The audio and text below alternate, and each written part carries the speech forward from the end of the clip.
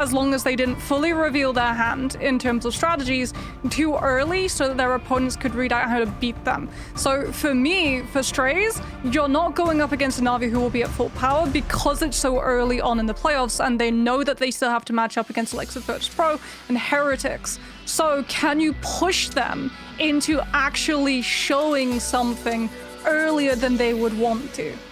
Our draft has started. Our first match, predetermined domination, is Krakoa. So I'm going to leave you with Ryan Central and Got Moxie as we head into game number 1 of the EMEA playoffs.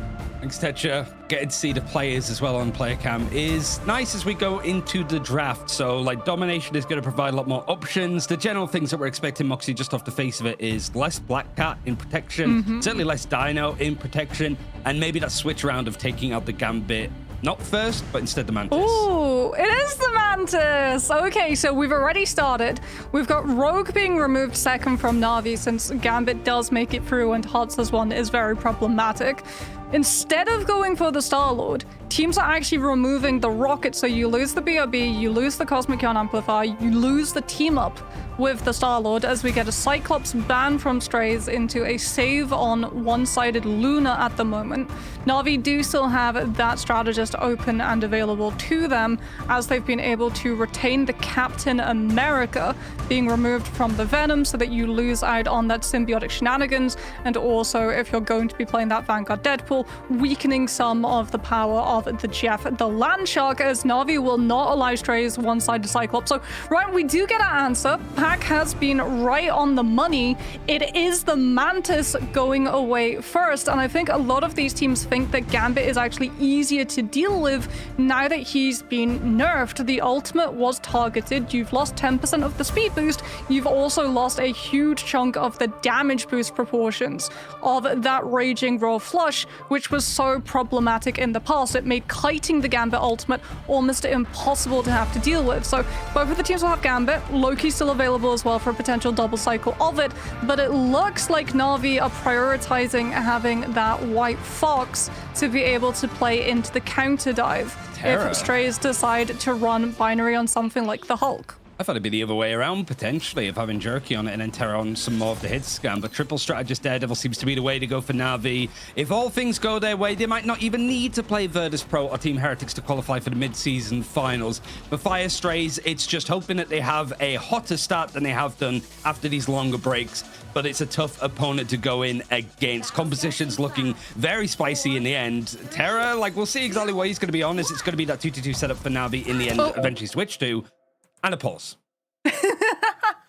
Well, this allows us to actually like look closer at these compositions as doors have opened. These are what the teams will be playing with. Strays going to go for that Venom since they were able to secure both the Venom and Jeff the Landshark, so they do have symbiotic shenanigans. They also do have that Star-Lord in play for the combination of the Raging Roar Flush plus Galactic Legend, which means that it's going to be down to Na'Vi trying to shut down how to play into this. If you have two teams both with Gambit ult, but one team has Gambit Star-Lord, that does weight the odds of winning the ult trade in there. So we will have to see how Na'Vi are able to deal with it, if they're able to kite it, if they're able to use an ult to survive it, as we do have that Captain America with Freedom Charge, so that they have an extra survivability sustain ultimate to their side.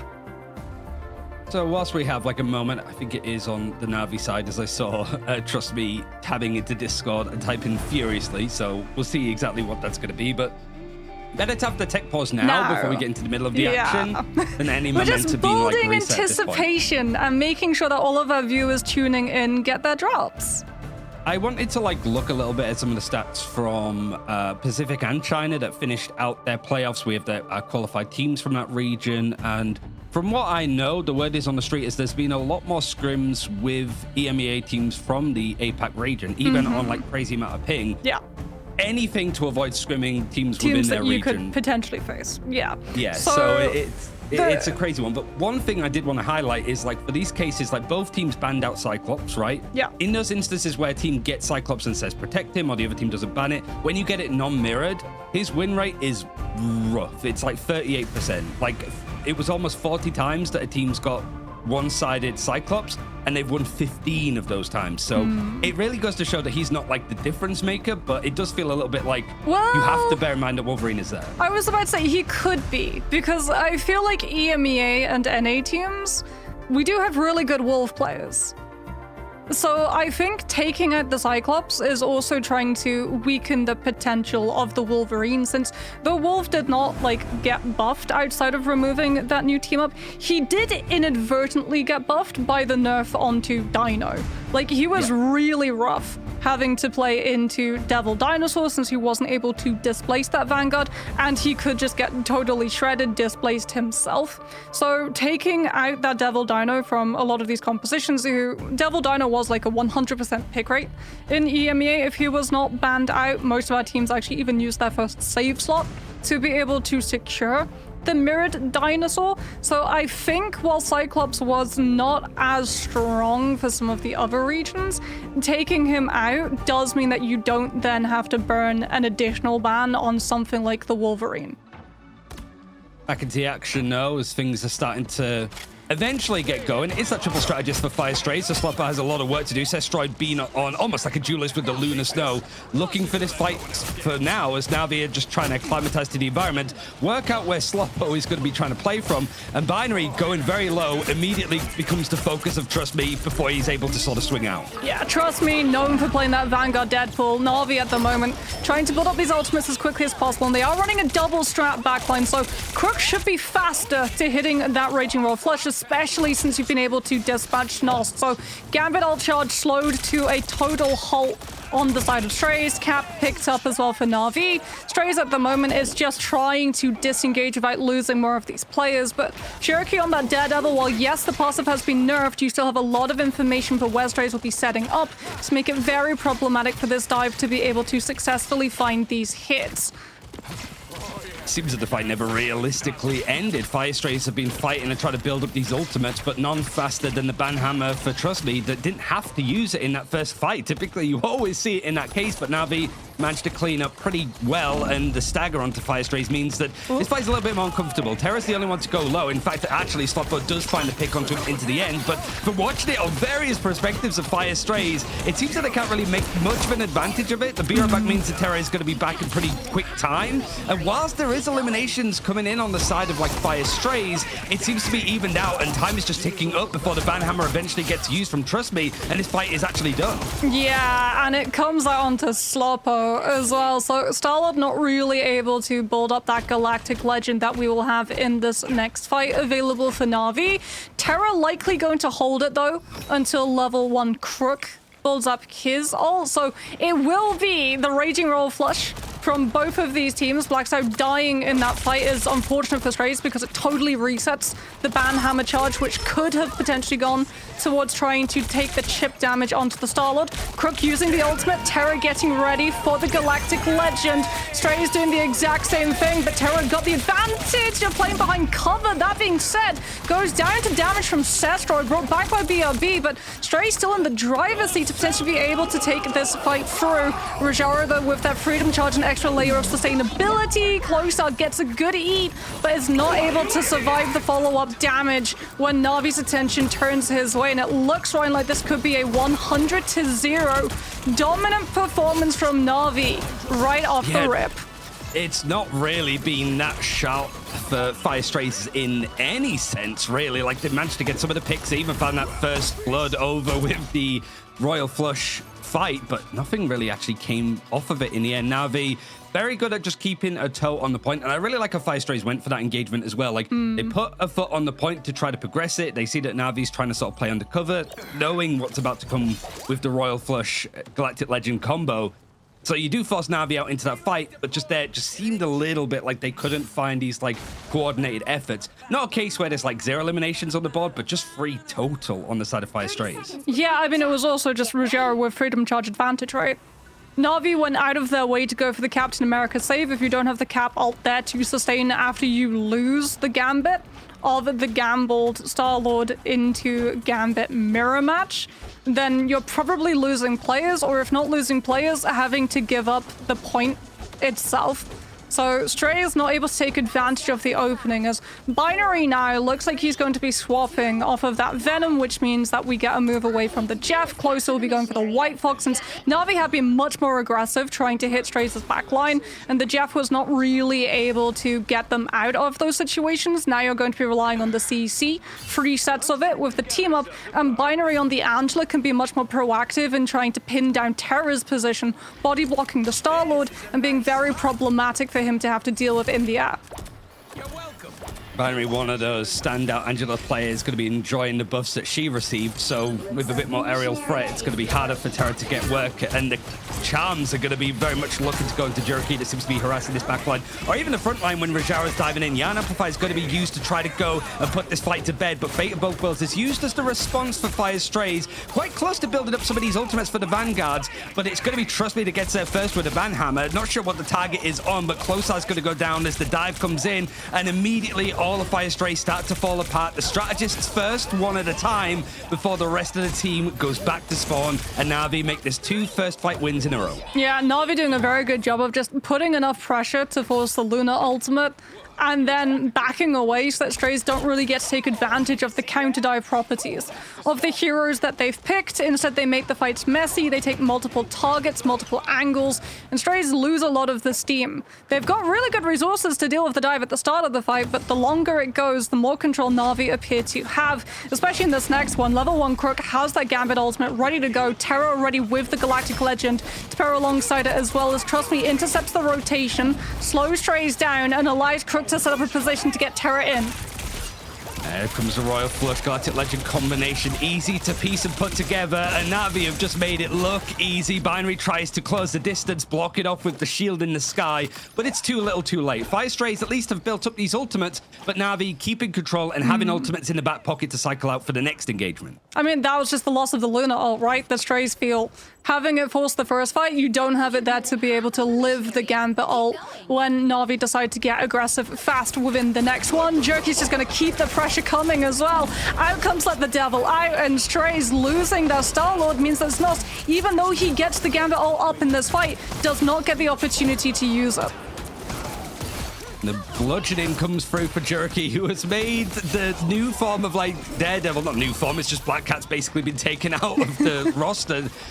Put down, unfortunately, but Jerky on the Daredevil is making this absolutely work, and Fire Stray still back pocket plenty of ultimates, but they haven't really got out of their own spawns just yet. The dive is going to come through with Terra lurking behind, finding the pick immediately onto Zenost, which means that this is delayed again. Yeah. It's at 90%. This has to be a portal play for Fire Strays. I mean, Na'Vi are holding too close. Strays won't cleanly be able to get the portal through. They're having to guard, like, the shield just to make sure that Blacks is able to try and live long enough, but Portal got totally shut down, and Na'Vi complete a record-breaking speed, it feels like, take of Krakoa, because, like, those last 2 fights, the fact that there's Gambit Star-Lord ult advantage available for Strays, Na'Vi just don't give them the breathing space to be able to cleanly set up the Gambit cards to go the way of the Star-Lord. They instantly decimate the Gambit the first time, and then afterwards, they catch him early in the fight again. We'll see exactly where this is going to go for Fire Strays. Is their map choice coming up after this?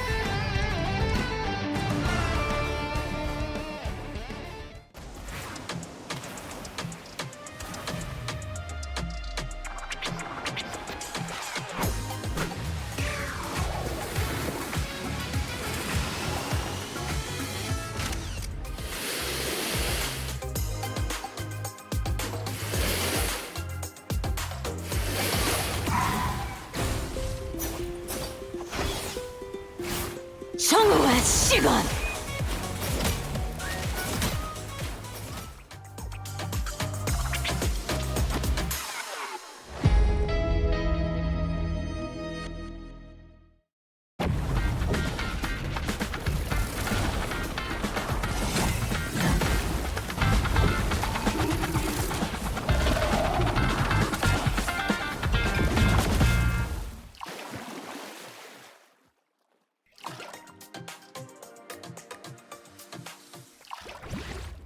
I outnumber you.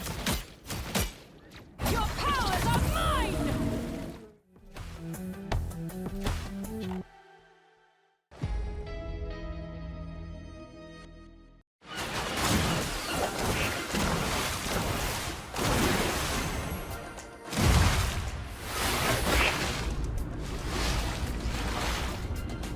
Assemble! Sorry, soldier.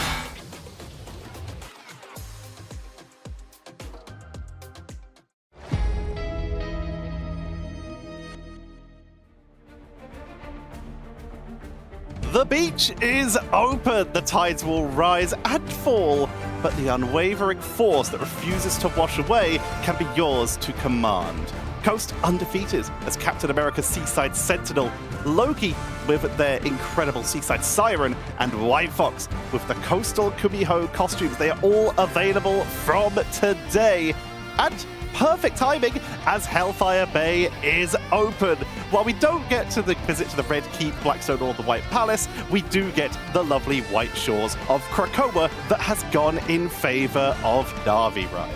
Seems that they're still on holiday a little bit with how that went. I mean, one of the things to mention for Fire Strays is they've been 1-4 in domination throughout their group stages, and now it's just gone up to 1-5. Now they haven't really sort of dropped. Maybe they haven't even dropped a map of domination so far, since preseason. I think they've dropped maybe 1 or 2, but they haven't really dropped any maps full stop when it comes to stage 1 and how this team has been looking, and it just seems to be par for the course, really. Fire Strays didn't seem to have a chance. And Moxie, as Ryan said, Fire Strays didn't really seem to have a chance. We saw some great moments from Destroyed. We saw some great moments from Slowpo to get some good damage output here, but it was all Na'Vi's game, and we've given the MVP over to Jerk. Yeah, Jerky playing that Daredevil, really giving a lot of information for Na'Vi to go for those very fast early hits. So even though they knew that Strays were coming in with the Gambit ult, the Star-Lord ult, they had those advantages, they made sure that the best defense was a strong offense, just taking those options out before Strays got the opportunity to play them. And that is something you can expect from a lot of these teams, especially if you're relying on set combos. They will do everything in their power to make sure that they take one of those combos down, so you lose the reason to committing those resources within that fight. As we can have a look at the overall post-game statistics, these will be very one-sided because it was just Na'Vi in the driver's seat for most of these fights. There were a few opportunities the Strays had, but letting the one-sided rocket slide to Na'Vi's side in Bandraft meant that those opportunities totally erased by things like the BRB and also Rajara's Freedom Charge. We talked about it on the cast. Yes, they lose the Gambit. Yes, they lose the Star-Lord mirror match for the ult trade, but Rajara has the Freedom Charge to allow Na'Vi to survive and retain point control. So Strays don't even get 1% in both rounds. The total casualties on the entire side of Na'Vi, 2 on Terra, 2 on Trust Me, is less than any single player on the side of Fire Strays. If that tells you just how strong Na'Vi were here. 0 times getting taken down on Rajaro, Jerky on the dive character, Fate, and Crook. This was just an incredible performance, Ryan. It was everything that you would expect considering their form, and I think the fact that it's 7 eliminations against all 3 of the strategists at the end shows that it wasn't just one player from Fire Strays that was just getting pounded. It was the coordinated effort of a dive. It was just Terra being able to just drop in pretty much into those fights alongside Jerky, and Trust Me means that that dive is as coordinated as it can be. I think sort of Moxie mentioned it perfectly. It doesn't feel like Na'Vi, they might be holding on to strategies, but the way that they're playing, they're taking no prisoners. Why should they? They want to make sure that this isn't just lightning in a bottle from winning preseason. They want to go into mid-season finals, a tournament that they're holding the trophy for still because they won it last year. They want to go in and make sure that they rekeep that crown. I mean, it's also just fundamentals, right? They're not really showing any strange compositions. that people can try to copy. It's like, okay, well, Gambit's open, Star-Lord's open, Rocket's open. What will we play? All of them. If we can't play Venom, then we'll play Cap. We'll have Daredevil. We can go Dive. And they had some really good dives as well to be able to totally circumvent a lot of what the White Fox was trying to do, like Spectral Surge. He's watching the stream. Yeah, he's getting his drops, Ryan, and you can get your drops too if you're watching with your account linked.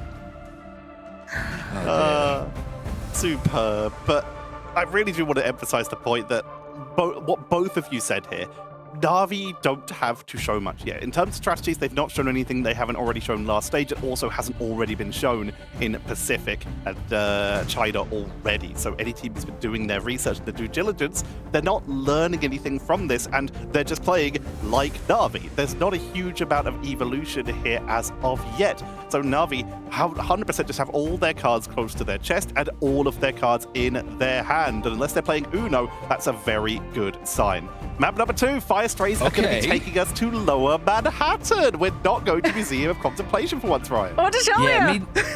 Deshalia. That was the one that they were going to go for, and I think if there's like a home ground on Convergence for Na'Vi, it probably is Jali. It's the one that they've taken teams to when they've actually gone down in some of these cases outside of Museum. But it does mean that they have Convoy coming up because it is a best of 3. We have to play all of the game modes. We're going to be heading into map number 2. Can Fire Strays bring it back, or will we be heading even further into a Na'Vi lead? I leave you with Ryan Central and Got Moxie. All right, we keep jumping into the draft like halfway through. So Gambit Rogue, I imagine, is pretty close to the start. The protection, the ban's out. Like, it's not only the fact that I team up with Rogue and Gambit makes Rogue an S-tier Vanguard, but it's also that Rogue has got stronger in her own right as well. Yes, she has got much stronger, as well as like the fact of the ultimate draining away alt charge is very problematic if she's able to get on top of your Gambit and take 20% chunks away from that Raging Roll Flush. Now, this is Lower Manhattan. We will likely see Penny Parker at some point from these teams on the defense, and I don't think she's like too problematic enough to waste a ban slot on her, as we will be seeing our latest hero added to the lineup. Strays will save the Cyclops, which now means that Na'Vi could have potentially gone for a Wolverine ban, will not. It will be Cyclops mirrors across the board. Strays now get the opportunity to remove the Wolverine from Terra's hands if they want to, and yeah, they absolutely will. Terra's like staple hero was Wolverine at the very start, and I think taking it away from Na'Vi is a very good choice. But it does mean that, yet again, Na'Vi sort of get the Infinity Stones to set up the Star-Lord, right? Rocket through, Gambit through, Star-Lord through, once more. That will be problematic for Strays. They had the option there of going for the Star-Lord, and because of the Cyclops save, had to go for the Wolverine instead. Is this going to be a lot more front to back, do you think? Because I think one of the elements you could look at as well is like for Blacksow, he had the highest like damage per 10 minutes from a Vanguard in everybody that's still in playoffs, but he was on a Dino where there was a lot more front to back, a lot more brawling. His Groot is still very good, but it feels like he's going to be coming out on it at the very least. Na'Vi probably looking to be very fast. Well, I mean, look at the backline. That is sending you into these fights. This is about as divey as it can get. I mean, this is probably portal play from Na'Vi as well to open things up. Like, Rajari is starting off on the Strange, so if Strays are trying to go for a little bit of mozzarella cheese, shall we say, at the start, trying to stall like Na'Vi's approach with that Penny on defense, the portal should be able to totally sidestep it, as well as scout out what exactly Strays are on. We do have Snost on the Gambit, and this time Closer will be running that Loki, so it is going to be double casts of the Raging Royal Flush, which means that Na'Vi will only have access to one of it. You force the first Gambit ult to match, and then the second to win, as there's the portal. Slopper playing behind cover, waiting if he can hook out a player with the Bucky, but no one from Na'Vi bites. We actually get a pretty long rotation, despite Na'Vi portaling directly into Stray's space. Fire Strays trying to hold the line as much as possible, playing pretty much as close together as possible, making this dive pretty hard, as Jerky has had most of those melee characters stand out is on the Psylocke instead. You get to see a little bit of the action from Fire Strays that have brought in the substitution of Demon instead of Sestroid. He's going to be over on that Cyclops, at least to begin with. Jerky finds that pick onto Binary. It almost feels like the brute walls made it a bit harder for Binary to get out in that fight, in that engagement, and now they almost taking the point by just bullying and pushing away Fire Strays off of it. Everybody's going down. Any eliminations that come in against them, well, Crook's just going to get brought back from the BRB. I mean, that's a weird fight from Strays, to be wholly honest. Like, they give up Binary without trying to use portal, no. Loki regen domain to save him. I think they were banking on the fact of, like, if he dies early, you can try to portal back into the fight, but portal's totally off time, so Na'Vi get the cap and burn out the portal cooldown, and we move to second as Demon now will be running that Wolverine. So no more Winter Soldier, Slopper goes for the Cyclops, Demon onto the Wolverine to have the team up and put a lot more pressure onto both the Venom and the Strange. If Na'Vi try to dive with their Vanguards, Demon can look for a counter grab when they try to hit the back line. Ooh, Ruby Rage early from Terra connects onto Znost, and that means that Strays lose the Gambit and don't have easy copy access for Closer to be able to catch that Raging Roll flush. Strays effectively totally stopped from using a Strategist ult in this fight as Black Star was forced to use the Strangling Prison just to try and slow some of the bleeding from Na'Vi, who are not letting up. No players regrouped fully means that you don't have enough players to stack into Jerky's ult. No! Znost literally just left spawn and he gets ulted again. He hasn't had a chance to actually set up, and Closer's reliant on him, like you mentioned, to actually be touching his point. Also, with the times that we've seen Manhattan played across, globally it feels like it hasn't really made it further than this second checkpoint. This is typically where it gets stuck. We're already here with 4 minutes left to go. Fight's going to finally come in with the Royal Flush on both sides to see if there's anything to try to work with it. And the scans are going to show that the Feast of Abyss is available. It's going to get used mostly to just try to sustain this fight and leap out. Just me manages to survive as the Iron Amplifiers making quick work of this. You could already see Na'Vi try to push up and take this fight, closing that distance as much as possible. Slopper's at least able to get the pick and doesn't have to quite disengage. But even with these group walls, Terra is just sat comfortably, chipping away from distance. Not on ping this time, as he's going to be boot camp with the rest of Na'Vi. He's making quick work of this team, already building up another Ruby Rage that he used earlier, about a minute or two ago. Yeah, but Strays were able to somewhat stabilize, pushing Na'Vi back off of unmatched Raging Royal Flush. Crook going down as well means that Na'Vi have to hold their momentum somewhat. Rochelle will have Freedom Charge to try and bully their way forwards, but if you're Strays, you really do have to watch out for that Ruby Rage from Terra, since it has very little warning, very little wind-up. As Demon patrolling, wanting to see if he can grab a good catch onto Na'Vi's players when they try to make a play for this high ground. Doesn't see anyone. Decides to just walk away, instead scouting the lower levels to try and work out where exactly Na'Vi will be wrapping around from. Freedom Charge from Rogero. Keep your eye on Jerky. He has Dance of the Butterflies good to go. And Strays actually use Regeneration Domain alongside that Raging Royal Flush. Oh, that's so problematic because now you don't have it to live the Ruby Rage from Terra.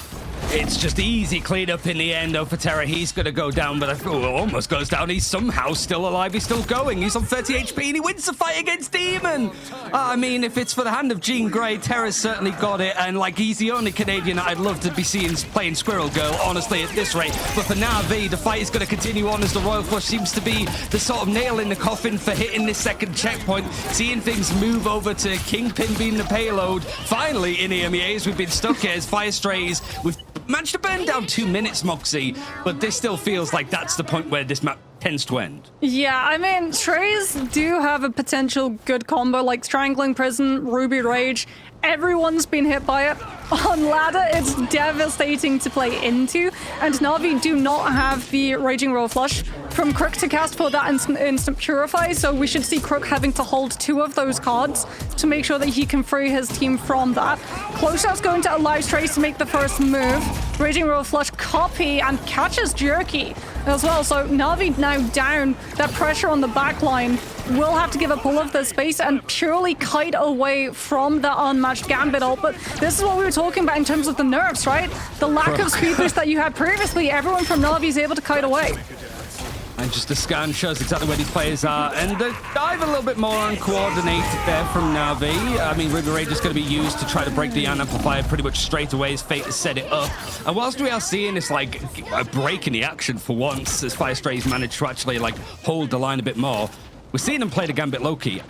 Pretty sure we've never seen Na'Vi play that, right? Because Crook is the Gambit and Loki player. Fate, we've never seen him, and no doubt he can play this character. He's played him before, but just that combination, Na'Vi haven't shown, and maybe won't until some of these deeper games if they do have it in their back pocket. Well, Strays holding this line do have a good bank of ults to be able to fall back onto, but Na'Vi about to hit some of their own as well. Freedom Charge Ruby Rage to start things off, just buying them the space to walk this corner, get Trust Me into that backline, try and split Strays' attention so that their players are spread too thin to absorb Jerky's ult.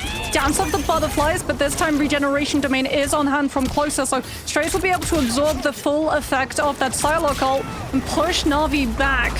Re-entry denied yet again as third point of Lower Manhattan looks to be on total lock. Ruby Rage just thrown out there on this defense to sort of clean up, and Regeneration Domain, like you sort of mentioned, used to try to sort of sustain, like the little instant replay. It's quite nice. We get to see some of the action for Fire Strays actually managing to hold their own on this map choice of theirs. The dive coming in again from that with the Royal Flush actually following. But Demon has actually managed to clear up, finds a pick with the Environmentalist. Trust me, every time that he's tried to leap over onto that bridge, it hasn't boded well. And Demon's now starting to really come online on that Wolverine. As expected, he's one of the best in the region. Yeah, this is the thing about the team up for the Wolverine, right? It gives you mobility options, so it's a lot easier for Demon to still be able to hold the Feral Lunge and use it to connect onto these actual players as opposed to using it to go to his backline and peel Trust Me early. Reserve the Freedom Charge, sends Na'Vi forward. So far, no other strategist ult to be able to survive, so Strays has used the Loki Greens to kite, but that means that you're not there for the Feast of the Abyss, comboed with the pure damage from Terra on that Cyclops. Everyone from Strays has a massive bite taken out the moment that the Loki cooldown's gone, and Na'Vi finally get that payload moving. Things are starting to actually make their way in now for Fire Strays. Sat back in spawn. Information is given up. They know exactly what ultimates they have available to them. I'm going to try and pull people in, but the cleanse is there. There's not going to be much, even with the Ruby Rage, to try to combo with it. Crook is just already waiting and prepared. The dive trying to put the end to this as overtime is looming, and the tunes are absolutely bopping here on Lower Manhattan, but the picks are still coming in for Na'Vi. Too many people going down. There is a last stand, but Demon is already taken out as he tries to leap in. The spin attack of the Beyblade not quite going to be working for Na'Vi as these strategists are sat comfortably. You got the Banhammer now used from Binary to see if it can get any more of that focal point down, but Na'Vi with the Ruby Rage just seeing if they can be lined up nicely from Terra. He's managed to get a few in his sights, but no picks. It's just chipping down as much as possible, forcing out some of those more engagements. The last stand for Demon is now starting to come out into play. It's pulling people past and trying to get into the face of Terra, but right now he seems so comfortable using the back of this truck, this SUV, to actually keep this engagement going. Fire Strays are fighting with their lives, but the Royal Flush seems to be maybe the thing that's going to teeter this over the line if it actually does finish, because these eliminations are not coming in for Fire Strays at all. Regen Domain's going to be used. That means the Demon is going to go down very quickly afterwards. The Resilience has to be used in the end for Blacksow, but he's going to be a short work as the rest of the team start to plummet. The map is finished, and Na'Vi finally get there in OT. Oh, brilliant Purify from level 1 Crook there when the Strangling Prison Ruby Rage combo is attempted, and then from that, like, Strays would have had 2 casts of Gambit ult in that fight, but they just can't find the eliminations onto Na'Vi. Like you said, Na'Vi's players, despite it being overtime, are doing such a good job of holding position on the payload and then having people who are taking that damage be able to fall back behind cover, get stabilized. If you go down, you've got BRB. You've got so many options available, plus like one falls, strange portals right back in, which is then also used to block out some of the line of sight from Stray's own spawn to make it even harder for Strays to keep their players alive, for line of sights to be good, to be able to build up that Loki ult, to have the second copy of Gambit ult, which should have been able to fully take away the momentum from Na'Vi pushing forward. But the hold on third did a lot to take back the time that they previously lost early on the first half of second and all the way through first point. So not impossible for Strays. We could very well be seeing overtime rounds on Lower Manhattan. Seeing a bit of an eclectic group of heroes switch to for Fire Strays. Oh, you saw the torch too? Yeah. Yeah, I saw the torch. I also saw 4 duelists at a point. Deadpool duelist was going to be in play, not quite. Jitwood is maybe played later on, I guess. Like, I haven't quite seen the action in yet. But for Fire Strays, it's going to be the portal play. They're still going to combine with that team up between Cyclops and Wolverine. And Fastball. Yeah, and Invisible Woman alongside the Strange means that damage output is going to be quite strong. The rush down is attempted, but Na'Vi sort of using the same strategy as Fire Strays, playing on the other side of the objective, flipping the spawns. Well, Jerky gets caught, and that's BRB burned early from Na'Vi, so now if Crook goes down, you don't have it to bring your Gambit back into the fight. You might trade it though for Sloppo, who does go very low. Demon tries to step into the mix, absorb the damage meant for his Cyclops, but that just procs the passive and both duelists fall. As Trust Me has already been able to start building up these upgrades, uses that bubble, totally blocks off line of sight from the strategists, forces a full reposition from closer into the banhammer. He really wants to take this invisible woman down, but Stray's doing a very good job of just closing ranks around their strategists and keeping closer in play.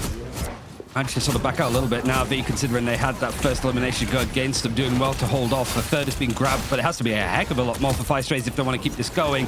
The dive is attempted. The leap in from the Wolverine has pulled the player out of position, but Trust Me has somehow managed to survive. As with everything seems to be going on, the Duelist now combining nicely to actually send Fire Strays all the way back to spawn. And the most problematic part of that, Moxie, is the stall is at a major level right now.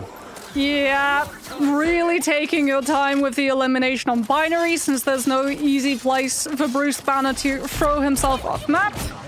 And Strays, they got one tick at least off of the back of that, and they will have Gambit ult good to go early, so Na'Vi potentially wanting to hold closer to Strays with Vanguards who can kite it, and then run away, waiting for Crook to have his for second. The Strays will use that Gambit ult first, pay with the Cosmic Yawn Amplifier, meaning that Strays don't get full uncontested freedom of space to move on to this point. Caught right in mid, having to invest Invisible Boundary off of the point due to Jerky's dance of the butterflies, forcing them to have to tangle with that Psylocke, and now Na'Vi have that Gambit ultimate to try to finish off this fight. Might not even need to. Well, Royal Flush is going to actually be used. It's everything else that they've managed to hold on to at this rate. As Hulk Smash comes through, and Hulk Smash gets smashed, sent all the way back again, and it seems to be a scarp for the main spawn doors. Hoping for a little bit of justice, the law, to help you out in this case, but now the Vigilantes in the straight pure control. Fire Strays having these ultimates. I even think like Zados might have got interrupted as well with a Royal Flush, or at least building it up. He goes down again from distance from Terra. Fire Strays really struggling to get something going on their map choice. Ooh, Terra playing the off angle as well. Strays have one good push left, and then a TP recontest. This is one of the benefits of using Strange TP at the start. It does mean that you get a second before OT kicks in, so you can see Blacksout already has the cooldown back, good to go, as Na'Vi will continue just trying to deprive Strays of a lot of this time that they have to play with. Snost so close to that Gambit ultimate. Now Na'Vi will make their presence known. Freedom Charge trying to stall out Strays, and Ruby Rage to catch the disengage. Last time finds the connection onto Terra, but he's able to use the Ascent to totally dodge the follow-up damage, and it's Na'Vi who are holding all of the winning cards in this fight. Now they'll just hold close outside Stray's own spawn to stop Strays getting the opportunity to use that portal. Is there any way to actually like mitigate this, stop anything from coming in? As Blacksout, well, he's got some of the hope of his team around him, but he's just been absolutely popped down. The Amplifier is going to be dedicated as well. Tries to go for the portal, which is going to absorb some of the damage at the very least. Terra, whilst this offensive play goes on, he gets taken out, but Beerback means that he's going to be back into the fray very, very soon. And Jerky is pretty low HP. Dance to the Butterflies is just on the horizon.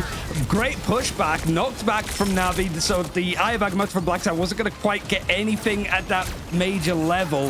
So Na'Vi now trying to hold on for a full hold on Lower Manhattan. Trust Me finds that pick off the back of the Banhammer. So Closeheart goes back away off of just having that ultimate available. But Terra now finding a few more. Seems to be making it easy on the latest duelist that was added in. Everybody from Fire Strays team wiped in the end. But the objective was capped and it's already moving. Yep, we head to second despite Na'Vi's best attempts for that full hold.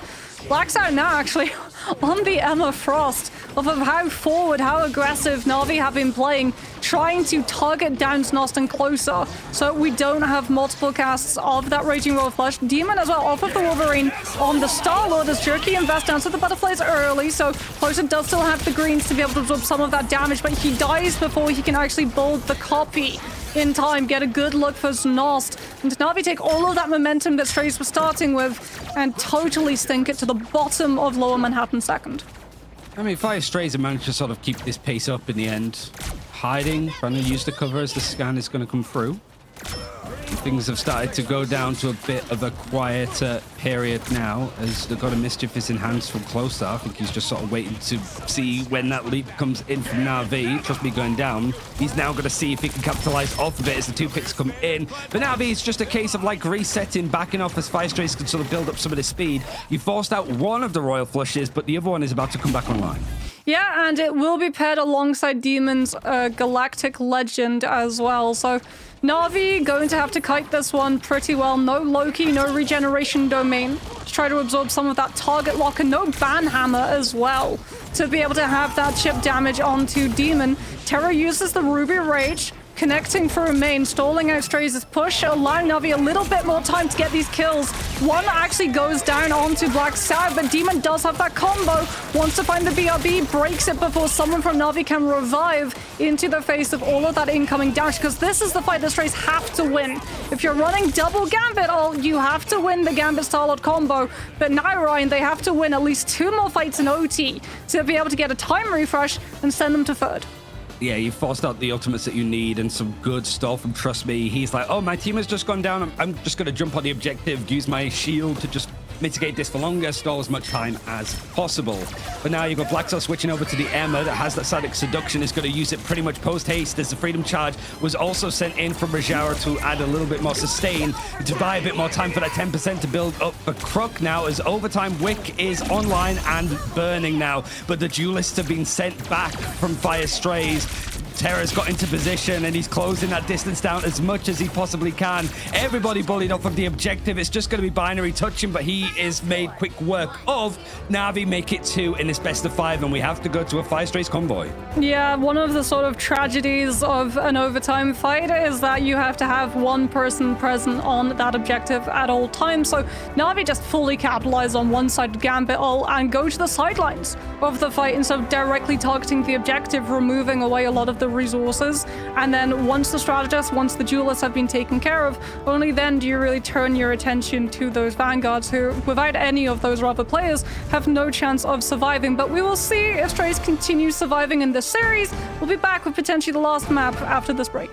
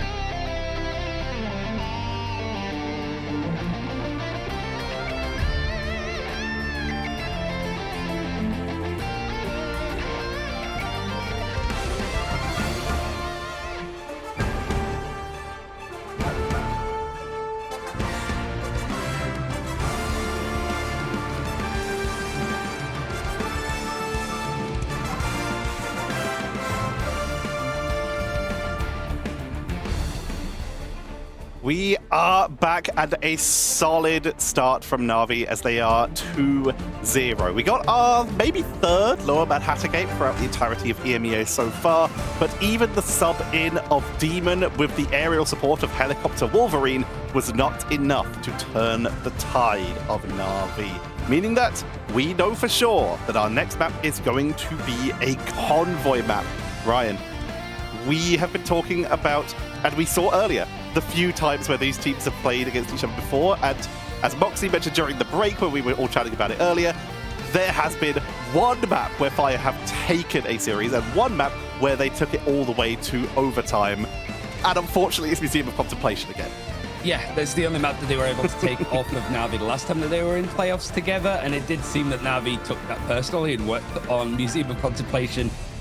Certainly sat on it a little bit to improve it, but for Terra, there is absolutely no case of like sitting by idly and waiting for an opportunity to shine on the newest duelist.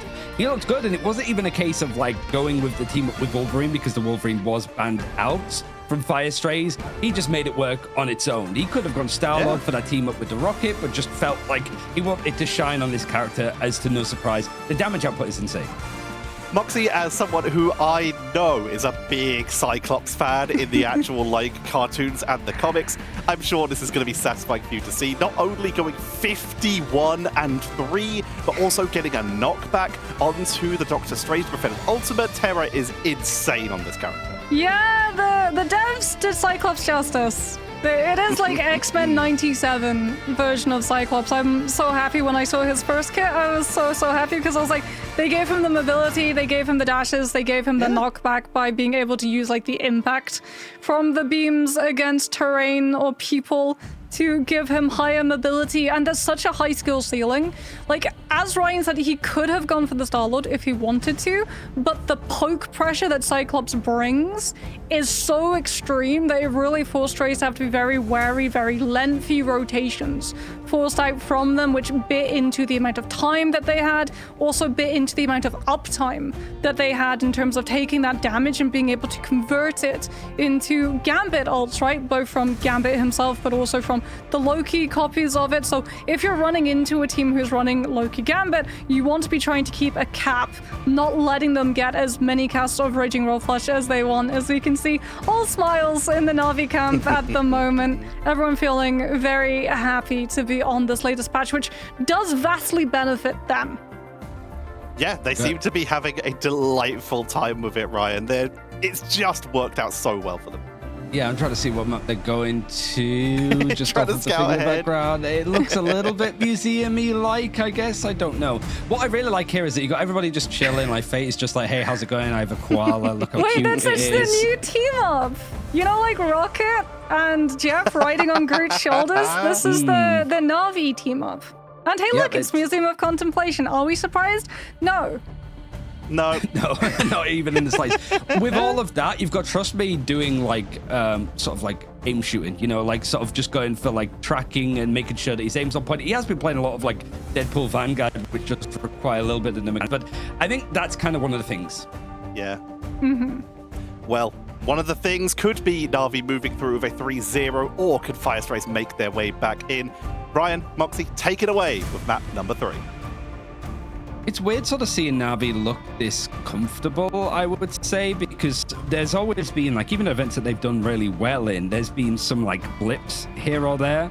So this is looking the same. This first phase of the draft is pretty much always going to be, at this rate, the Mantis Rogue bans, because the teams are going to try and protect Gambit. Yeah, I think bootcamp buff, honestly, bootcamp goes a very long way for teams to feel very comfortable with each other, as Na'Vi really have wanted this one-sided rocket. Strays will actually secure the Cyclops again, but this time it will be one-sided. So Na'Vi potentially wanting to take out the Wolverine. No, they'll let it go. They'll take out the Lunar Snow instead. So Strays losing the opportunity of having that Lunar White Fox backline to be able to try to slow down Na'Vi's aggression, be it with the Daredevil or something like that Venom or Captain America, as we will get the save onto Jerky's Daredevil for Na'Vi, which means that Strays They won't have the Luna, but at least they will have the White Fox. We'll likely be seeing a little bit of that, but if they do have to run that, then it would be White Fox Gambit Loki backline, which does eat into the amount of uptime that you'll have for those other strategist ults. As Star-Lord this time is something that Strays decide to remove. So Terra won't be able to play. The Cyclops won't be able to play the Star-Lord, but could just decide to play the Wolverine himself, even without the team-up available. So outside of the Mantis ban from Fire Strays, that's the only strategist that they've taken out against Na'Vi, which is sort of smart in its own way, simply because, I mean, these strategists can play anything, really. Like, you can't take out all of them, and there seems to be more options added. I do like the Lunar Snow ban at the end from Na'Vi, not only because Zestroid has been subbed back into this team, and he was playing it and had some good moments on it, but also knowing that they are a team that really want to play around the White Fox in some areas too. So it means that Fire Strays maybe have to sort of jig up their composition a little bit more. They want to try and play around Black Sour's group. Naturally, we are seeing a lot more Bucky in play too. The problem is, like we sort of saw a little bit with the Groot on Manhattan, Cleanse from Gambit is still very strong. Yeah, that Purify is a pain for Winter Soldiers to have to deal with, since it totally melts any value of your ult, right? Purify can apply to the Kraken impact application as well. But for Strays here, it's less about like what you can do with the Kraken impact and more about how you can peel off this dive from both the Venom and the Daredevil. Since you're denied the White Fox, you're denied that Luna, you're not going to have the team ups to try to keep your backline as safe. And we know that Na'Vi will be looking to jump on that backline as frequently as possible. In fact, they're already setting up the pinch. Jerky will be coming from behind, and Rajaro looking to hit from the side right onto the Loki, and Closer gets no opportunity to use Regeneration Domain. He's just gone. The dive is just too good in the end. Rajaro, no fear, just running out too at the same time. Terra over on the Hela. I mean, a lot of his other hit scan options were brought out, but she has her own ways, I guess, of like disengaging into the fight. She is not going to be with the team up with Namor, which we saw a little bit of, but not like a crazy amount, naturally, in comparison to last time. The Namor. The Hela works here better by taking advantage of the chaos that Na'Vi's dive provides. No one will be able to have the opportunity to look at Terra's way because they're going to have to keep adapting to when the dive hits. Close up, by the way, off of the Loki onto the White Fox, down the Luna, but at least you have the teleport and the charm if Na'Vi decide to get aggressive towards you. And Strays, because of how fast that fight went, have to portal back in to get a chance at contesting first, but Na'Vi have all of the angles to take against Stray's whole team and all of the space to work with. So Faye at the moment, even playing on the defensive side of the map, totally untouchable to bring players back with that BRB. So even though Crook falls late into the fight, Na'Vi still have the snowball and all of their players up to keep pushing for more when they head second.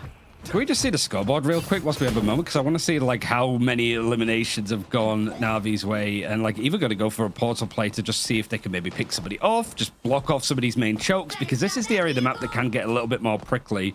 Seems that they're just keeping an eye on some of the targets that they can go for. Oh, and it is a 2-2-2 setup. Yep, they're hunting him down in the end, see if they can pull him off the map. Not quite, Rajaro. It was almost just a little bit of a gift opportunity because Firestray is trying to have a good opportunity. Amplify now going to be the thing that is used into this fight to try and push on. And everybody from Firestray just goes down. They had a good amount of time to try to set up, but immediately just stunted, shut down. Firestray is sent back to spawn as this payload is going to get up the other side of this like edge. And frankly, that's a point where teams typically want to get stuck on the defense. Okay, Terra does fall. No BRB to bring him back. So Na'Vi will be missing one of these players. And you do have to worry about that Gambit ult in this next one, which means that yet again, Na'Vi target out that Gambit and then go with their own when there is 0 to match it.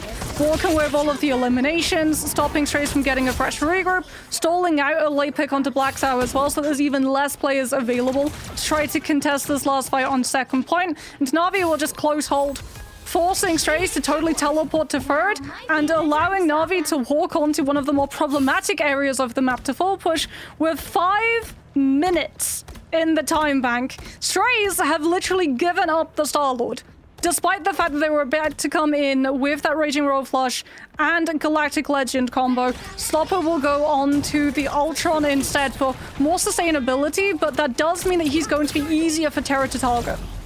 Man, this front line is just getting churned out completely. Freedom charge almost just used because Rogero wants to stay in a fight that he should never be taking in a million years. A little bit longer. Everybody's pushed back to spawn, and any attempts of Fires trying to recreate the magic that they had in preseason playoffs of winning this map seems to be completely gone. Dead on arrival, frankly. The Rage of Royal Push is going to be comboed at the very least with a Ruby Red just thrown out from Sestroid, but also that Sonic Seduction to just try to run it down and pull plays from Na'Vi out of into position. But nobody gets eliminated. It's all red of Na'Vi filling up the elimination feed, and everybody's just by the spawn doors. They couldn't be any deeper from Na'Vi as this payload is just moving for free. Yeah, no one from Strays was contesting up. So this is final fight territory. Blacksow onto the Strange, I guess just trying to teleport the team onto the objective since Na'Vi will give them no space. There's the portal, thank you. Sloppo coming through with Rage of Ultron, trying to stabilize the team in the face of Goddess of Death from Terra.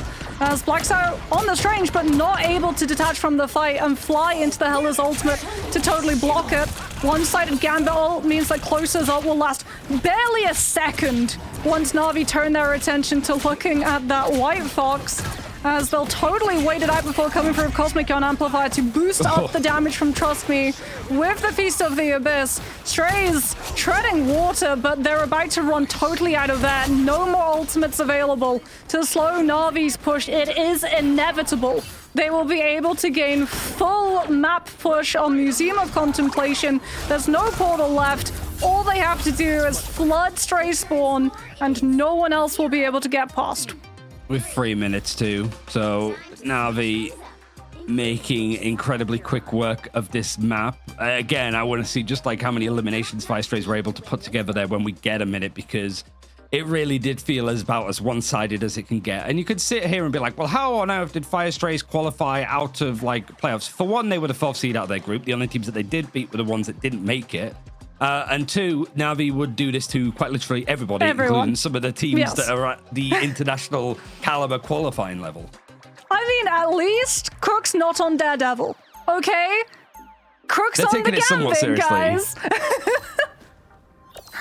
So, no, it is honestly just Na'Vi not allowing Strays this opportunity. Like, this is why Daredevil is so good in coordinated play. Like, yes, they nerfed some of the distance of the passive, but Jerky still has more than enough movement, more than enough information to scout out where Snost is, relay that to the rest of his team ahead of time, so that Strays get very little opportunity. They get like half a second to react to Na'Vi showing up, which is why even when he was on the Loki, we didn't even have the opportunity to use the regen domain or the mag bubble to be able to peel once the dive hits. Na'Vi are playing with so much information, they're essentially time traveling. And Strays have to play 5 seconds behind when Na'Vi know exactly what they want to do, unless they match Daredevil themselves. Penny Parker on the defense from Na'Vi from Trust Me, showing that it isn't just a bit of a troll strategy like we saw with the Daredevil on the side of Crook. Jerky is showing exactly how strong it can be, and any attempts to try to copy or mimic the dive that came in from Na'Vi on their attack, shut down. Any other paths, there's a Daredevil in the way to make sure that nobody's going to make it through. Fire Stray switching over towards the Groot alongside the Jeff, so they do have that symbiotic shenanigans combination, as well as Slop on the Moon Knight to try to clear some of this debris that's going to be in his way, including a Daredevil that is like feeling no fear, born with no fear perhaps, as Jerky is making sure that this dive is disruptive. Testroid at least finds the pick onto Terra, but a be right back in the back for Na'Vi means that it's going to be just a quick intermission. Jerky going down, however, might have provided a bit of an opportunity here, but for everybody else on Na'Vi, they're seeming fairly comfortable. You got the Banhammer now going to be used from Binary to see if they can capitalize off of this other elimination that they've got, but Na'Vi actually just disengaging completely. I mean, it goes on to Crook, which means that Na'Vi are left with only Fate heals, but Strays don't really try to push for more. Once Crook has been zoned away since they lost Black Sour, they weren't really able to walk in because you're worried about one-sided Groot walls from Rajaro, so it just becomes a total standstill, which vastly benefits Na'Vi. Now they have all of their players back, strangling Prison, no Gambit for the Purify since Znosta is already eliminated from this fight, and Stray's losing that opportunity to control the tempo.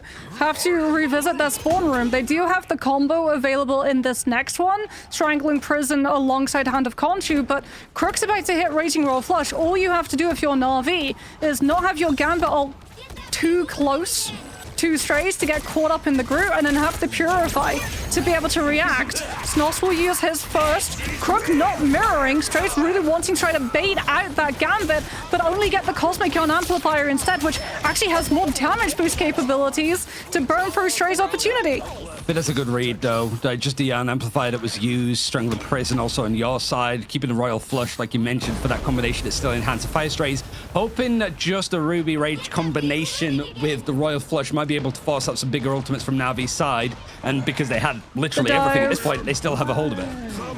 I mean, you're just going so aggressively towards Trace backline with Terra, since he has Goddess of Death. If you're too deep, if you're worried about your Hela getting caught out of position, you just use the ult to save yourself. But Na'Vi, they were a little bit too confident going for that sort of push. Strays were able to mobilize to get the Strangling Prison Hand of Khonshu, and we did not see the Raging Roll Flush. Na'Vi will gracefully give that fight, instead saving the Gambit ult for the retake once they decide to walk back into Strays when they have zero space to be able to play 4.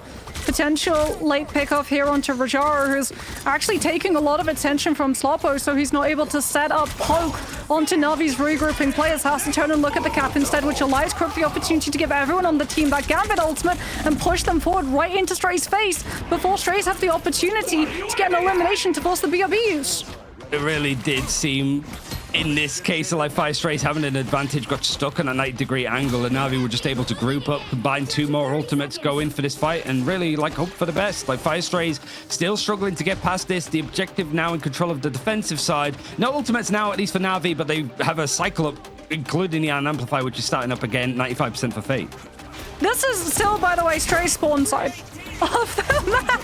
Jerky walking to not give away the sound cue, so you can set up to hold close, get the pressure on Snos, who's about to come through with that Gambit ult, which is why Navi are doing everything that they can to be able to take that Gambit down before Strays get that trump card of Raging Roll Flush and full push into full hold complete. Navi very much looking like the team to beat within EMEA. A best of 3 done in an hour, just over an hour. That's kind of ridiculous, but that is the way that Na'Vi are playing right now. Sure, Fire Strays are going to be frustrated at some of the elements that didn't go their way, having big ultimates and no chance to use them, just being caught out at opportune times. As Na'Vi were really not going to let Fire Strays set up with their composition on any of the 3 maps that we saw. But frankly, a lot of teams would have suffered this fate no matter who was going up against this Na'Vi. They're out for blood, and they've never looked this good going into an event, or even like looking to qualify for an international event. It has been nothing short of perfection for them today. And we got Tetra coming back as well, as really it was probably a quicker series than we all expected. Yeah, I mean, we were all expecting Na'Vi to do well. Like, we had some hopes for Fire Strays, and we did see some moments. They are still in. They just go to the lower bracket now, which we've already mentioned. Not an easy run. It's at this point, it's just probably a relief to not be fighting Na'Vi, because they are expected to potentially be world champions because of how well they've been performing, and this was a show of it. We got to see Hela for the first time in ages. Phoenix would have been the go-to if we were talking about the previous patch, but Hela showing up after Trust Me loses the Penny positioning, swaps immediately over to the Venom, so you've got that team up to just trap everyone in the position so that Jerky can dive them. Moxie, that was just Na'Vi being Na'Vi, and they did show us some stuff, but the question is, how much information is that going to give when you're playing as good as Na'Vi? Yeah, I think the main takeaway is just how aggressive Na'Vi were. Like, when they had ultimates, they would play for their ultimates. When they knew that you had ultimates and they did not, they ramped up the aggression and they gave you no room, no space to breathe or to use them. So I think for a lot of teams moving forward, like, you have to see the insane level of coordination that you have to match to be able to go against this team. And Rogero walks away with a very fitting MVP because even though he wasn't like coming up in the elimination feed all that often, he was just quietly allowing Na'Vi to be able to hold that space, draw a lot of attention away, and crucially as well, contesting the objective. We saw the difference when Strays were losing fights, but didn't have anyone holding onto that objective, stalling it out, guaranteeing that they got to be able to survive in the map, to hit ultimates, to use within the next fight. It was just Na'Vi being so relentless, setting up with the Cap, the Venom, the Daredevil, that Strays had no opportunity to hold a footing as we went all the way from first to second of Museum of Contemplation.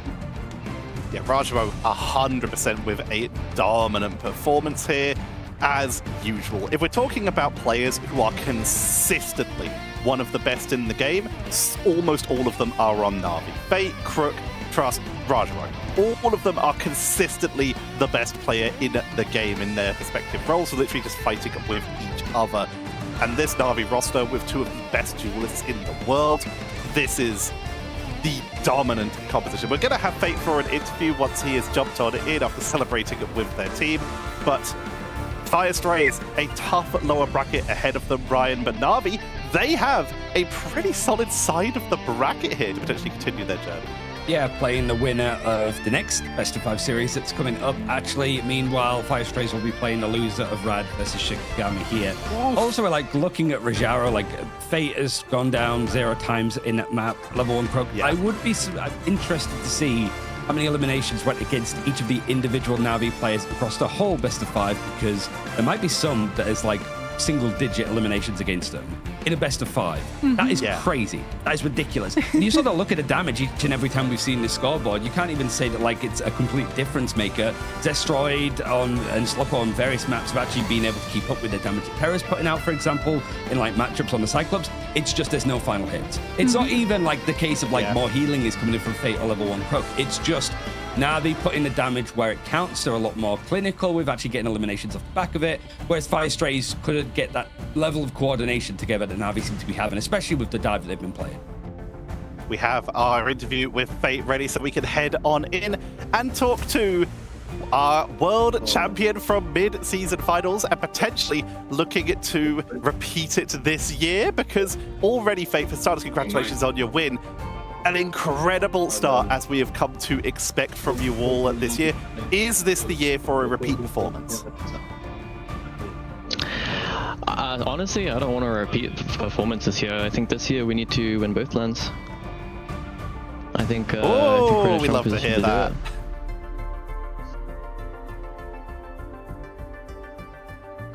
Yeah, I feel like I was just like I was keeping an eye on like Crook, just see what he was about to do in the background. I do want to ask real quick, Fate, because like no, it's fine. I just was scared of getting mocked in the background, to be honest. But one thing I will say is like I remember talking to you at like grand finals. Scrims weren't going great. Even like for like pre-season, like groups were a little bit iffy. People were writing you off. This feels like it's like the best run of form that you have been in.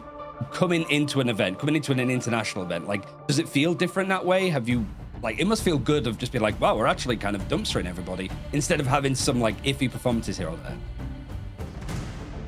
Yeah, I mean, how we are right now is kind of comparable to how we were before the mid-season finals. I think before mid-season finals, we were like very, very dominant in scrims. Before the grand finals, oh my god, you guys should close the blind. Before the grand finals, before grand finals, we were losing every scrim. That was like, I mean, we came second in grand finals, right? It's still a good performance, but that was us at our worst. So this year, I mean, expect more from us. We should be able to do better at both tournaments this time. What do you think is harder, trying to improve when you're this dominant or trying to improve when you're slightly behind the rest of the teams? Because you've been the most dominant in most of the last 3 metas that we've had. So has it been hard actually finding spaces to improve? I think there's always areas to improve. I mean, this is such a complicated game. There's so many heroes, so many ban lines you can end up in. Whether you're improving gameplay, theory, anything, it's like so much to work on. And even us, is like, who do you say? Who knows if we're like best in EU right now? But best in EU, second best in EU, whatever. There's every single team has so many holes. Even if you're the best in the world, it's so much to improve on. To close out, I have 2 questions for you at the end. For starters, the more difficult one. How has the boot camping been in comparison to the online scrimming that you've had to do for the group stages of preseason? I think it's good. We've been able to like scrim a lot more and obviously just do some stuff as a team. We had a team football session. Trust me, took over. But it just like helps the team bond, you know, and get more together, feel as like a unit. All right, and the last question I have is, who's this behind you? Who is your commander friend who's getting hit by the Phoenix Soul? Team Koala is our mascot now. Could you repeat that? Sorry, you cut out a bit for us. It's just our team's mascot. It's our new Team Koala. Here to support us. Lucky Charm. Well, thank you very much. It's a pleasure to meet Lucky Charm, and we'll let you go celebrate with your team, with football or whatever else you guys decide to do, as we're going to get ready for our next match. Once again, congratulations on your first win of the playoffs. Thank you very much. A lucky charm for Na'Vi, but it comes down to the individual skill that takes them through to the next round. But our next series is going to be one that we have been talking about all the way on the lead up. It has turned into, outside of maybe like Na'Vi and Virtus Pro, the rivalry within EMEA. Shikigami versus Rad is going to be our next series. We're going to be heading to a break, and when we come back, it will be that legendary EMEA rivalry for 2026. So don't go anywhere. We'll be back after this.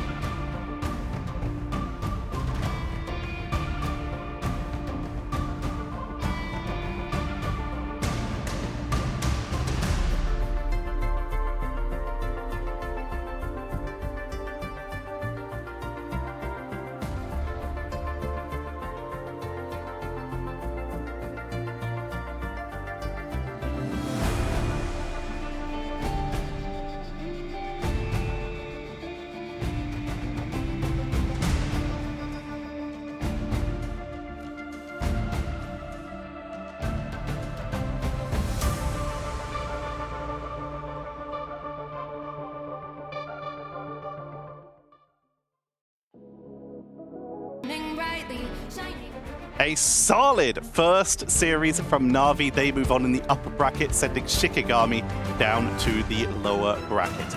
But now we head into what a lot of people have been very excited about. We're going to be heading into Rad versus Shikigami, a team that came through MRC to qualify for Ignite, but their bugbear has been so consistently Shikigami. But Moxie, Rad have shown so much this year.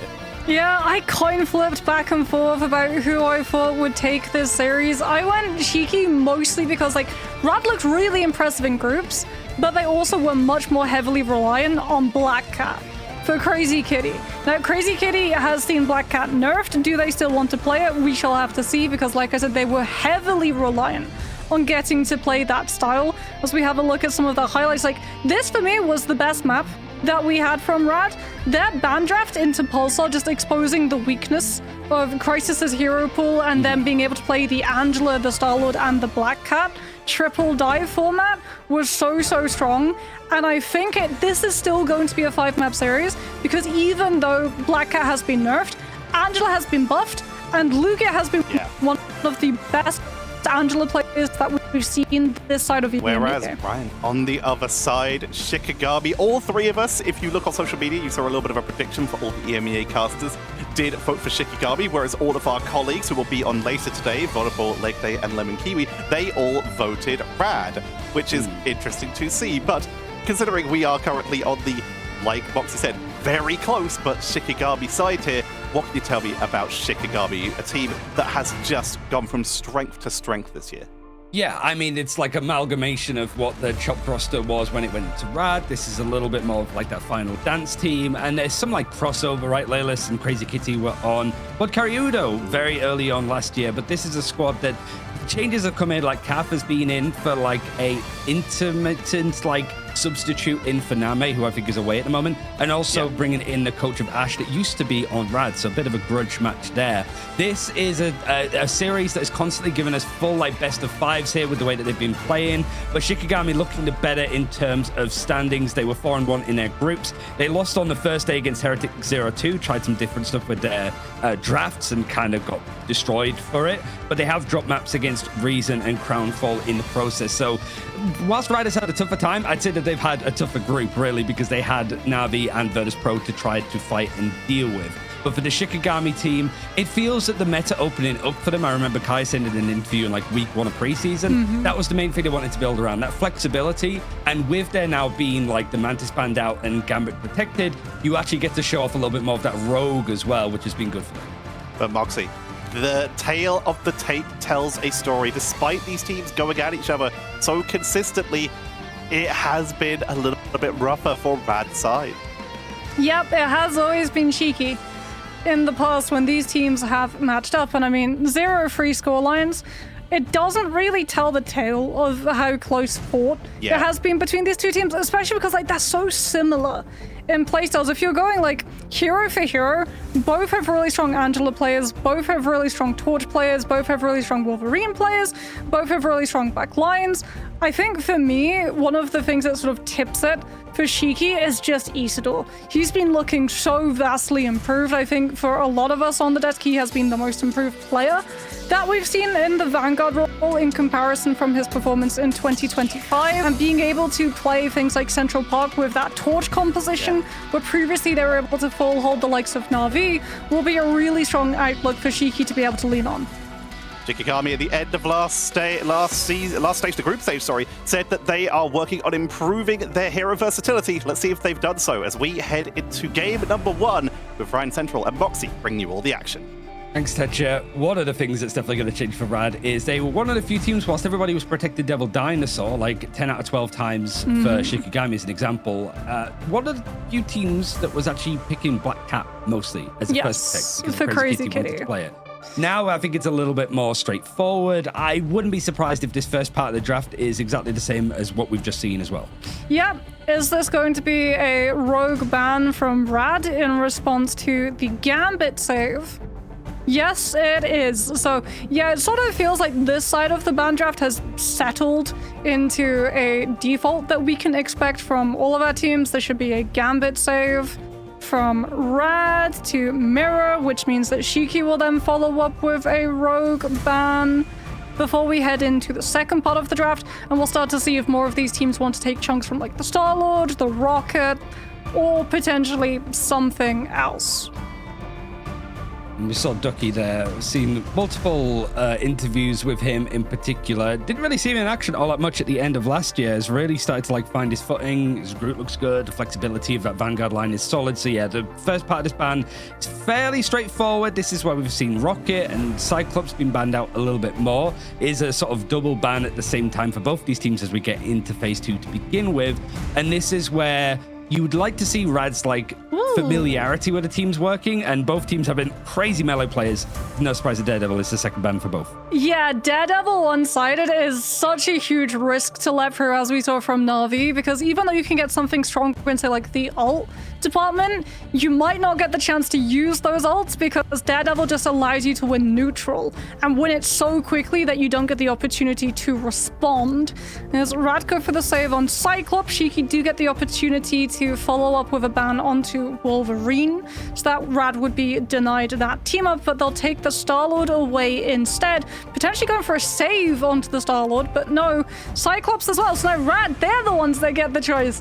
Is it going to be a Cyclops Wolverine that you love through, or is it going to be a Cyclops Star-Lord with the Rocket and the Gambit in play? They'll leave the Star-Lord, but they'll take the Rocket Raccoon out. So no BRB and no teleport as well, which has been something that has allowed these stars to get a lot of that ult very by building it up. Very down for 10. I think, yeah, it's the sort of pick your poison. It's like, well, if we sort of get too raw into that, sort of trying to go for this like Cyclops, you go for the Wolverine. It seems almost like a bait to sort of go for the Protect on Cyclops because of like how much some of these characters can really start to work together, but also I saw a little bit of that like triple Vanguard from teams in like Asia Pacific, and Wolverine could be very good into them. But this is a series that we're all dying to watch. Rad versus Shikigami. It was basically who was going to be a top 4 team within the region, behind the sort of main partner squads that we've seen. But this one also is setting yourself up to be one game away for qualifying for the mid-season finals. Yep, we will have a look at the compositions, as it does seem like we do have that Star-Lord, Gambit, Cyclops playing into the Rad side of the Venom Mag, actually, that Ducky will be starting on. So now it's going to come in for like Krakoa's been a rough start for Rad. I think they've lost 4 in a row, only once in the stage 1 where they played up against Pulsar and kind of got chewed out, to be honest. But like Moxie said in the pre-show, it was very much the adjustment over time that Rad had, and they've got 5 maps to potentially do it. It is actually Rad that find that first pick over onto the leap in from Shikigami, as it is going to be Frost Mountain, who is mostly known as the Vanguard player, or like, a melee player to try going for the fights. Is also pretty good at the Star-Lord when it is in his hands, but Crazy Kitty finding the only 2 eliminations that we've seen so far in the Wolverine means that Rad actually take the point pretty cheaply whilst they're building up these ultimates. Yeah, but not free space at the moment, since Shiki do have presence behind them, so Crazy Kitty will turn, trying to this, making sure that he's positioned right next to Mash to be able to help out his backline when Shiki tried to get aggressive and force some of these resources like Regeneration Domain. Grab goes, actually finds the connection onto Kaya, uses the team up to close the distance into the Pharaoh Lunge, but no elimination onto the Angela off of the back of it, and Shiki taking advantage of the attention that the Angela's brought to close their players up onto the point and try to push Rad off. Trying to, but it's not quite working, as Rad have managed to hold on here. Losing Lugia though. Lindstrom has managed to find the pick, still building towards that Royal Flush, but the Angela seeing if he can just sort of pull these players of Rad out of position. They want to just try to make sure that it's a stalwart hold, and at this point, is it going to flip cheaply? Banhammer makes it not really a cheap case now, as it's going to lead into the elimination as Ducky goes down from Lindstrom, but even Rad dedicated in Portal feels like this is a case of like going in, they're going to try to use it as a little bit of cover and force out even more from Shikigami to try and flip the point, but it's gone over. Well, Rad can play fast, right? Lugia comes back in, mashes Gambit ult far faster than Shiki, so Rad now with all of their players active will be able to use that Gambit ult when Shiki don't have a response. Everything has been bullied back, so that 20% was chipped away from Shikigami, but just good dedication of not only the ultimates, but the portal allows Rad to regain control. Shikigami, free ultimate set back on, the Banhammer was the one that was used up. Almost 4 with the Fate of Both Worlds for Cav. Everything else, though, seems that Shikigami needs to try and go for the dive. It's been shut down from distance, though. No Star-Lord on the side of Rad, so if we do have that Gambit ult matched up, Shiki should be able to wait it their way off of Frost Mountain's Galactic Light. You have ult to be able to rely on, both from damage from Last Stand, or that would be Rage, as Crazy Kitty, early Last Stand, forces out that Gambit ultimate before Ducky gets Meteor M to absorb it, so it has to be a match from Vertigo. Galactic Legend is going to be used alongside the Royal Flush for Shikigami, so the pick is found. Fate of Both Worlds, making sure that nobody else is going to go down as the Meteor M was thrown in from distance.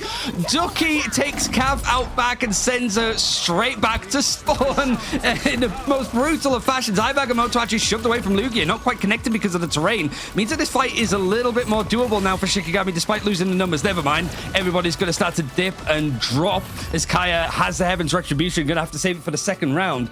Ooh, it's already spicy, but Rad make it good, quick work over on the Grove to begin with. Yeah, Rad just not allowing Shiki to control the tempo.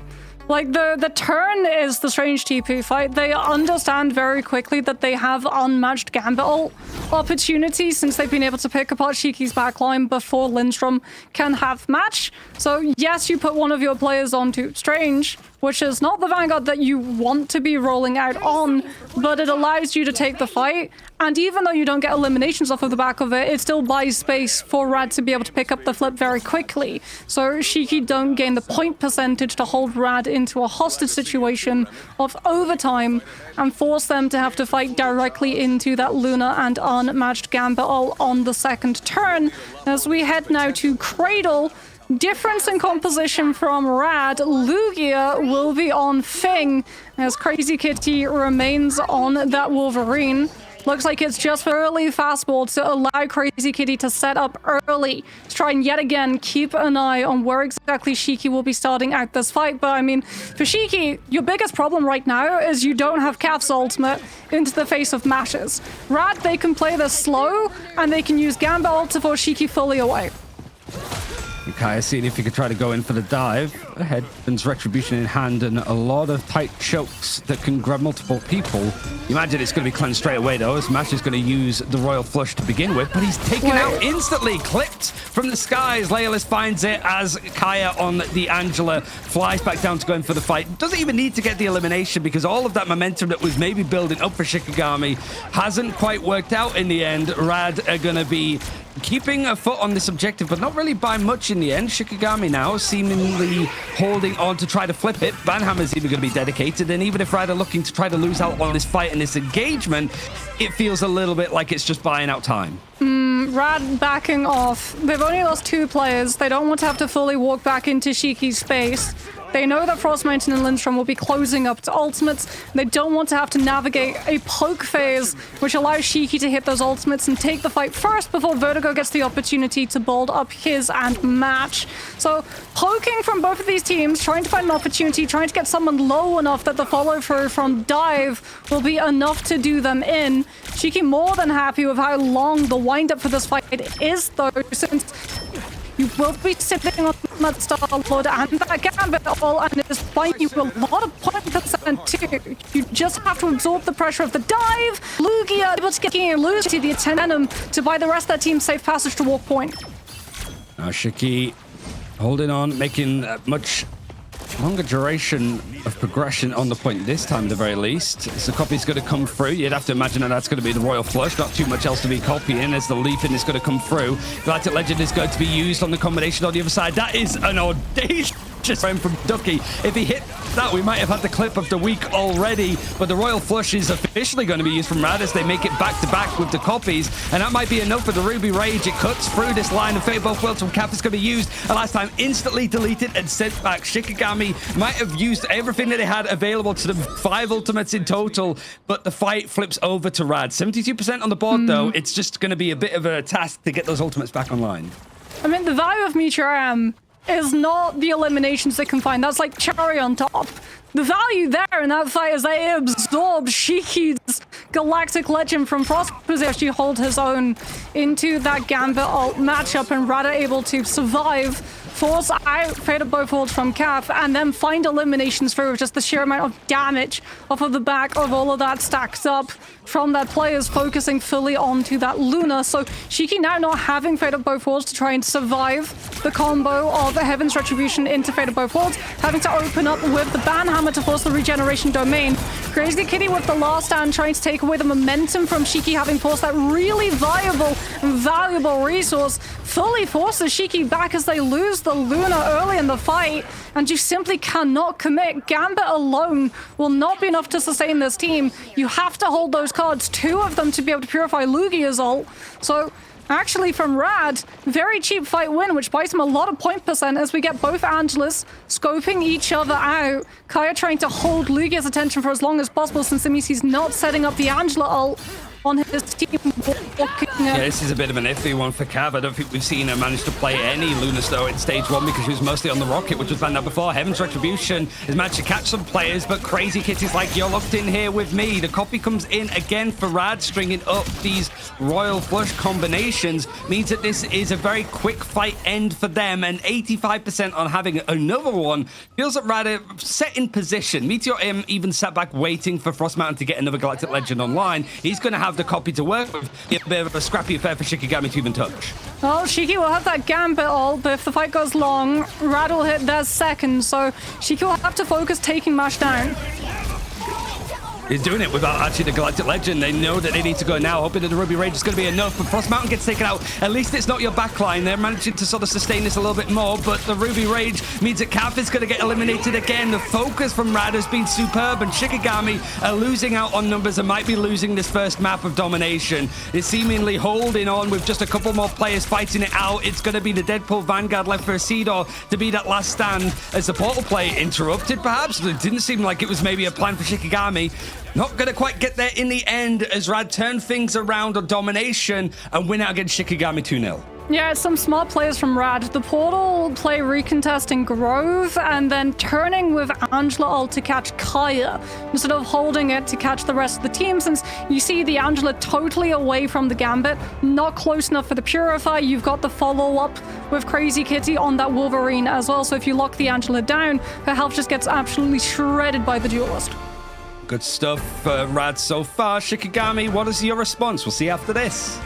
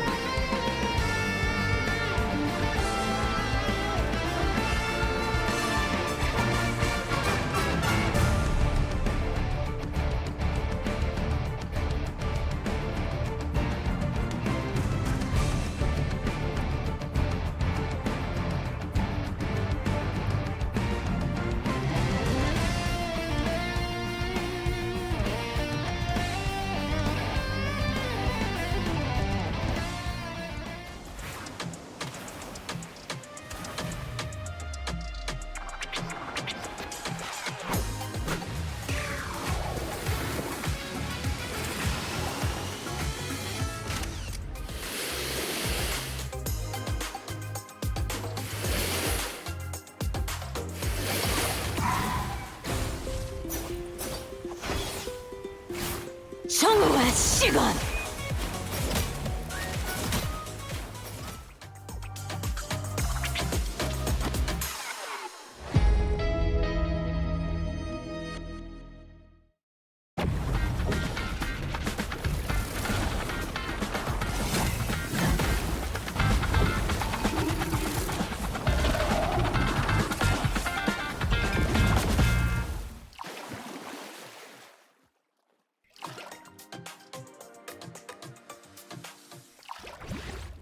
I outnumber you. Your powers are mine!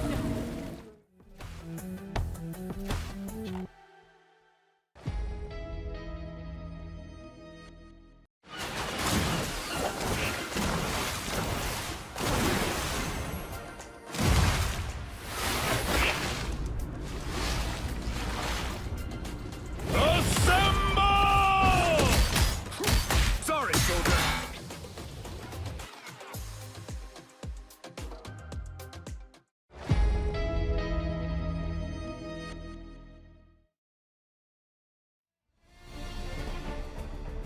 We are back, suns out and guns out here, especially for Captain America. Seaside Sentinel available in the store now alongside Loki's Seaside Siren and, of course, White Fox's Coastal Kumiho costumes. These are available from July 2nd, aka today, all the way up until July 31st. So you can get the entirety of this month and rep your favorite character during these beautiful warm months. Especially here in the UK, we just missed the heat wave, so we are all alive to bring you these wonderful games, including the spectacular performance of Rad taking their first map this year against Shikigami.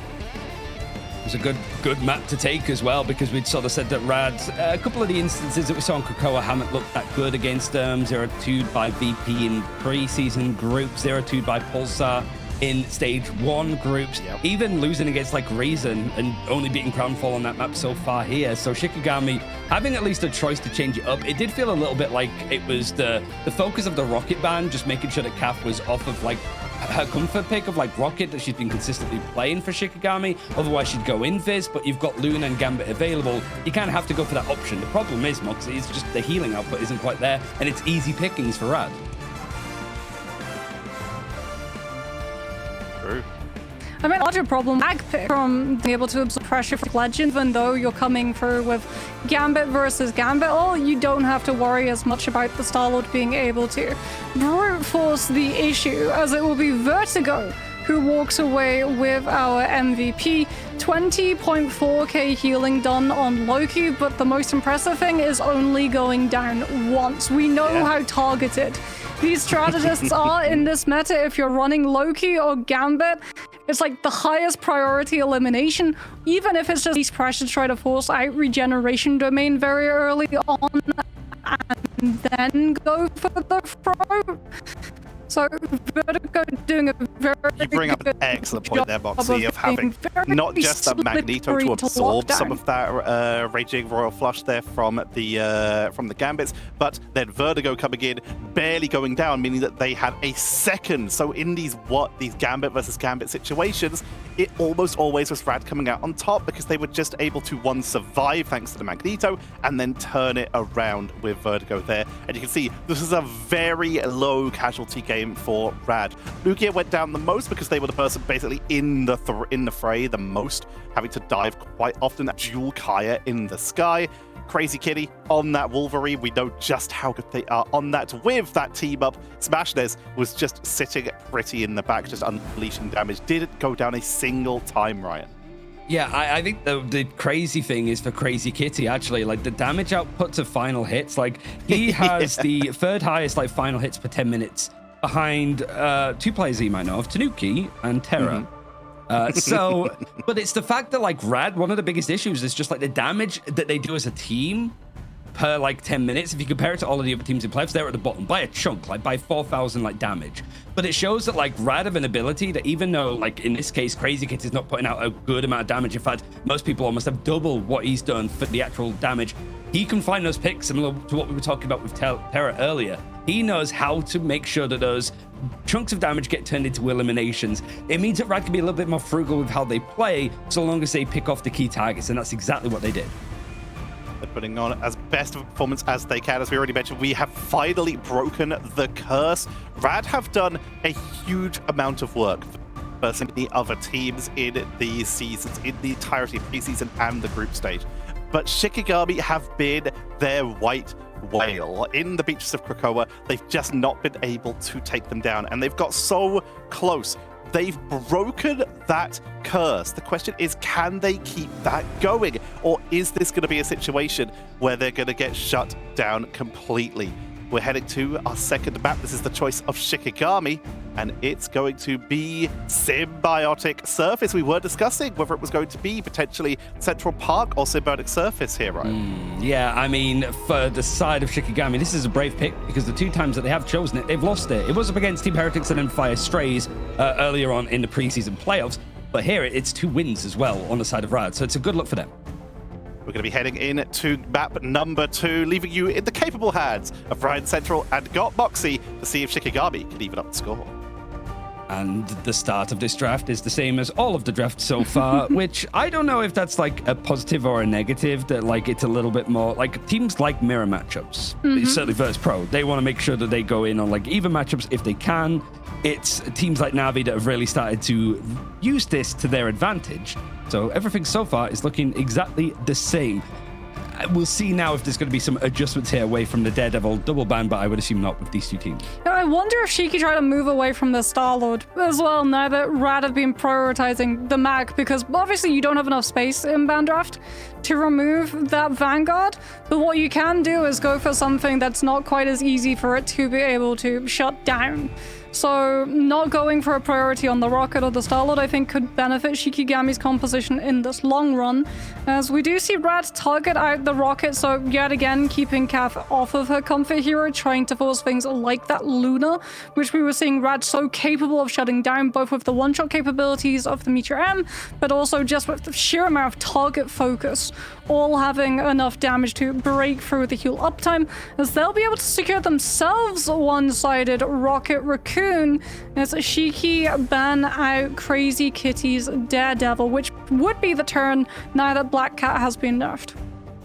One-sided Cyclops, one-sided Daredevil as well. So it feels that Rad have to go for something like the Wolverine potentially, that you have that team up. But then again, if Shikigami's going to have access to Devil, they might want to be on that exclusively for Frost Mountain. So maybe they get to sort of like span their wings out a bit more. Maybe Ryder looking again like they've taken out Rocket, which is like, again, Kaf's main character that they played. Don't think we're going to see much Invis, but the Angela makes sense. Lugia is legendary when they're flying across the skies. So this is a good map where that verticality can make a lot of stuff happen, especially on that first point. Yeah, I think taking out the Angela is really good as well, because it means that if you're running things like the Venom, you're not going to be body checked by the Angela when you try to go for those backline dives towards Shikigami. The dive, Symbiotic Surface has long been a map that we see a prevalence of dive being picked, both from the attack and from the defense, off of how easy it is to be able to work those off angles and try to hit the backline, boxing them into just playing behind the point itself and making it easier for the rest of your team core to make a play for that point. Seeing how much this could work too, as Cooking with Kaya have cooked themselves into a map down, but they're on their map choice, which hasn't gone their way, but it's maybe a good chance to show exactly why they've been trying to prioritize the looks of Clintar, as Rad are going to be on this defense first. The Magneto is still in play for Ducky, and Lugia, we have seen him try to play a lot of Hulk, but that's typically been on domination, and it hasn't boded well. Everything else looking pretty standard though with a one-sided Rocket. Yeah, Rad will be starting off on that defense. They do still have Ducky on that mag, so I do like the fact that Shiki have moved away from having that Star-Lord, since Meteor M was being very problematic, taking what should have been a free fight win for Shiki and turning it totally on its head. Lugia on that Hulk, though, is going to be very interesting to see how exactly he's able to peel using those bubbles for when Rad's players are totally stacked up, while allowing Crazy Kitty a lot of mobility of the fastball team up to try and have an block off extra some of these stun other paths just in against case there Kaya is on a that venom. skulking crazy kitty in the way, but they find the perfect pick onto Ducky that was CC'd out. Fastball is going to be thrown in to see if it can connect the dashes onto Kaya. It does. So 2 Vanguards are down, 1 on each side, making it a bit more of an even fight. And Shikigami at least wanted to try to put some pressure into getting a third. They're able to. They only had 2 people on the point as these group walls have been a complete menace to actually contest for Rad. Now they're able to try to fight in. Fastball tries to combine again. It's worked so far. A good amount of damage done from the Wolverine and some sustain at least allowed from the Hulk. But this is now 2/3 that Shikigami have managed to get onto the point pretty cheaply as Rad is still building up these ultimates. Now they're throwing whatever bodies they can on the objective, but Bruce Banner is the first to fall. At least the BR back is going to bring some of these players back in vain as Lugia is going to leap back into this engagement, but he's going to be delayed a little bit more with the transformation, and that gives ample time for Shikigami to actually win out this fight and take this first point very quickly. Very quickly, but we do see teams on the defense totally stall out the attack by winning 1 fight on second. As Lugia actually will go for the Captain America, so you won't be looking to counter dive Shiki, you'll be looking to stall the objective and try to put pressure on the backline, since when Shiki get aggressive, there's less players to be able to peel to keep Lindstrom and Kath Haley. As Ducky's actually moved off of that mag, scouting out no Star-Lord, no reason to have Meteor M. It's on to Emma instead to play a little bit more front to back. Leaps in, leaps straight back out, just trying to make sure that his presence is known. There is a BR back set up just on this high ground, and Rad are very much bottlenecking themselves, which is very scary when you've got a Ruby Rage potentially coming up. Galactic Legend, though, rushing in onto the fight, not even with the Royal Flush. It was just a Yarn Amplifier. It was enough for Rad to actually win out on this engagement, force the Shikigami off this objective. They have ultimates to go in for this fight, but they have a Groot ultimate, and they don't have control of the high ground, so Rad are sitting comfortably. Yeah, especially because like Mash won't use the Raging Royal Flush there because you want to hold it to match Lindstrom. Invisible Boundary comes out, but it's too late to be able to save Kaya. You still with the Strangling Prison gets purified by that right side of Rad, and Shiki down Lindstrom don't have the opportunity to use the Gambit ult to match. This should just be exit trades that the attack are looking for to try and stop Rad from holding as close as they will within this next engage. I wonder if we're going to see maybe a Vanguard switch up for Isidore, as the verticality could be a little bit challenging. Now he's staying on the group. I mean, it's a typical like lineup that you would see. Kath is also on the Invisible Woman, so that team up is in play, which it cannot be understated how much damage that could bring in the likes of like Strange even, which I was just thinking for a second that that could be an option for Shikigami to switch to. Last stand, however, the leap in is going to be potentially good. It disrupts some of the backline and it provides an opening for Lugia to find a pick onto the Groot again. Lindstrom though finds the trade as the Freedom Charge and Silent Seduction, the 2 Vanguard ultimates, are going to string together a couple more picks as Rad's defense has pretty much held the objective in a perfect position that you would want, and Shikigami with ultimates to spare haven't had a good chance to use them because of how awkward these fights are going. Yeah, and Shiki downed that best engagement tool right off of that Raging Royal Flush because it was burned away by both the Freedom Charge and that Sonic Seduction. Now if you're Rad, you have the zoning capabilities of Galactic Legend, as Shiki have no strategist ult to be able to live this. They have to try and disengage behind natural cover off of the Groot walls that Eastor provides, but they've lost Frost Mountain on the Kite. Potentially you're losing more as Rad get aggressive, invading into that space. The Crazy Kid doesn't even need to team up with Cyclops to be doing the work that he's been doing on this character. He is absolutely feral. And Rad have managed to find themselves another fight win. Ultimates, again, still slowly building up. The 2 duelists had theirs in hand for the last couple of attempts. Shiki not going to have this Gambit ult to engage forward, so Rad getting an opportunity, understanding, anticipating. Last Stand or Ruby Rage, 2 ultimates that Rad can very easily position by just splitting their team.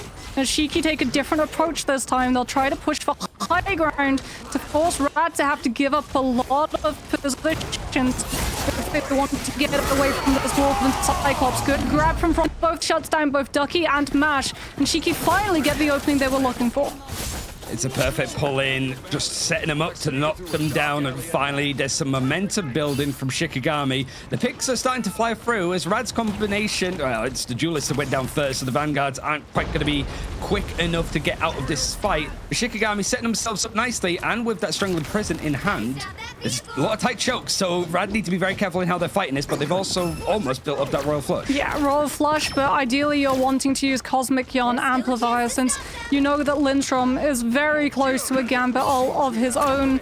Do you go first and try to win before Lindstrom gets, or do you hold to match? Looks like the fight's taken a little bit too long, so it will be Mash's ultimate, trying to take Lindstrom down early as Kaya absorbs all of that pressure with that Meteor M. Ducky now taking advantage of the mag not having that CC immunity, trying to give Brad the space to walk forward with the Emma ultimate. The Shiki hold their space with the Gambit. So far, no eliminations to topple this fight, but they're taking away a lot of the off angles that Smashness was wanting to set up. Oh, he's giving up on the fight actually for Smash there as it's managed to skulk in. The invisible boundary is going to be used to try to go for this fight, but Yan Amplifier in combination with Galactic Legend might be enough for Smash Days. That sort of focus shift from Shikigami, letting the Starlord get away, might cost him greatly, but the disengage is nice enough to make sure that this ultimate doesn't get much off the back of the damage arm. But what Rad do gain, if it isn't eliminations, it's space, and now it's starting to fly into their favor. 13 seconds left, and Shikigami, I don't even think they have a portal play in hand. There's no chance. No, Crazy Kitty's right there on spawn. Max Bubble does mean that Leolas is not grabbed out by the Feral Lunge, so there's an opportunity for Shiki to touch, but not in time. The team tumbles but do not touch objective. It's a little bit scary because the other two times, even on the losses the Shikigami have had on their map choice, have at least got to the second checkpoint onto the third part of the map, even finished it in one case up against Fire Strays and still lost. So this is the least distance that they've been able to cover on their attacking side. And in the case of Rad, who have won both occasions that they've won this map, it's been pretty easy going on their defense and then just capping it out at the end, even beating a full hold that they had up against Lions. So this isn't boding well if you look at the stats, but we also have highlighted that Shikigami have been dominant in their matchups against Rad so far this year.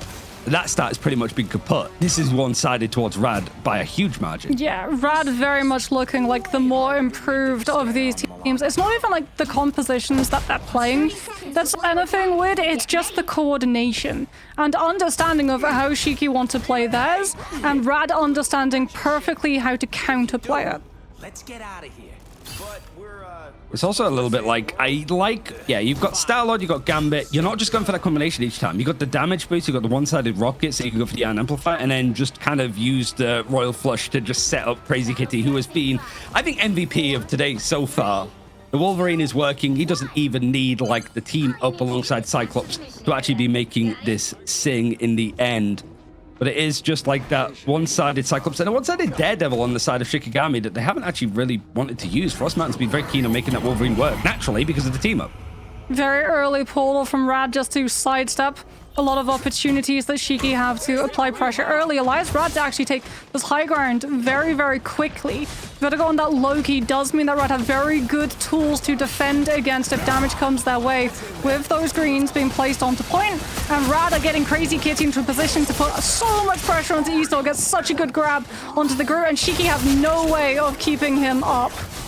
It's absolutely cleaned up, and just as Shikigami set themselves a really fast first point take, it's looking maybe even faster on the side of Rad, and it's certainly looking a lot more interesting with Shikigami just having a foot on the point last time. Smash has found himself another, just playing over onto the Bucky. And it seems like Shikigami have ran out of steam on this first point defense. It's just started, and now 5.5 minutes to just get to the end of second. Yeah, that is a lot of time, and for Rad, like, you have two very clear win conditions. You have the double cast of that Gambit ult, which will be very scary for Shiki, because if they lose one of those fights to it, that is a lot of distance that Rad will be able to pick up. Seeing where this fight is going to happen now, Shikigami, they kind of have to need to force as many engagements as possible, even though they're not quite ready with the ultimates. Rather, a little bit more closer, and these need to be forced out before it gets a little bit too open. You can see just how much Rad have tried to push up, and you see just now that Shikigami is trying to sort of pull the attention away. You see it on the Captain America going for these flanks to make sure that Smash Days is constantly looking over his shoulder. But right now, this objective still hasn't been stalled. It's a bit more uncomfortable. Layla's focusing on making sure that those clones on the objective are going to be cleared out. shield as the leap actually catches onto Crazy Kitty. The dash away is going to mean that Leolus is sort of safe to an extent, try to play from this high ground, but he's taken so much damage. And Leolus is just really trying to jam up this ultimate as much as he possibly can. Last stand is built up from Crazy Kitty. Now the contest really has to start in place, and everybody from Shikigami's been brought down to the ground. Last stand is going to be used to find a pick, at least in the end. The Smash Days, hoping to see if he can make that combination work with this Kraken's impact. You got a Royal Flush too handy, but Rad are just buying their time. I mean, Rad will use now. Gambit ultimate, Shiki having to respond with Fate of Both Worlds, so healing through Smashness as Kraken impacts. But that's a lot of ultimates that Shiki now have to try and respond. Damage boost from Leolaz to take advantage of the timing of Fate of Both Worlds. Rad read it perfectly. Kite out and then have the second cast of the Gambit ult alongside Ducky to be able to forward. And that's last fight, Ryan. Shiki have one portal, which they have to hope Iso will be able to buy time for on that cap. But if he tries to go to the objective, he'll just get grabbed out by Carbon Crush from Ducky. I don't think Shiki have the opportunity to get a touch.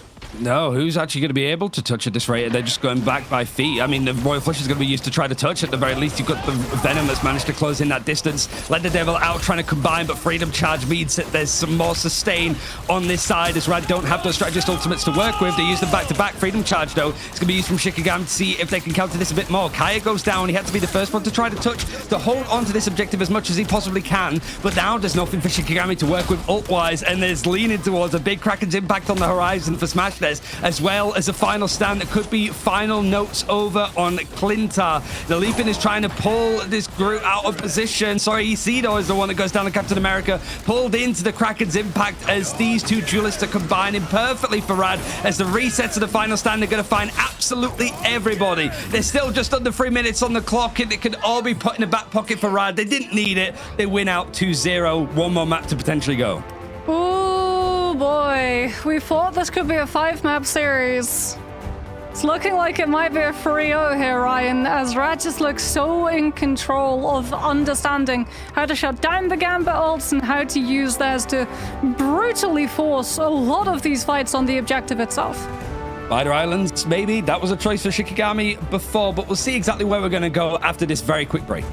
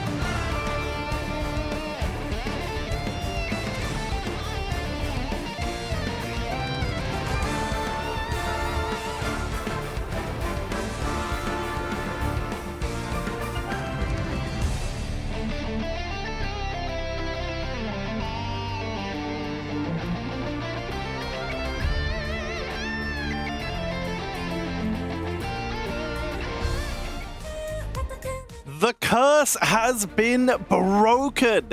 Rad, after being unable to even take a map versus Shikigami in the past, now sit on the precipice of an upper bracket run against Na'Vi. Shikigami, they are on the brink. One map away from being sent down to that lower bracket, a position that everyone on this table did not predict, as it seems that our colleagues may be in a situation where they can be quite smug. But Moxie, what's going on? Rad are going insane-o mode today. Yeah, I mean, it's some really smart plays that they've been doing. It's also some really smart hero picks. Like, we saw that they were on the mag, scouted out the Shiki had moved away from the style strategies, so went EMEA instead, which meant that when you're sort of fighting on the objective itself, you can literally just have Ducky sit, wait for the cap to try to go in and look for that stall opportunity and totally shut it down. But I think another huge part of why Crazy Kitty and the team are having so much success is just Wolverine coming back into the meta. Like, oh no, they nerfed Black Cat. Well, I guess I'll just go my other favorite melee hero. The Wolverine sort of fell out of favor a little bit when the Daredevil and the Black Cat sort of jumped high up, Ryan, but with Daredevil still seeing play and Black Cat not, Wolverine has found that spot as that second melee duelist, and with that percentage damage is doing a lot of work here, especially with all the crowd control. Yeah, and it's not even like the most damage on his team is, again, Smashless has been able to do more, but final hits for Crazy Kitty. It's also like the way that Crazy Kitty combined to pull multiple people into the Ruby Rage that Smashless had set up, and actually just made it very easy to go for these like hero plays, especially like with Bucky as well, being able to CC pull people out of position.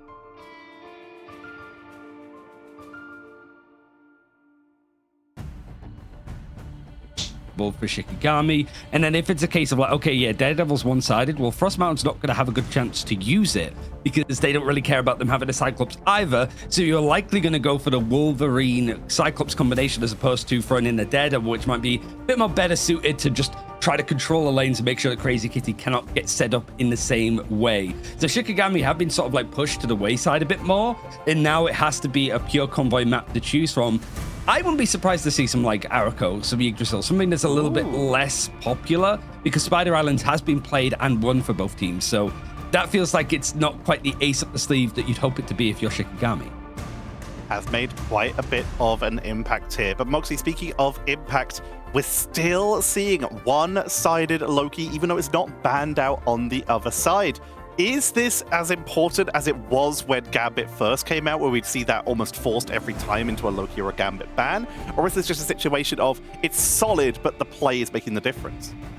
I mean, it's solid, and we are seeing like regeneration domain be a very good advantage resource to have for like first fight. You saw how aggressive Rad got to be in securing space to be able to walk when they wanted to attack symbiotic surface, as opposed to Shiki, who had to do like all of these bells and whistles of getting good dive and then building up good ults to be able to take the fight. But the Gambit ult is not as scary as it once was. I think, like, honestly, Rocket is really, really valuable, and it's just a lack of Rocket that's really hurting Shiki, not just in terms of comfort zone, but also the fact that if you're running something like a Kyra on the Venom, if he goes down early, you're used to being able to bring him back with something like the BRB, but because you're denied it in the draft, well, he went down 10 times in that map, and those 10 times stuck. Yeah. We're not going to see any of the surprising Arakos or Yggdrasils here. It will, in fact, be Midtown. We didn't get that Central Park, but it will be the Empire of Eternal Night to try and allow Shikigami to turn this round in what could be their last series if they can't bring it back. We're heading into map number 3. Ryan Central and Got Moxie. Give it to us now. Feels like Shikigami just don't want to deal with the dive anymore. Taking us to the most like hard to pull off dive map. Again, I feel like we can almost ignore the first phase of this draft. I don't imagine it's going to be different, but I would assume that like Ryder going to keep continuing taking out the Rocket. Shikigami, maybe like the overfocus on duelists, getting one-sided Cyclops and Daredevil didn't really amount to much when it came to Red's comps. Yeah, so I think Shiki will likely have moved away from Star-Lord, as we already established. We saw that jump on the last map where they worked out, okay, Mag is just being too problematic. Now, this is different, and I do like this approach from Rad, instead of going for the Gambit, because Shiki actually did go for the first ban on Gambit as opposed to first ban on Mantis, they go for the save on Crazy Kitty's hero, and this is what we saw stage when Rad was still running Black Cat, right? Instead of going for something like the Dino, they would prioritize the Black Cat save because they knew how strong Crazy Kitty is at that specific hero, and it means that Shikigami now have to go for the ban onto the Cyclops as well. Okay, I need to not second. I was like, the left side looks about the same to begin with, so I'm not even going to bother looking at the right. And yeah, you did the speed read thing where it's like your brain sees the start of the word and the end of the word, and you try to fill in the blanks. Assuming makes an ass out of you and me, and it certainly did that. Like this draft is looking completely different. Like the Rocket is still there for like Rad. At least the bans are the same, but that Protect onto Wolverine is good because they felt there was going to be a big focus. Shikigami still happy to let that Mantis through, and like Rad, I guess. Looking at like their roster, like they have had moments where they have been able to play the Mantis. Crazy Kitty would be playing it though. He's going to be a Wolverine, so he's maybe not going to go for this. And Shikigami, like, we can leave the Mantis open. You're not going to use it. Yeah, and they take the Loki out as well, which I think is good because even though Shikigami off of their ban draft have secured one-sided Gambit, that does not mean that you get one-sided Gambit all. If Loki is in play, Rad would be more than happy to let the Gambit slide through so that they have the Loki to be able to copy it. Shikigami will remove the Rocket, so no one-sided BRB, no one-sided teleport for Star-Lord team up, no Cosmic Yawn amplifier for both of these teams, and both of these teams will also have access to the Wolverine, which means if Rad feel the same as Shikigami, this last ban goes out onto the Cyclops as well. So here, it's like, do you want to make sure that there's no one-sided Loki and ban it out yourself? You could go for the Luna as well because you have got it protected. You're going to go for the Groot, which I think is a fantastic choice because you're looking at the other side of having both of these players, like Kaya mostly has been on it, but Cedar has been prone to play a little bit of the Groot too. Means you have that one-sided, and yeah, the Mantis is still open. You're not at least going to get that combination with the two characters. Yeah, but you will get Loki Gambit if you're Shikigami, so now you're the one who gets to take advantage of, well, one-sided Gambit ult twice, actually, since Rad have lost both the Gambit and the Loki access. So going for that Luna as opposed to something like a White Fox save or a Cyclops save, potentially have this last map in the series as Rad were able to secure the Mantis and the Groot, which means that Ducky does get the healing walls. Plus, Crazy Kitty will not be on the Wolverine to start with. Instead, you're looking at full Starlight composition with the Ultron for double damage boost onto Smashnez, who will be picking up the Elsa after the Phoenix nerfs went through. Starting off with Asida back on the Hulk. Well, actually, it was over on the side of Rad that were defending, that were playing the Hulk first. Lugia is just going to be on that Captain America, and one-sided Groot in play on this defense. Smashnez, I do like the Elsa. I've seen a lot of good moments for her to be in play. And Triple Strategist, making use of the Mantis that was left available for them. Shikigami clearly didn't mind. Isidore looks like he's staying on the Hulk as opposed to just rolling Frost Mountain out for a curveball. Try to put the pressure onto Crazy Kitty, as everyone's attention will be on what Smashnez is able to do. The grab comes out, no elimination off the back of it, and Shiki have to find a way of contesting this Elsa before Smashnez takes one of the heads off. But here, even with that, like, opportunity there, seems that Rad are just going to try and hold their ground as much as they possibly can. Now, having a Gambit means that they have to sort of rely on some of these other characters, but it's still a strong look in the end. Frost Mountain's gone for the flank and found the pick onto Lugia, as everybody from Shikigami that was hovering above the high ground has tried to drop down to make this an even engagement. Seeing if there can be a now push off of this utility from the Gambit, as the leap has brought the Groot in way before something like a Struggling Prison can be in play. And Lugia switching over instantly over to the Strange, knows that the portal play has to come in, as Shikigami have finally found some momentum in this series. Yeah, Shiki actually opting not for the Loki, but for the Invisible Woman from Cap. So very quickly building up to that first boundary off of how linear a lot of Shiki's composition is playing, but also getting to play counter to things like that Wolverine, as Ducky now is actually going to be rolling out on the Dino for this brawl fight, trying to just sustain as long as possible to build up a strategist ult. But Shiki do have the first one. Boundary comes out from Cap, and Rad forced away from it as they lose Ducky and try to keep Lugia up to be able to contest the objective, but you lose the Strange, you lose the point. It seemed like Rad were trying to posture themselves up for that fight. You had just had a Glotrox built up, trying to play off the back of that invisible boundary, but everybody got off the point. They couldn't quite usher it in, as it's been a fast take for Shikigami, but as we saw on Symbiotic Service, that's not indicative that it's going to be their map to win. If there's a quick point here on second, however, things open up drastically. I mean, Rad actually changing the front line. Seeing Frost Mountain on this Wolverine, going for the Dino despite being nerfed, it's still impossible to displace. Alongside Lugia now opting for Fing. Crazy Kitty going to be on the Adam Warlock to have the Soul Bomb to try and defend against all of the ults that Shiki have to play with, but Ducky's already down. The push through is coming in thick and fast. Crazy Kitty switching over towards the Adam. It's going to be a bit of a tall order to try to get a Comet Revival up just in time. But these big burly Vanguards, whilst taking some of the attention away, Fate Both Worlds is going to allow Rad to try to hold off on this a little bit longer. Even forcing out the last stand from Frost Mountain, it's actually enough to sustain this engagement. And somehow Rad have been able to at least make this a bit of a better hold on second and Shikigami's momentum.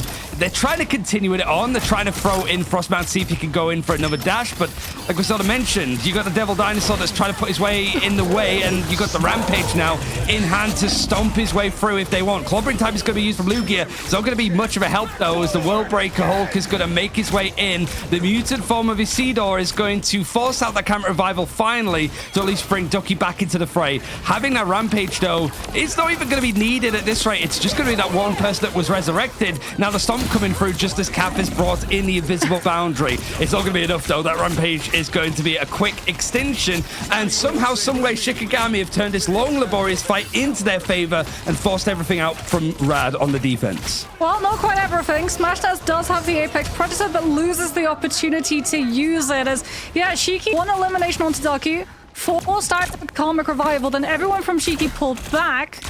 Did not go for any more limbs to have the reses from Rad's side. Fully shut down the Rampage. Invisible Boundary, Exile, Carbon Crush, and Wolverine primary damage off of the health pool percentage. Just totally, like you said, made Ducky extinct. It was pretty much as good as getting hit by a meteor.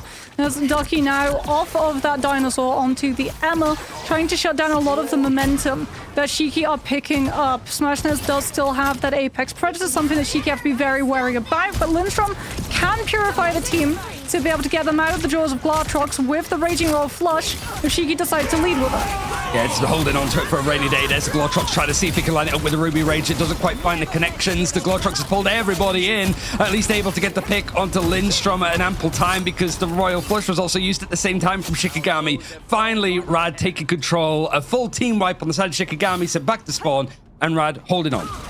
Yeah, no Gambit ult to break the space too. You're relying on Kaya clearing away with the Sonic Seduction, since Rad only going to really be able to hide away from it with the Emma Shield and natural cover. If they have to kite it, they give Shiki more room to be able to make plays, take angles, and try to put pressure onto Crazy Kitty, who's about to hit a Comic Revival and does still have that cocoon to bring himself back. Now the Seduction coming in as this front line is going to try and close the distance. Clobbering Time though hits both the Vanguards and Invisible Boundaries. Great from Cap, managing to keep everybody up and alive. Yeah, I've got a Hulk Smash as well as that final stand if you want to leap in for Shikigami. And Rad, the fate of both worlds, needs to be forced out because the Comet Revival is going to be sat pretty. Crazy Kitty not looking to be involved in this fight as much as he needs to survive. Vertigo going down just as the leap in is attempted from Rad with the fate of both worlds. The counter attack is going to be stifled somewhat, and because of this like delay, the picks at an awkward time, it means a Comet Revival. It's a tough choice for Crazy Kitty. You want to bring back the Mantis, or are you going to be able to sustain it? Seems like the latter, as Ducky's found that pick over onto Frost Mountain, but traded either side. That's going to be enough, however, as Crazy Kitty's not going to be waiting too long, as another form of the Glortrox is going to be thrown out from Smash Des. Not quite finding much, but that Comet Revival turns from one resurrection into three. No strategist ult, so Rad have to stabilize their space. Back with the Sonic Seduction on Wolf, which is enough. Shiki, no place of being able to kite it. Totally quiet and small room. And now potentially split. As Rad think about maybe chasing Frost Mountain down, but don't want to risk losing one of their Vanguards to the Wolverine. Not that they don't have the Adam ult to bring him back. Will instead prioritize holding closer outside Fisk building and forcing Shiki to have to use an ult, and Rad potentially being able to kite it or meet with the Mantis ult from Vertigo. 90 seconds left on the clock. The leap in, fastball, and then the last stand is going to pull out Crazy Kitty into position, but he does have his life cocoon in order to bring himself back into the engagement if he so chooses, and with the Soul Resurgence as an attempt to basically turn this around in favor of Rad, it seems to be working. Crazy Kitty's going to be back in no time. Invisible Boundary Ruby Rage at least leads to a pick onto Lugia, which had a clobbering time at that point, so it might actually be a chance for Shikigami to get some more progression. Even if it's a couple of meters, they're going to take it. Trades on either side, however, as this is still turning into a bit of a slog, a battle in the streets of Manhattan. It seems like it's going to be Rad holding on just enough, but all of the strategists are taken out. They're going to run out of steam as the picks start to come through, and it seemed like it was going to be the Apex Predator in use from the voice line, but it's still in the hands of Smashnez. Yeah, but it might be Shiki who are running out of steam in this next fight. Masha's Fate of Both Worlds, clobbering time to set up a lot of the stun onto Shiki's players. No way of avoiding it, so Kaya has to go first. Early Emma ult, but it's just a little bit too early. Rad still have the opportunity of hiding. They have to get this pick up onto Mash, but he's able to live with the Fate of Both Worlds and the Apex Predator off the damage boost. Shiki have no answer to this. They just have to keep fighting off of Easter with the Wall Breaker. The 3 ultimates were used for Rad, and Shikigami is still the ones to find the picks. It has been traded the either ways. Mash has found himself one, but now Psychic Seduction with overtime in 10 seconds, it might be enough to actually push Shikigami away from the objective. Frost Mountain switching over towards the Strange, might be able to portal in and try to touch as everybody else is scalping a bit more, but nobody could quite get there. With the Royal Flush in hand, Shikigami are not going to push it any further, but still a much better look on this map in comparison to the last 2. Yeah, line drawn in the sand, and it feels like Shiki, by removing the Wolverine from Rad's hands, are looking far more comfortable. Their front line are staying alive far longer, which in turn is then giving their duelists way more space to be able to try to stand up to what exactly Smashnez and Crazy Kitty have been up to. And it's giving Lindstrom and Kaf a lot more room as well to be able to breathe. The fact that Kaf is on the Invisible Woman as well means that she has a lot more survivability when Rad tries to turn their attention towards her. And we're not seeing punishments on things like the Invisible Boundary, because Smashnez has always denied these opportunities of using Apex Predator to grab everyone out. And I mean, at this rate, like looking at the characters that Kaf has been playing so far in stage 1, because she came in as a substitute for Name, it's mostly been Rocket, which has been consistently banned out, Invisible Woman, White Fox, Mantis, which is usually pretty much banned out, and then Cloak and Dagger. We haven't seen the White Fox or the Cloak and Dagger yet. She has had to sort of pivot over to characters that she's no doubt been scrimming, but we haven't quite seen in officials at the same, like playing the same amount of time at the very least. So now it's just being able to look a lot more cohesive for Shikigami from front to back. It's their defense now as Frost Mountain is going to be played over on this Adam Warlock. You got a Loki copy and triple Vanguards. It's a lot of healing. Rad needs to try and break through it and have characters to do it with the Wolverine. Yeah, Shiki going for very much stall gain at the moment. Adam Warlock back in the mix. Lindstrom will be able to build up his ultimate far faster than the Adam as well, off of the AoE properties of Loki's damage and healing. So you're looking at Karmic Revival very, very quickly as Rad trying to just push the objective for as much space as possible, actually finding an isolation onto Kaya before Lindstrom's able to come out with those regeneration domains off of the wall block from Ducky. So Rad forcing out both the Soul Bond and finding the elimination to have player advantage and continue pushing forward aggressively. Having some of the Cloak and Dagger, like the Terror Cape, being able to just get that like anti-heal over onto people. And I mean, we don't need to talk too much about the group Bucky combination. We're familiar with it, and it seems to be just this whole front to back, barreling their way through a bunker composition. Managed to find some progression over onto Shikigami, who I would imagine have to feel that they have to change up this composition to an extent, because trying to actually close out that distance and fight this, it's going to be a little bit more uncomfortable. Leolus is going over towards the Cyclops. Yeah, no Strange though from Shiki, so they're holding on to it. Shikigami have got a very telegraph playstyle, shall we say, of when they're playing Convoy, of letting first point go and then trying to map flip first by a second with the Strange TP, so we'll have to see if those shenanigans return. The Alcatia play. Ah, yes, the Alcatia play. Frost Mountain not going to have the Karmic Revival up first. Mash is actually going to have first strategist on field as Crazy Kitty goes for a grab. Great bionic hook into Trooper's Fist to further displace Isidore from his team. But Shiki still lives the one-sided boundary of Soul Bond, but that's gone now. And so too is the Emma. Lindstrom has the copy potentially to bring Kaya back into the fold, but decides to hold on to it. Actually, he goes for the copy on the other side. Lindstrom has managed to pull himself an Eternal Bond. He's just taken it out of Vertigo's pocket like a pesky little thief as the God of Mischief has managed to make that ultimate work to a T. That's a fantastic play, though, from Leolus. The Ruby Rage finds onto multiple and even clips Smashnez right out of the sky. Maybe that momentum might have been building for Rad if it wasn't for Leolus. Sights on bringing this series back into favor for Shikigami. Okay, now if you're Shiki, you have one objective. Frost Mountain absolutely cannot be caught in the crossfire of this last stand from Crazy Kitty.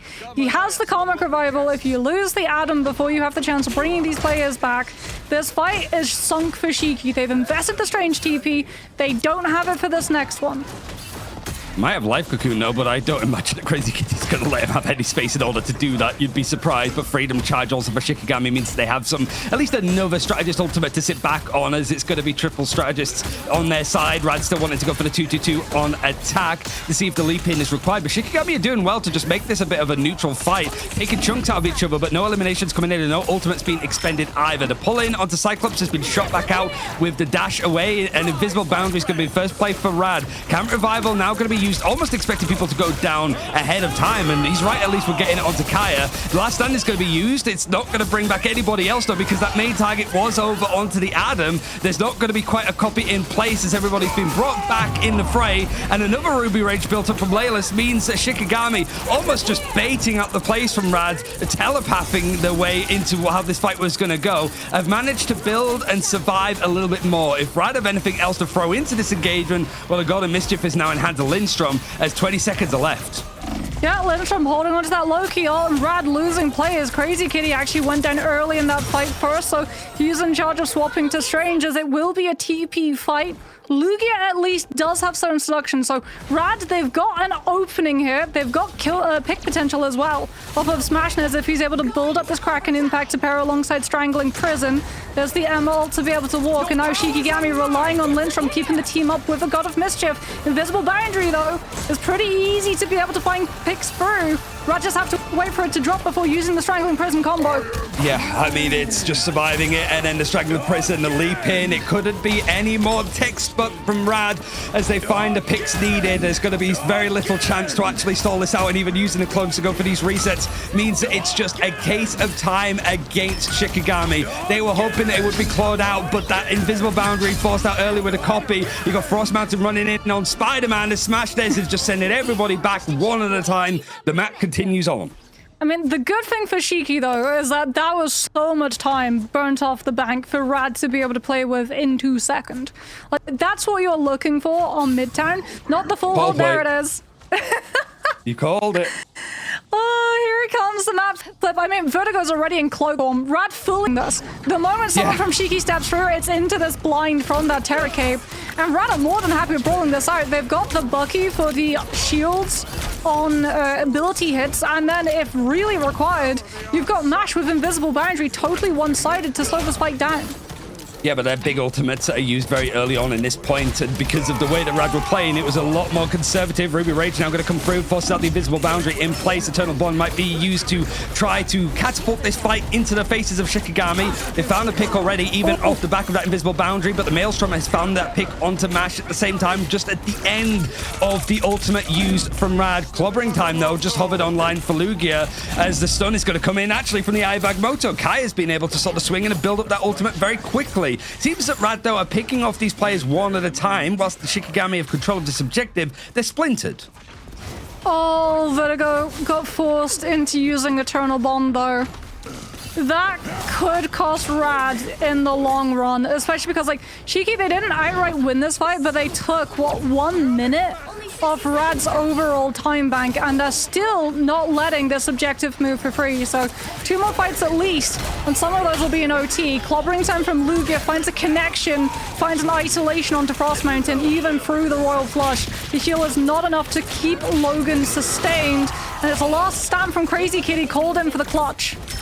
Oh, he's managed to clutch that out massively. Shikigami now having to back up a little bit more. They have some ultimates themselves. Certainly the Duelists again, and Leolus has been building up a good amount of these Ruby Rages. Problem is, however, your main strategist of the Gambit has been taken out, and the other one has followed. So this first engagement, you might have to do it without a bit of healing, as 20 seconds are left yet again for Rad. And the most precarious part of the map. I mean, the teleport play, at least from Shiki, does mean that you get one more fight with both of your strategists fully respawn, since you're relying on Kaf to have Invisible Boundary. Unfortunately, for Shiki, at the same time that Boundary comes up, so too will Eternal Bond to totally overlap it.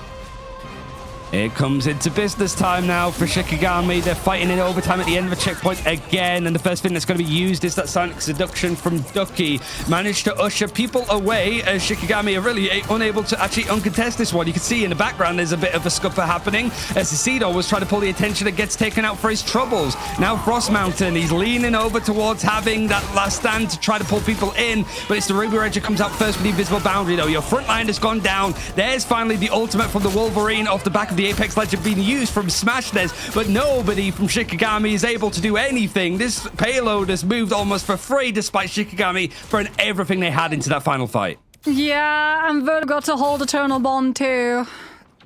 Frost Mountain's actually moved on to the Storm. I think Shiki knows there's a clear win condition in this next fight, because what should happen is Kaya uses Emma ult, which then forces Eternal Bond from Vertigo. So Shiki are introducing the Storm for the damage boost capabilities of trying to find eliminations through that, or you're using Speed Boost to get these players set up into positions to cut Rad off before they gain control of corner and gain all of this free map control to keep that objective moving and take us to last fight territory when they have unmatched strategist ult for engage.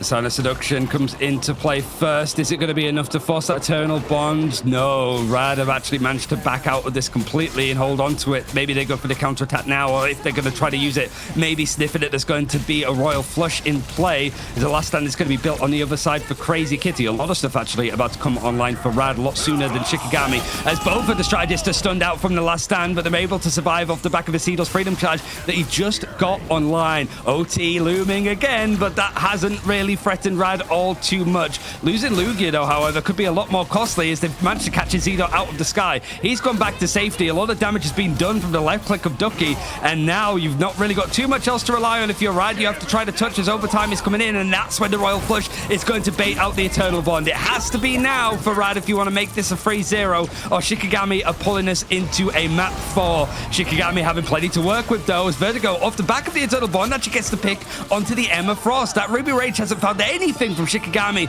and now the last one with that ultimate alive is going to be Frost Mountain. He's actually going down to a low level, but Kaf, that's an insane Invisible Boundary to actually keep that duelist up into play. The everything that Rad has got available. Apex Predator now trying to pull people out of position off of an Invisible Boundary used from Rad. At the same time, it seems to be Case again. Eliminations going against Shikigami. Nobody's finding anything other than a bit more time and a stall on the point, but that's not going to be enough. Clobbering time good to usher anybody else away, or just Shepard's crooked off of the point from Frost Mountain. He doesn't get the pick. He gets picked off himself, but it's enough to pull that space. Rad have found their revenge in 3-0 fashion. Ooh, double strategist ult fight advantage. Ruby Rage from Shiki only finds the air of Invisible Boundary on the side of Rad. They're able to survive the Royal Flush. There's nothing that it really supercharges, right? There's no Star-Lord, there's no Punisher, so off of just the Eternal Bond healing alone, there's enough sustain going around for Rad's team to be able to hold on. And while Shikigami are able to take advantage of stall, they don't find the eliminations to start winning those player trades and make the closer respawns actually count. That was so close at the end there. It really did come down to who was able to survive that initial engage. Like you said, there wasn't a huge amount of value gained from the Raging Royal Flush.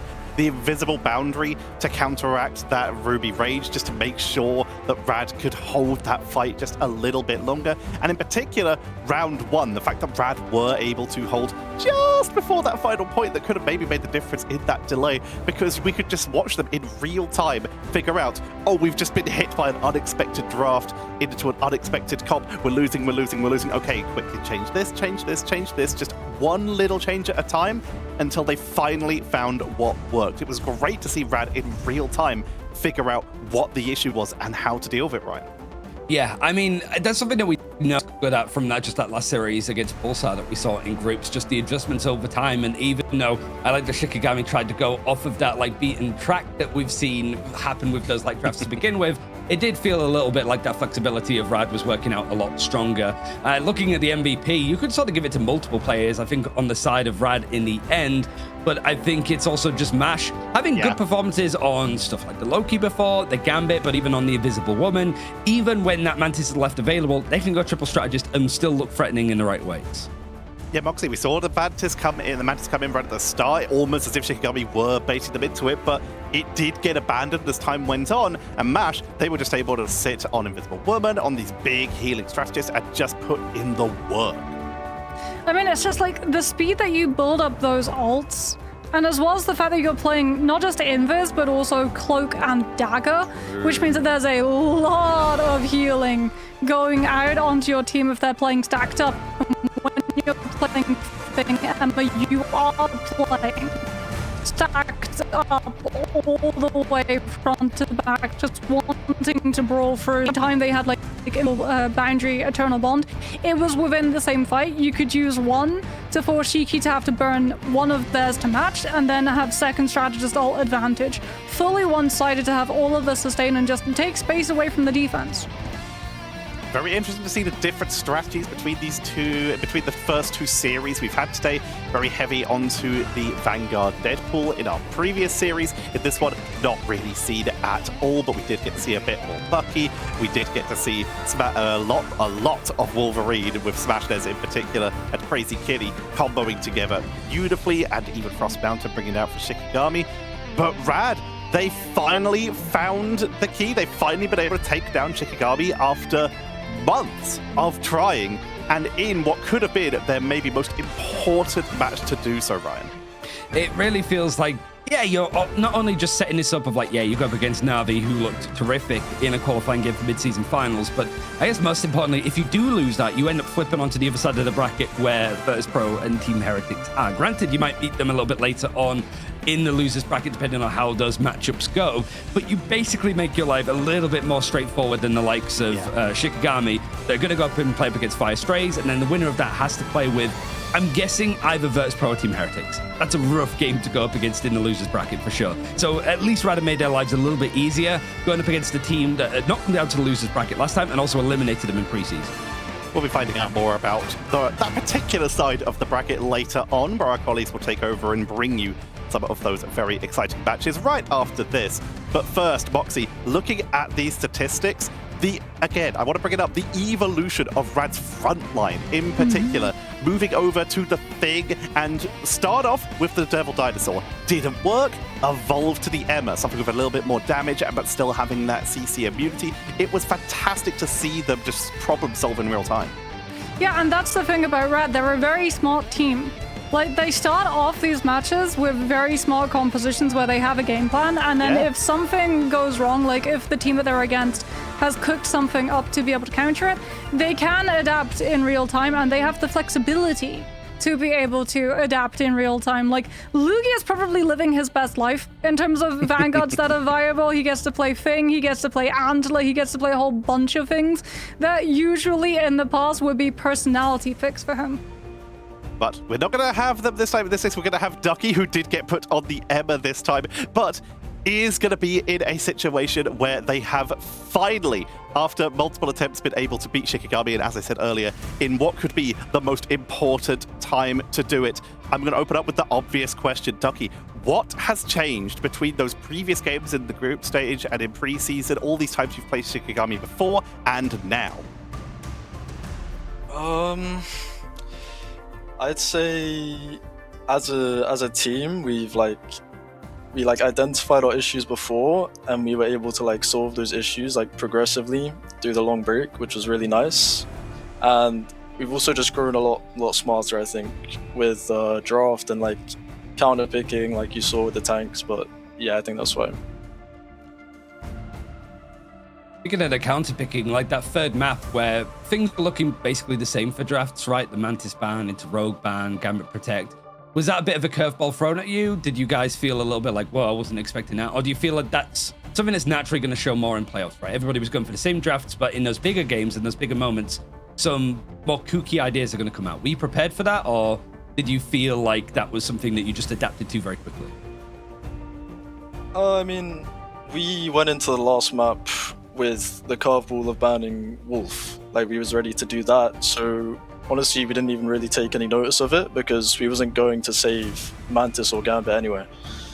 But I will say, going into playoffs, I did think more teams are going to ban Gambit against us, but I guess that's not true, but either way it's fine, we'll make it work.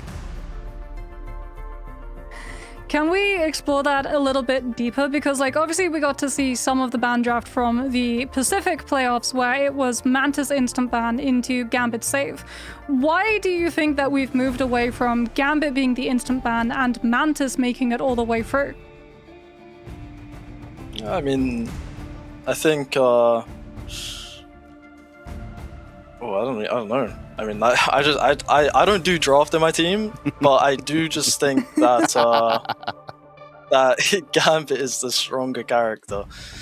But Mantis is obviously very strong too, so I don't know. I think it depends a lot on the maps and the players and how you want to play the game. There's like a lot of factors. Like, as you saw, we made Wolf save first, like a thing that worked. So yeah, I don't know. It depends a lot. I did want to ask about that. We obviously saw a lot of Crazy Kitty on characters like Black Cat during the group stage here, but that has been nerfed a little bit here. Was that disappointing, or were they just glad to get the Wolverine back? I mean, I think I'm very happy to have him on Wolverine over Black Cat. I love playing with Crazy Kitty Wolverine. It's like I don't even have to do anything. I just get like kills gifted to me. It's amazing. I'm not too worried about it. All right, well, the final question I will ask here is, you are moving on in the bracket, but your next opponent is going to be Na'Vi, former world champions and top of their group. Are you doing any particular specific preparation for them? We're gonna prep. I hope we're gonna prep a lot. We should prep a lot. Yeah, no, obviously we're gonna put our all into that match. Because obviously if we beat them, then we're straight into playoffs, and that would be amazing. But if we don't beat them, then hopefully we'll just do the lower bracket run, which I think we will. Looking for a lot of preparation, so we'll let you get to it as soon as possible. Ducky, congratulations on your win. Congratulations on finally taking down Shikigami, and good luck in your next series. Thank you. A fantastic performance from Rad. They said it themselves. They found their weaknesses, they've isolated them, and it really showed here. They continue an upper bracket run. Shikigami will be moving down to the lower bracket to try and continue it there, but we've already talked about just how scary that lower bracket can be here. Moxie, we have 2 series left coming up for today. So far, this has been a crazy day. Yeah, I mean, we'll be looking at those 2 matches. I think a lot of us will be looking at that last one, Pulsar versus yes. Heretics. Rad have been getting a lot of work done between groups and playoffs and have seemed a much stronger team off of it. I feel like Pulsar in that same situation could potentially be problematic for Heretics to take on, but we'll have to see how much work they were able to put in. But Ryan, we've seen the rise of Reason throughout the group stage getting better and better, but they're against VP coming up next. Are you hyped as I am? I mean, I feel like it's just seeing what kind of Virtus Pro we get. It feels like it has to be a dominant win for them. Otherwise, the naysayers are going to be out in full force going up against, like, potentially a Heretics or Pulsar game. Yeah, like, we'll see what Virtus Pro... I'm hopeful that they're going to make it to mid-season finals. They always bounce back, but if they don't, ooh, what's going to happen? But there's only one way to find out. That's it for myself, Tetra, with your casters Ryan Central and Got Moxie for today. We're going to hand it over to our fellow EMEA colleagues. But first, we're heading to a break so we can get them set up. Do not go anywhere. We have 2 more absolute belters coming up after this.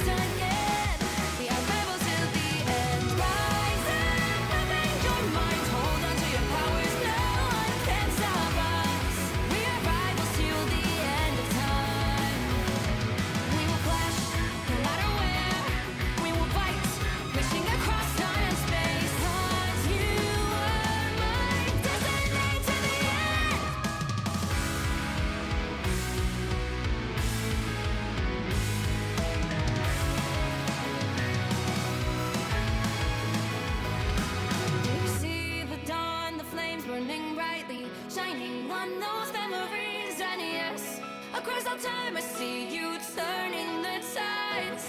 And do you see now our time, our turn? We can still fight like the wind and fire. And wonder no more that now is the only time your heart is mine. Light has fallen, darkness grows, and yes, we fight for our destiny and fate. New days smiling for the past and future. Break those chains, lead the way, fight with me. And when you Welcome back, everyone. We have a fresh set of faces and a fresh set of matches. I'm Vaudible. We got Leg Day and Lemon Kiwi to close out the show for today. Day number 1 has already been so hotly contested, so intense. The bans have been crazy. The meta's been insane. Leg Day, how have you been feeling so far about what we've seen?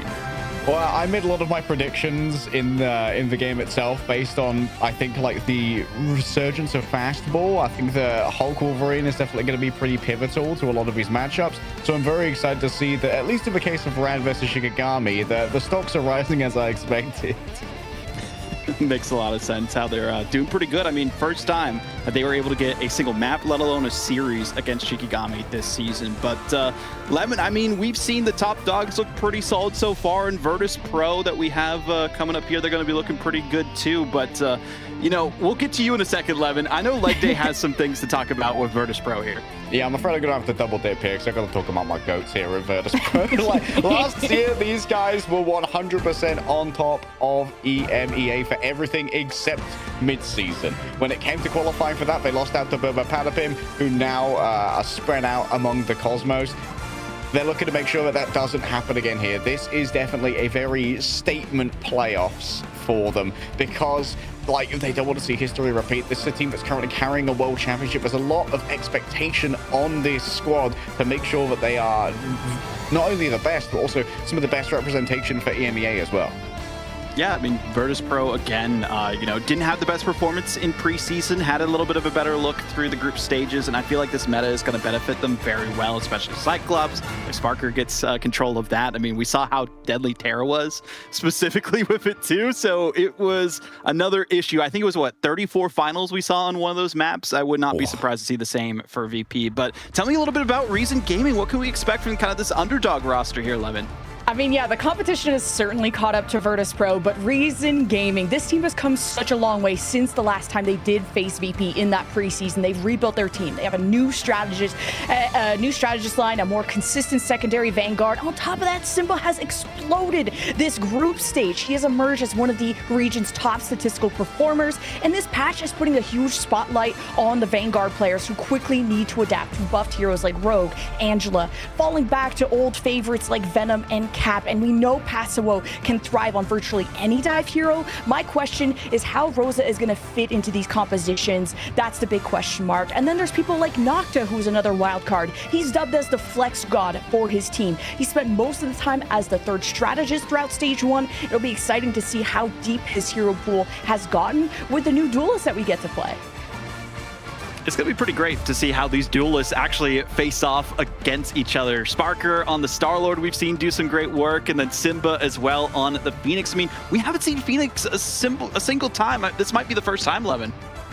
This is going to be such a fun matchup because I think Simba can absolutely deadlift this team. When it comes to like predicting Reason, you look towards Simba to be the ace up their sleeve. But Sparker was the best Elsa in that meta. He's been able to adapt and be at the top of his game when it comes to any hit scans that are dominating in the meta. But Sparker isn't just amazing as an individual, but it's how VP come together as a team. And Vaudible, you mentioned kind of their struggles through the preseason playoffs, maybe even stage 1 if you want to nitpick, but it's because of their lack of adaptation or just kind of being behind in terms of really reading the meta. And even Nevix claimed that in the interviews, because these constant meta changes is resetting the playing field, and that's why VP look as close as they do to other teams. Looking at the maps that we have here, Hell's Heaven, first time appearance during the playoffs. What can we expect, Leg Day? Hell's Heaven has always been a fantastic dive map. This used to be the favorite of Citadel back when they were together in EMEA. And it was one of the places where we'd often see like melee duelists come to the fore, but it's a brand new meta where it feels like melee has really fallen off via the will of Ziyong. And instead we're looking to see things like maybe the Daredevil or the Wolverine could be the survivors of that. We saw a lot of Cyclops come through already because Scott Summers is an absolute powerhouse. But for me, it's going to be all about these front lines. I want to see if Fincy is going to be able to have access to the cap, which thus far has been one of his primary tools for bringing VP space. Well, I'm going to give this one right back to you guys. We already see the Mantis bands coming through. A lot to expect for the series. I'm so excited, Leg Day, because especially Hell's Heaven is one of those niche domination maps that Groot can actually really excel on these choke points. It's very important, though, to be able to be in a position to defend initially, and Rosa has been one of those standouts when it comes to Groot. And I was wondering initially how his hero pool is going to be. I've heard he's learning new things to try and adapt to this meta, but if he can fall back to an old favorite like Groot, that could really be a boon for this team on Hell's Heaven. Yeah, having access to that group really can be very important for shaping engagements as well, trying to force out defensive cooldowns from strategists when your Vanguard gets stuck behind the wall. Cyclops going to be taken away from both of our teams here, prioritizing that Premier Duelist to be going in the bin for this one as Virtus.pro decide on their last protect. They still have access to a Star-Lord, but they are going to instead look towards Rocket Raccoon. So we might actually see a 2-2-2 from Virtus.pro here. And when it comes to Virtus.pro, I'm looking forward to seeing a Gambit composition. They were expecting to be able to play this more, and Saipe has been one of the top performers when it comes to that composition. If you ever allowed Virtus.pro to have the Gambit slip through in the stage 1, which you wonder how practiced some of these teams are, because it was the most banned hero when it came to the group stage. So Reason Gaming at least will be able to utilize theirs. And then there's also the factor of Loki, which Relaxing has a great one of. Of course, VP could try to have a Loki to just have more Raging Royal Flushes, but with Rocket out of the picture for one side, or at least protected on one, VP could also have the damage boost, the Cosmic Yarn Amplifier, so this is going to be really strong for VP. Yeah, you're very right to highlight the Loki here. Having two opportunities to use the Raging Royal Flush does mean that you're a lot more free with your timing for the Star-Lord Galactic Legend, so you don't need to necessarily wait to make sure that it's always going to be synced up with your Gambit themselves. It can sync up with a Loki instead. Virtus.pro, they're going to settle for one-sided Rocket, but I imagine Reason Gaming aren't feeling too bad about how the draft played out here, given that they are going to have access to that Loki. Virtus.pro, like, maybe there's a world where we see, like, the Winter Soldier come out versus the Loki. We've seen some teams like to use the Moon Knight as the doppelgangers are like pseudo-arcs. But Virtus.pro, they have a lot of room to experiment here to begin with. And there's been whispers that to replace Crazy Kitty, well, the Crazy Kitty being Black Cat, that people are falling back to the old favorite of Psylocke that really imitates that playstyle as that backline assassin that can go invisible, and you can kind of cosplay the Black Cat with the Psylocke, and one of the best Psylocke players was Sparker in that group stage. But we'll wonder kind of how many secrets will come out of anybody's sleeve. But Sparker falling back to the Elsa. Elsa was huge in the previous meta with Dino because of that percentage health, and of course the nice mobility to push back some dive, which Reason are going to fall back to Passimo on the Venom. He's been so confident on this hero. Okay, Relaxing going to go for the Luna instead of the Loki here. It's actually going to be mirrored on the other side. Dredger bringing out a classic Luna. This has been one of the more historical heroes for VP, who have been basically playing across all of the metas that we've ever seen in Fi, going to be on the Daredevil. And Nocta is on the Star-Lord. We were wondering if he's going to be the triple strategist. He goes back to Star-Lord, which was great, but the dive is relentless from Reason. Unbelievable setup. An anti-card from across the map coming through from Rashid to open up onto Dredro. They found themselves just unaware on the engagement. Fi still believes it's turnable though. The Duelist from VP trying to make something happen out of nothing. VP still have advantage when it comes to keeping this point contested because Cypher is pumping out some heals in their own right. And it won't take Dredro too long to return because of the ice skating back that's going to make that one happen. Rosa opens up a portal. Reinforcements for Reason, so that it's all about this fight for the opener here. That first control is so important on the objective, and you can see there's a crowding right now behind that central pavilion to make sure that you can keep this contested. Yeah, interesting to go for a portal this early. The cooldown should be back by either the end of this round or at the start. And Reason Gaming, they know this is winnable. It never got capped in the first place. And Star-Lord is perfect to combine with that Raging Royal Flush as Reason take angles. Sparker is going to mark that Star-Lord. Finally, the first Raging Royal Flush comes out for VP. Cyber had the advantage. Now they need to get onto the opposing Gambit to make sure that Rashid cannot match it. Great play here from Fi, working demon magic on the Daredevil. And that's going to be VP with the first cap, hard earned. And that's a difference of 5 to 10% between Saipe and Rashid. VP showing their prowess on a hero they have a lot more experience on, including the Daredevil, which, yes, got hit by Nurse in terms of the range of the dives. But when VP sync up Nevix and Fi, this was a composition, a play style that they really thrived in from not only the preseason, but the group stage. To be able to defend is huge when, of course, you have the fate of both worlds, but now the swing back from Reason. Oh, Nocta unwilling to combo with this for now, just trying to force out Drudro's ultimate. Nevix coming in on the other side with a Feast of the Abyss. Passo are going to be doing exactly the same, but who's going to chomp first? Teams begin to sink in. Nocta around the back. They're a little bit early on their play, though. The Glass Rocks is massive. Taken down. Simba absolutely destroyed by Drudro at range. Not a support, a strategist. And the strategy right now seems to be hit the shot Sparker, trying to find someone, but all of Reason have scattered away from the scary beast. The Apex Predator is has cleared the wildebeest from the lands for now as Reason start to get their own progress towards the point. But what they did is left Rashid unattended, and Fi is more than happy to try and hunt down that Gambit.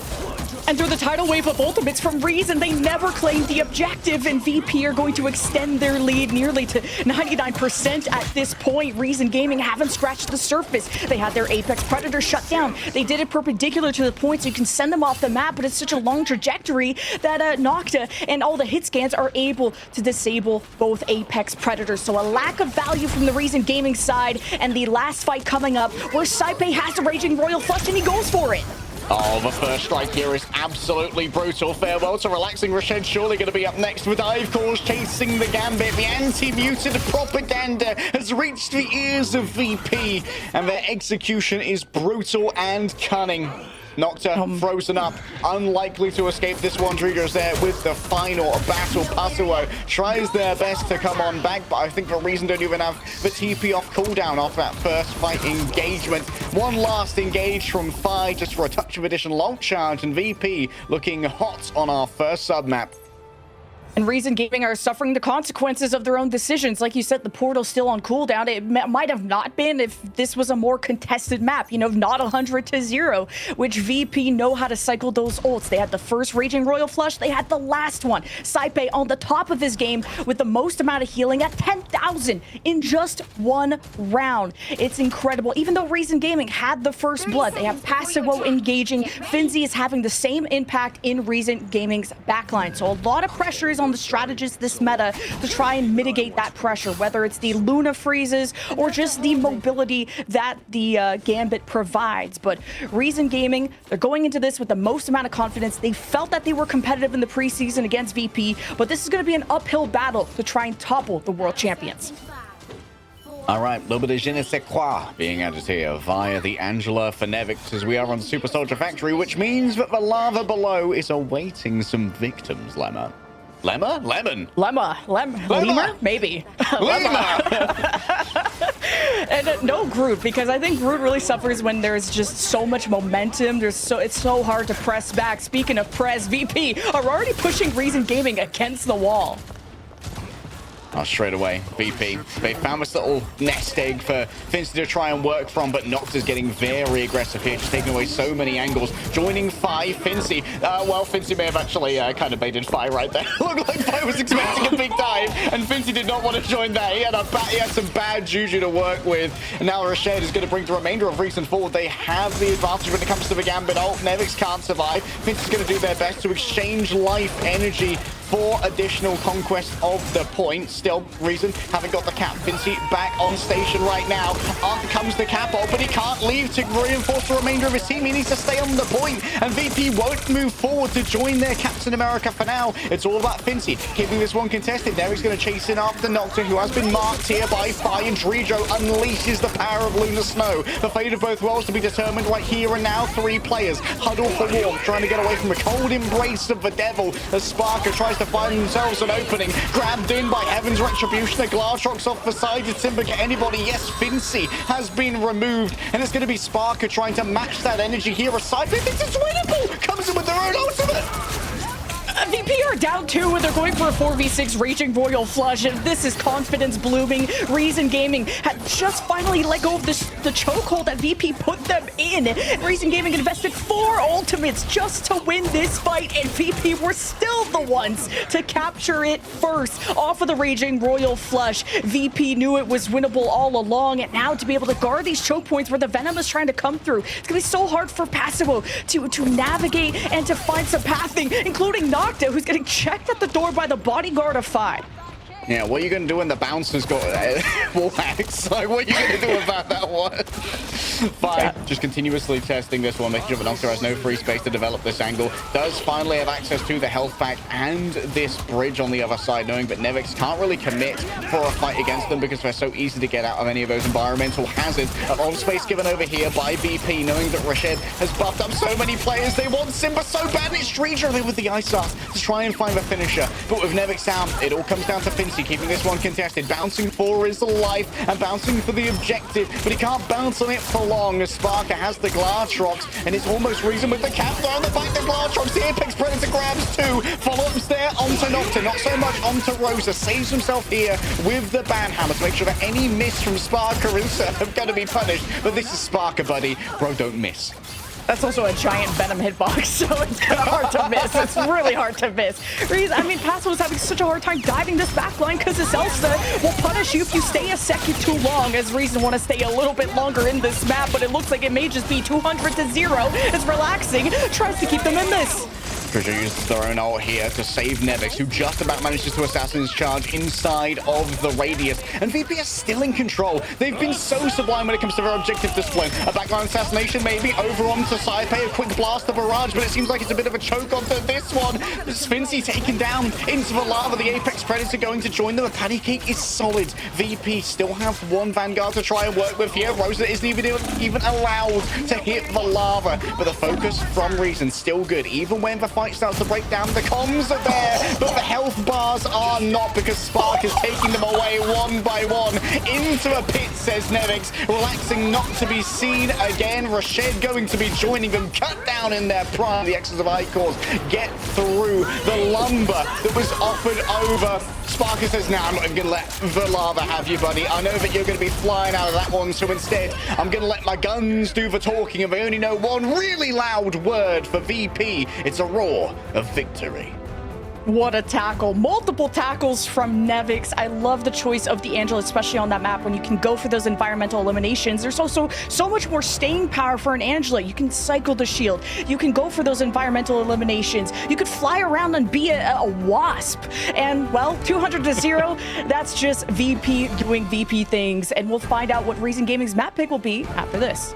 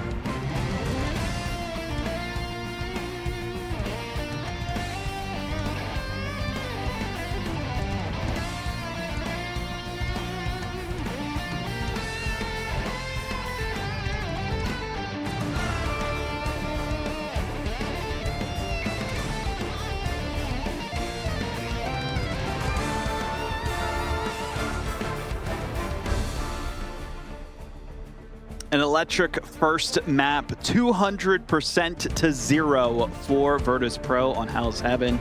Back like they never left before, and Reason Gaming looking for some answers. Maybe the band draft will be the way to do it, but leg day, I mean, my question for that specifically, is it going to be more of a priority towards, you know, the Daredevil? We saw some of that in the first maps, or you'd say the Captain America going forward?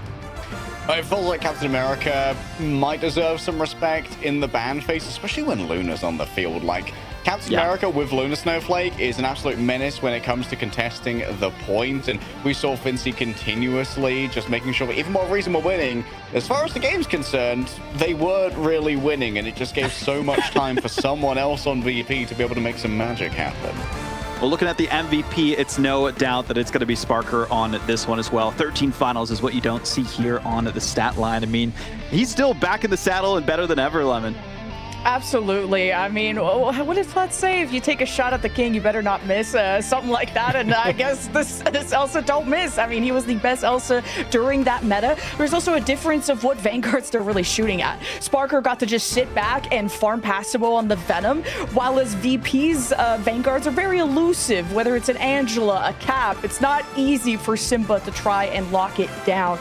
But there's also a difference of those final hits where Sparker's hitting those double digits, I think at 16 versus the single digit on Simba's side. That's the big hit scan matchup we're watching for, and I didn't see the same value of the Apex Predators on Reason Gaming side. You'll get to see those final hits here, and not always connecting on a target that is so critical. You need to at least get one with that Apex Predator. You could tell that Simba's feeling the pressure to try and go up against Sparker, who's 25-0, by the way.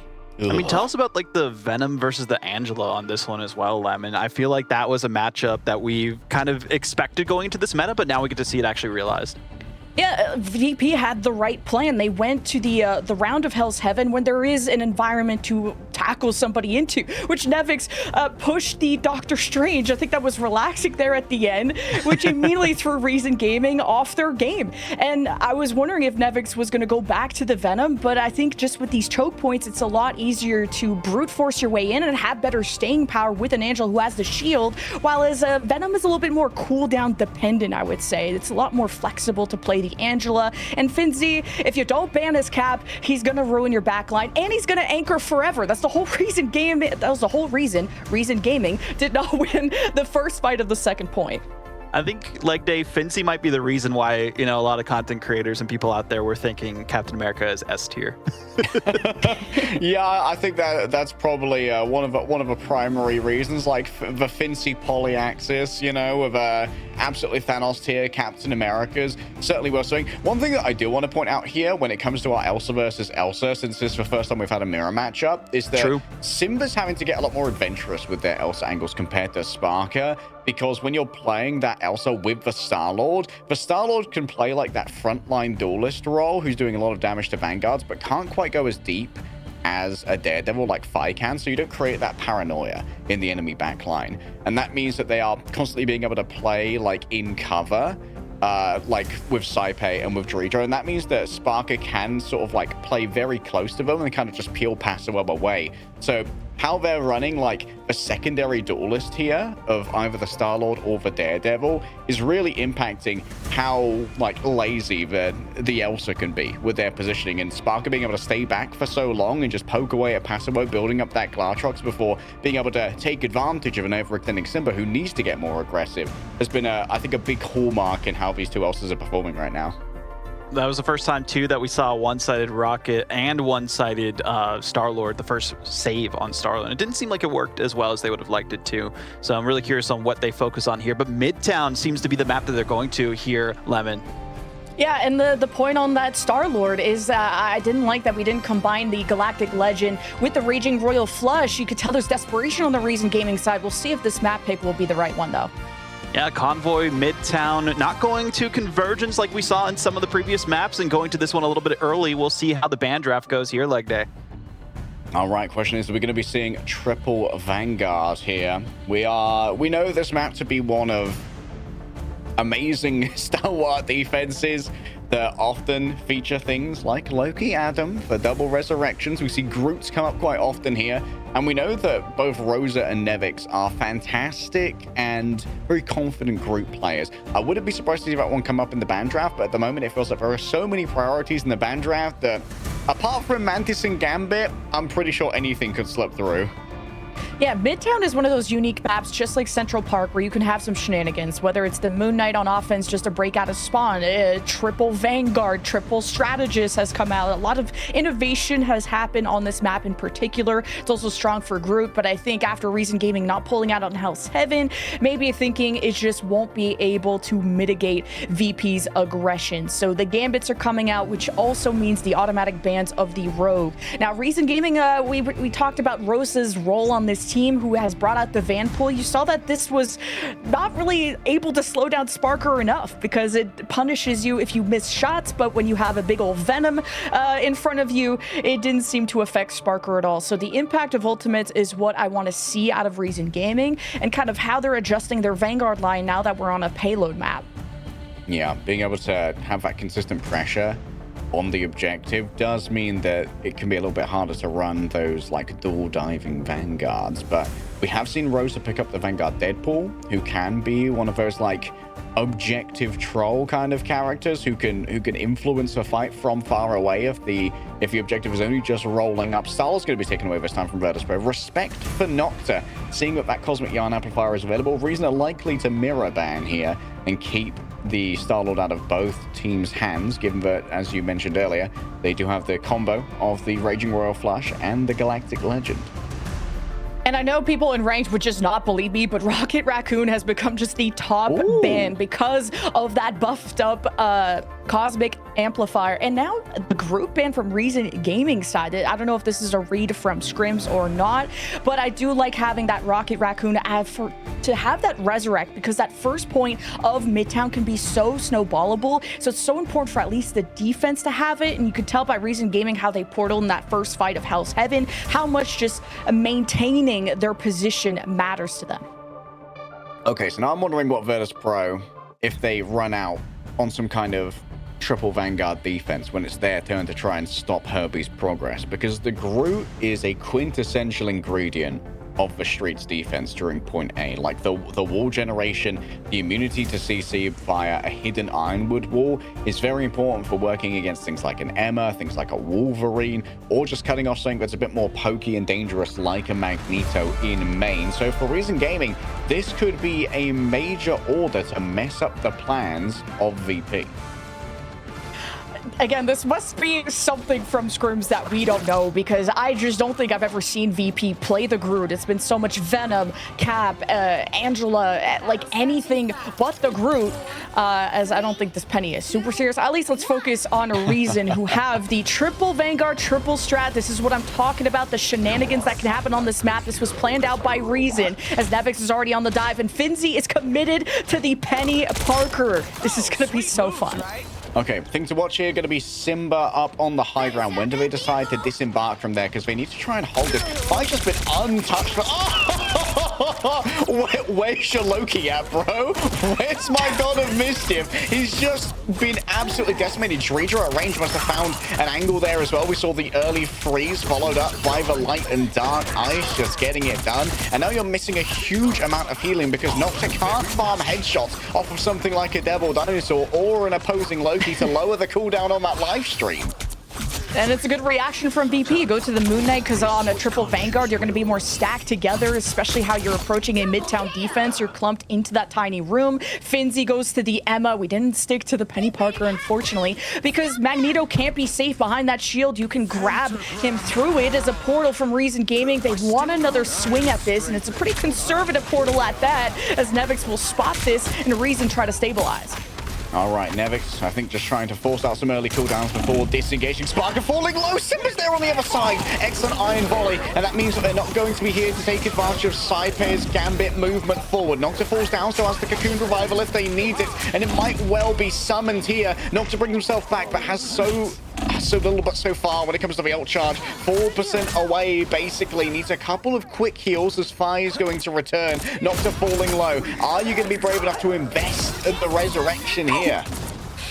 And you have Nevix also feasted the Abyss in the backline, by the way, so Reason Gaming's Vanguards did not survive the storm. And speaking of storm, it's already a first point capture from VP, even through the portal. The very chunky Vanguards, and the whole reason you run the triple Vanguard is so you can build up strategist ultimates faster. And now they just come up, but it's almost too little too late, as Simba now goes to finally a duelist. Reason Gaming need damage. They need something to punish Nevix, because he is just ruining this backline.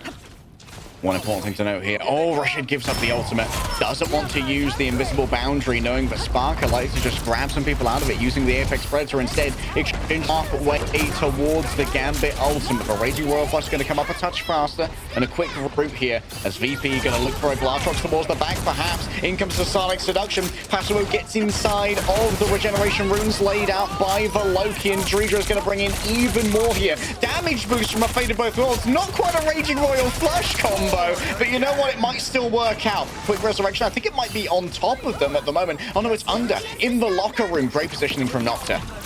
And VP are just going to ignore it. They'll keep on pushing. This could be a strong point for Rose's groupie, and looking forward to seeing one of his specialties. And how about this? We got a Raging Royal Flush dupe from Relaxing to suppress VP, who have disengaged at the perfect time in the perfect spot. No eliminations come out for Reason, but maybe a breath of fresh air is kind of what they need. But that's some hard cope if you're not able to win a decisive fight off the Raging Royal Flush. But hey, you got version 2. Rashid just earned his, so Reason could start cycling.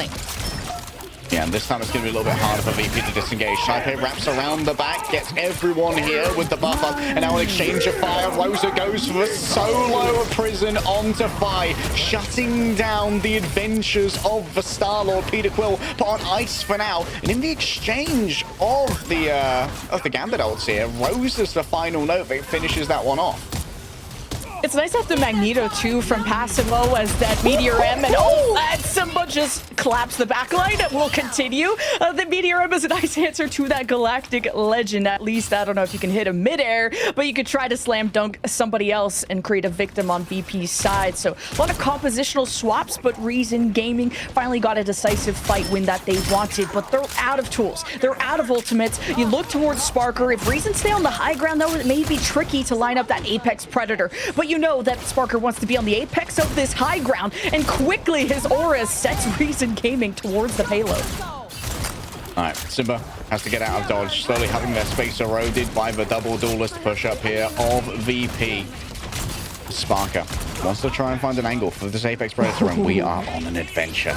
Trying to get in onto Nocta. As Markman for now comes in with the Monster Piercer. A lot of space going to be grabbed here by the Cosmic Yarn Amplifier. It's already taken down. Oh, everyone's antied. They're laying up and they're shut on down. Sparker's there with the finish of a Glatrox. Gets its meal. It's an all-you-can-eat buffet, and they're going to be chewing on Reason, as it's going to be a second point grab for Virtus Pro. The awareness for VP to still focus down Nocta, who was on the Atom, and now swapping to something else because he didn't want a chance for that Apex Predator to get all these eliminations and to get all rezzed up by Reason. So now you got the Rocket. Finally, we're using the Rocket after protecting it, so that extra res may help Reason Gaming get back on their feet. Nocta, we haven't seen the Psylocke since preseason, but that was something that he performed really well on. Rosa strangling Prison, look towards VP to, I guess, initiate off the Raging Royal Flush. All right, Nocta towards the back is going to try and just peel off this Venom, doing a similar job to what we saw Sparker do in the map previous. The hunt is on for Sparker. It's not a monster that they're hunting this time, though. It's just little Rocket Raccoon. And, well, Nocta's already bitten off more than they could chew. Has to go back and get a little bit of additional healing, get Rashid even closer to that ult. It's going to be hard for Nocta to assassinate this backline. I mean, Rocket and Gambit are so mobile. It's really going to be hard for him to get these executions quickly, as Rosa's trying to play this from front to back, but Finzi is dealing with that well. All right, up towards the sky. Fi tries to shut down everything onto Saipe. Nocta just with the solo dance of the butterflies and is waiting for them to escape. Fi has the crosshair trained. Now the answer is for Rosa. Do you want to invest here? It's going to be a Meteor M towards the back, fully charged, but not really that accurate, unfortunately, and so cannot claim either of the duelists. Yeah, especially with that extra buff to Magneto's ultimate, you have more time to generate some damage, but VP are reset, and they have the Cosmic Yarn Amplifier along with Relaxing. The placement of this is key. Relaxing and Dredra will exchange.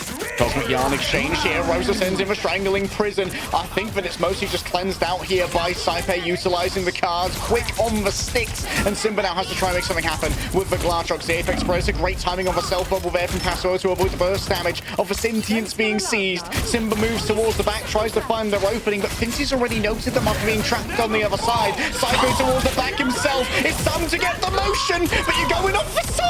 What a cancel there from Simba. Fincy's off, Saipe's down, and that means VP have lost their buffs, but they're still in control of the cart because Reason don't have any vanguards right now. Has to be Nocta stepping up. Simba's going to get quickly resurrected by the battle recall beacon. Rashid can't stick around. Fincy begins to open the pentagram of Farala, but they might be late to the party. Reason win in terms of attrition here as Rosa and Paso are back onto the point, but only relaxing to heal them for the moment. Desperation as the shield of Icors is raised, and Reason might well have held this at the final moment. Oh, but Fi got a pick, so VP can take a swing at this, and they're so gutsy for going for these 5v6 fights from even Saipe going to the backline. The Apex Predator there too, but VP finally got punished. Defensive respawns go in favor of Reason as they want to clap back with the Raging Royal Flush. Rashid trying to open it up. A Raging Royal Flush is good. Nocta in the back with a Dance of the Butterflies, but there's no one inside of it. It was an easy escape for Saipe, who just uses their Bayou Bash to get away, eating through. Paso manages to find Sparker, but you've got to keep your eyes on the card right now. VP is still in control of it, and the Cosmic Yarn Amplifier has been deployed by Dreejaw as well, moving towards the back. It's all about the targeting now from Paso. Nevix has to stay on the objective no matter what, but a quick swing away into a frenzied arrival is just the milliseconds needed for VP to have their offense slip through their fingers. Time to switch things up. Not getting towards the end, but still a valiant push. I mean, Reason Gaming, like I said, have the defensive respawn advantage. They try to leverage so many different compositions, from the triple Vanguard, triple strat, knocked on the Psylocke, shut down every step of the way, to Rosa not having a decisive win playing this front to back against an EMEA, against Magnetos, whatever it is. At least you can commend the adaptability of Reason Gaming, but VP one step ahead, marking where the Atom Reses are going to be, constantly chasing this backline. If it's not Saipe, it's Sparker, just going over fences to reach these strategists from Reason Gaming. It is just always a spectacle to watch Sparker and how he paths throughout these fights, even with Saipe utilizing the mobility of the Gambit to go over fences, for example, to go towards the defender's respawn. Although the stall from, for example, the Angela and Reason is what set VP back and maybe was kind of what stopped the push, but Reason Gaming now have to replicate that kind of offense, and it's going to be really difficult to do on a map like this. Dude, the L in Simba 9L's name stands for LeBron. This guy's currently 10 out of 16 final hits. Absolute deadlift.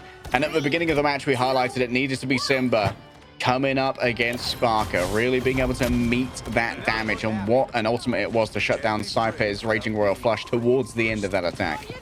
An info advantage using this Daredevil, the same advantage that VP had on Hell's Heaven due to this. So knowing where this Wolverine is going to be gives VP a heads up so that he Nocta can't get as much value. And Wolverine isn't something we've seen a lot from this guy, but he is coined the Flex God by his own teammates, so he could play anything, but what mastery, we will see. All right, soft dive there from Nevix. Gonna have to play a little bit more slowly now as Nocta, just make sure that you can't stay as close to the edge as you would like. Looks towards the back, and you can see that Nevix is just constantly soft diving. Doesn't really want to commit to this. Nocta can't quite connect the frenzied arrival. And watching Nevix carefully, he really has to sync up, and I guess can just do it all on his own. Fi will be by his side, and you already claim a strategist from Reason Gaming. Relaxing, will be back soon, but going after him first also denies the res, so Reason Gaming are very slow to get some progress right now as they posture and look for opportunities off of Passivo, who has to leave so quickly so he doesn't get punished. May actually be a style of defense that Reason haven't scrimmed against too much here. We're used to like triple Vanguard defenses, and that obviously has been shut down here by the Groot not being available due to the bans of Reason. Spark has just been able to pelt away with the element guns from high ground, and so has access to the ultimate. And Passwell using the natural climb so he can use his swing to get out. He's already popped his extra health, and Reason Gaming have slow progress, but it's VP that always fall back to the high ground, so they're able to begin these fights, and what a journey Nocta brings this guy on. Oh, what a cleanse as well from Saipe, removing that CC midway through the dash. In comes a Meteor Ram, an easy flip away from Spark. It was too telegraphed, unfortunately. Rashid, oh, he tested it. Seems like he's managed to survive. I'll respect it for now, as he does have access to his own Gambit ultimates. Simba once again. Did Nevix just... Oh, no, not the Ajax Venom, bro.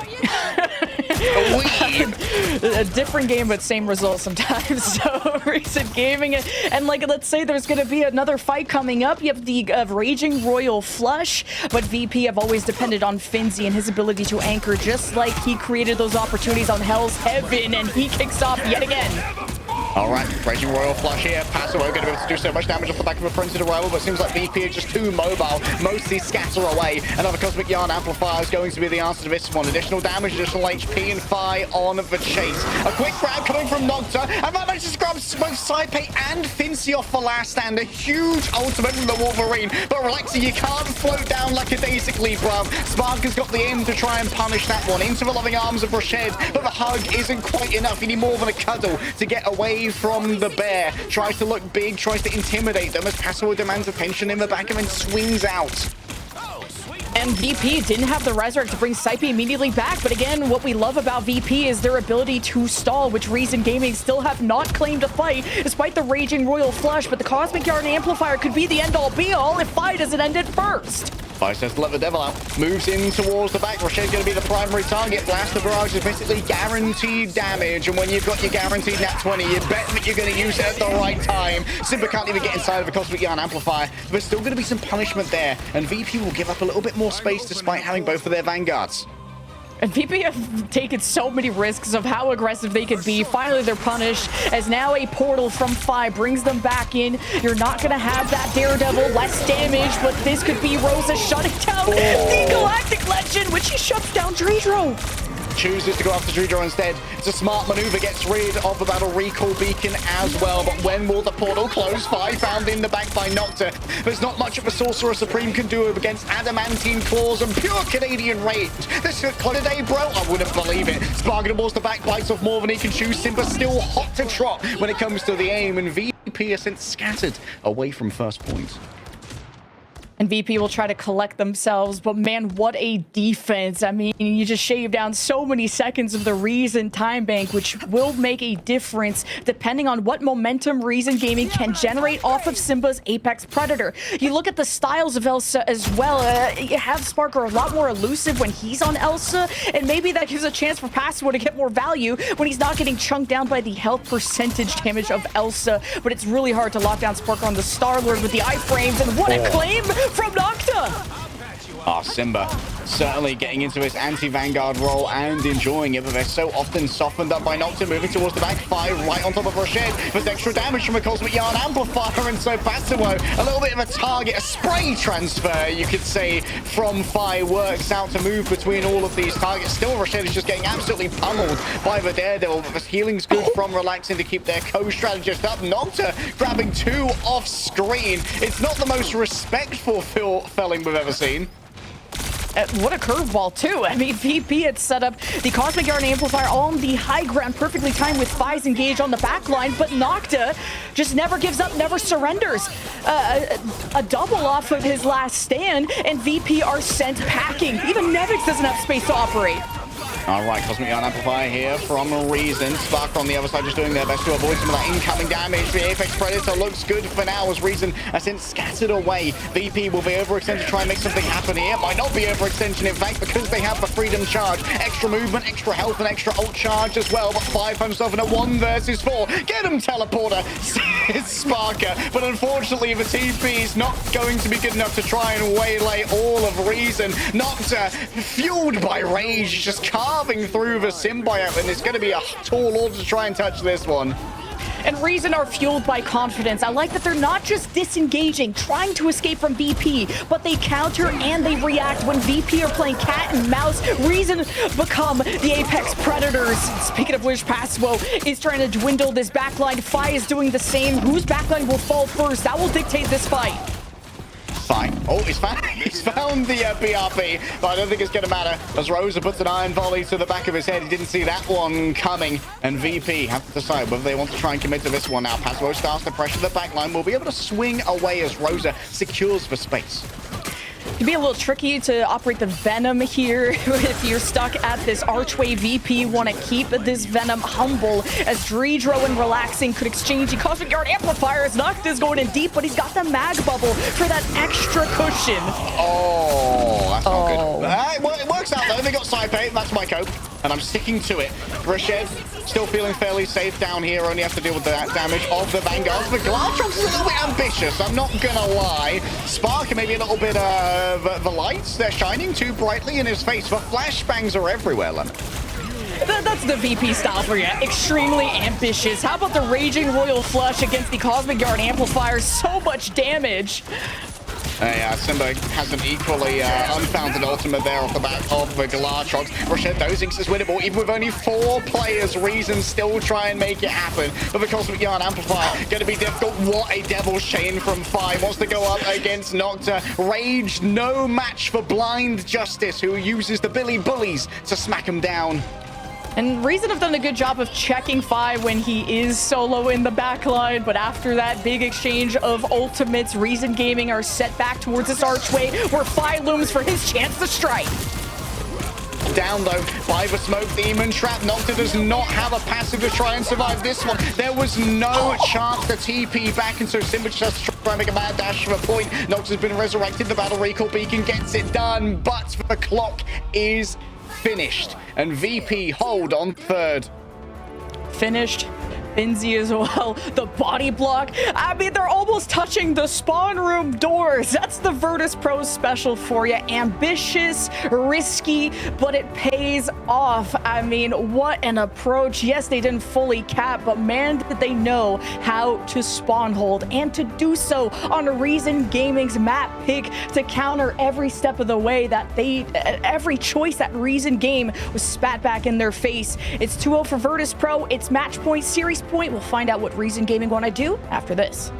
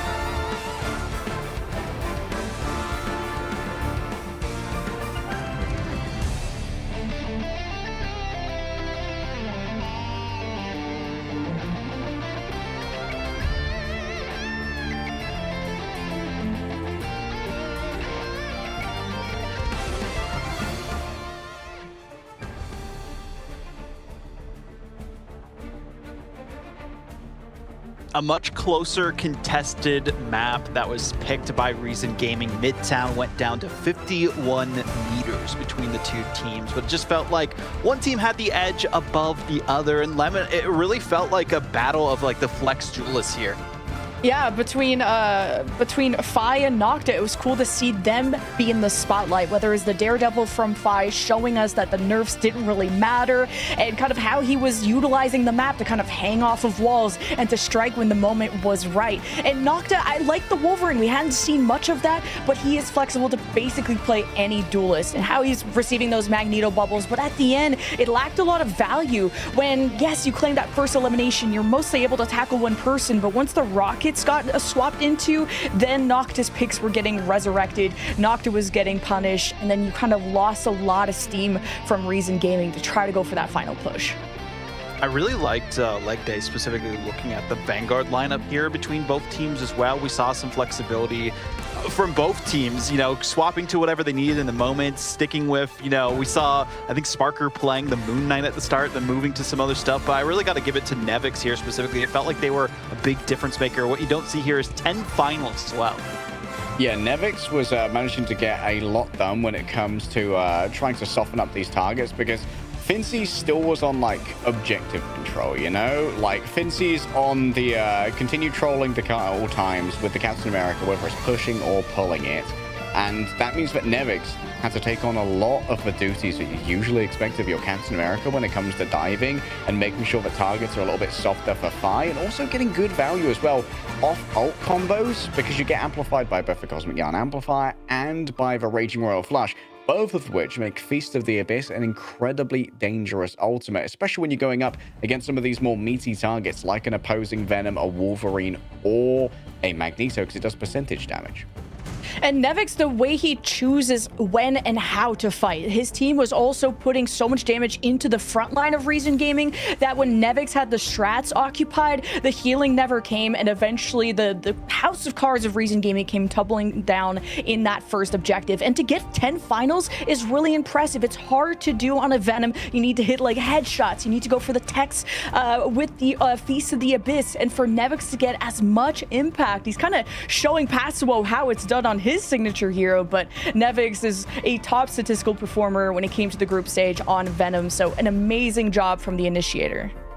Gotta give a shout to Simba as well, going toe-to-toe with Sparker, sticking on the Elsa for the most part, and getting 17 finals, the exact same there as well. So really stepped up for their team. The duelist lineup is what they needed to, and that was the main difference maker to me, at least, on that Reason Gaming roster. The flexibility, of course, you know, to swap to whatever you needed to, but also just locking down when possible. Just unfortunately, you know, you're playing against the former, or I guess reigning world champions still, but not, you know, EMEA champions from what we saw in preseason in Virtus Pro, and they're good for a reason. So we'll see if they can go for the 3-0, or if Reason Gaming are going to be the ones to, you know, lock things down and get their first map win of the playoffs here, especially depending on the map that we go to between these teams specifically. That's what I'm kind of interested to. I mean, Lemon, what would you go to in this instance? Clearly, Reason Gaming have special strats, very special. The triple strat, triple Vanguard. They chose Midtown for a reason. I mean, you could even see the Central Park from Reason. They like to pick that when Rosa had the Groot, which made an appearance. But, you know, when you're going up against Finzy's Cap or other backline threats, that Groot isn't the best peeler for that. It's much more of a front-to-back Vanguard. So Rosa's had to adjust, even going to the Magneto to be more selfless. So we'll see what Reason Gaming have up their sleeve. There's so much preparation between the month of group stage to now that Lower Manhattan is in the cards.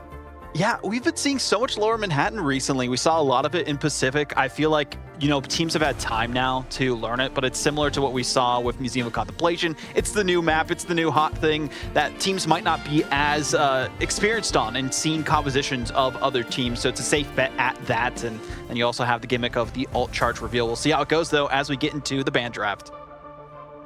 Feels like the alt charge reveal might be better for teams that aren't quite as established like Reason, compared to a team like Virtus Pro who've been around for so long that we expect their alt tracking to be pretty much second nature and sublime right now. So maybe this can try and tighten up an informational gap between the two teams, Lemon.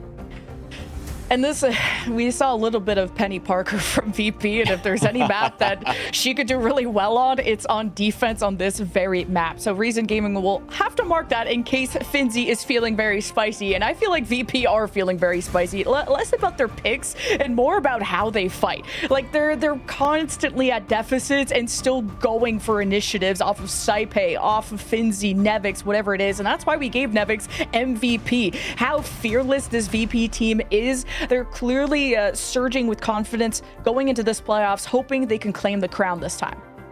Yeah, like VP have certainly sort of internalized a winnable mentality, right? Like we see 4 versus 6, we're like, yeah, that's just about fair on them. I guess we can ult now. It's been a lot of swagger from VP as we seem to be going through the same ban cycle again. The first 4 are generally the same, but now Virtus Pro can choose how they wish to pivot.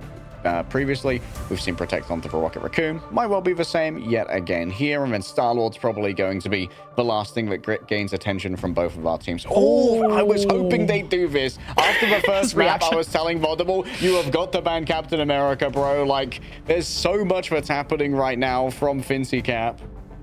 And Cap has been a top ban against VP when it comes to Museum of Contemplation and other maps such as, and it's kind of affected VP. I've wanted to see more Vanguard bans against VP because maybe the whole game plan revolves around how their engages begin, which is dictated by the Vanguards, whether it's Venom, Angela, Cap, whatever it is. So we'll wonder what the Finzi backup plan is going to be, which we've seen a lot of EMEA from him today, which is such a good frontline anchor, deals well against other Vanguards with that percentage health damage, and with the Rockets having some staying power, you need to be able to maintain your position, and EMEA needs targets at all times to be able to maintain her energy and damage.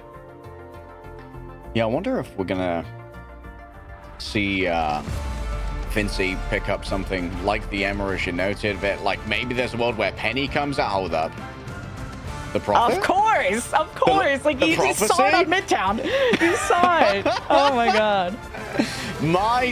Like, this is great when you're expecting that maybe Nocta's going to bring out that Wolverine again. You've got an easy escape off the back of your F with Penny, and it also makes, like, engaging into this a little bit more difficult. I wouldn't mind seeing Nocta, upon seeing this Penny, swap over to the Winter Soldier, because we know that's in Nocta's pool, and pulling Penny out of her Cyberweb snares is imperative.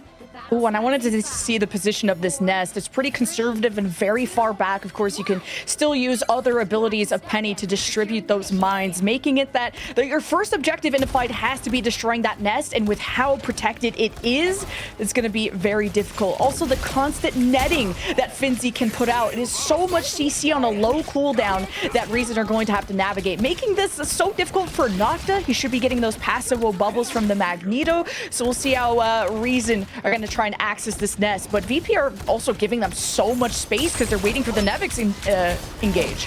Yeah, Finzi actually reset his own nest here. Remember that inside of that nest as well, everyone's going to be receiving a lot of healing and speed boost as well, which is going to help with your 1v1 duels because they become like 1.1 versus 1. Fire's already tried to make the engagement happen. The reflect, not quite going to be punished as Rashad tries to go for a quick knockback. And you can see that Nevix is demanding a lot of attention here, taking a bunch of damage, but that's going to be converted into Strategist Ultimate Charge. Simba's finally found their angle, but the follow-up is solid. That was a mine onto Relaxing. I thought that it was Simba who fell down, but it would appear that someone's tripped and fallen over.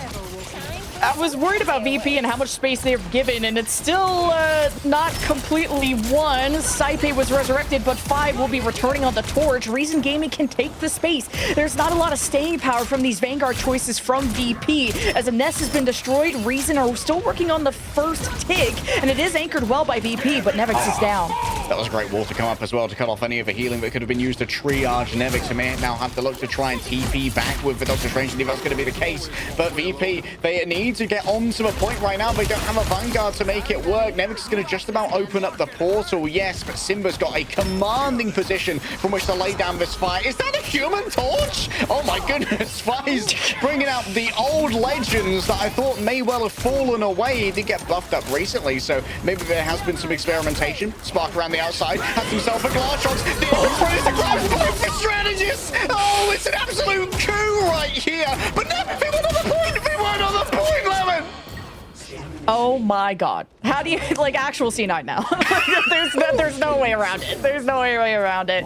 VP on fire, but at least in a good way now that they have Fi on the torch. So it almost demands a lot of attention from Simba on the hit scan to make sure that this torch doesn't control the area so much. Rosa doesn't want to stick on the Groot. You know, Wood does not do well against fire, so Rosa will look to tackle people. But when Finzy's on the Emma, we expected this change. The diamond form may just prevent him from getting claimed by anyone who could pull him in. Yeah, there's a lot of that going around right now between the Assassin's Charge of Angela and the Leap of Wolverine. For now, Drujo just democratizing the healing. Has the Cosmic Yarn Amplifier good to go. Finzy's got a commanding position and Nocta cannot escape. The Feminine Wiles of Emma are too strong for someone as yearnful as Wolverine. Out comes the Cosmic Yarn Amplifier. Relax is going to drag forward the rest of Reason here, and Fire has to make sure. And has to try and make moves towards the back. Big stun onto Nocta. Revenge grabbed by Nevix. Plenty of healing to keep him sustained as he retakes position onto the car. That's an important point that Reason Gaming aren't really running a shield that can stop Finzy's Psionic Seduction. They're relying on the natural cover of the map, and VP invests not only that, but the Eye of Agamotto and much more. And without the Strange team up, though, Nevix isn't going to have that really good pull that Doctor Strange can drag people in, especially as someone like Passivo. Any kind of limitations to his mobility will make this Angela a non-factor. It's Reason Gaming now step forth and look to build towards the Raging Royal Flush. Supernova good to go. Counterplay to it, going to be somewhat limited, but raw healing might well get it done here, as Reason just elect not to move too far forward, waiting out Fi's overall damage.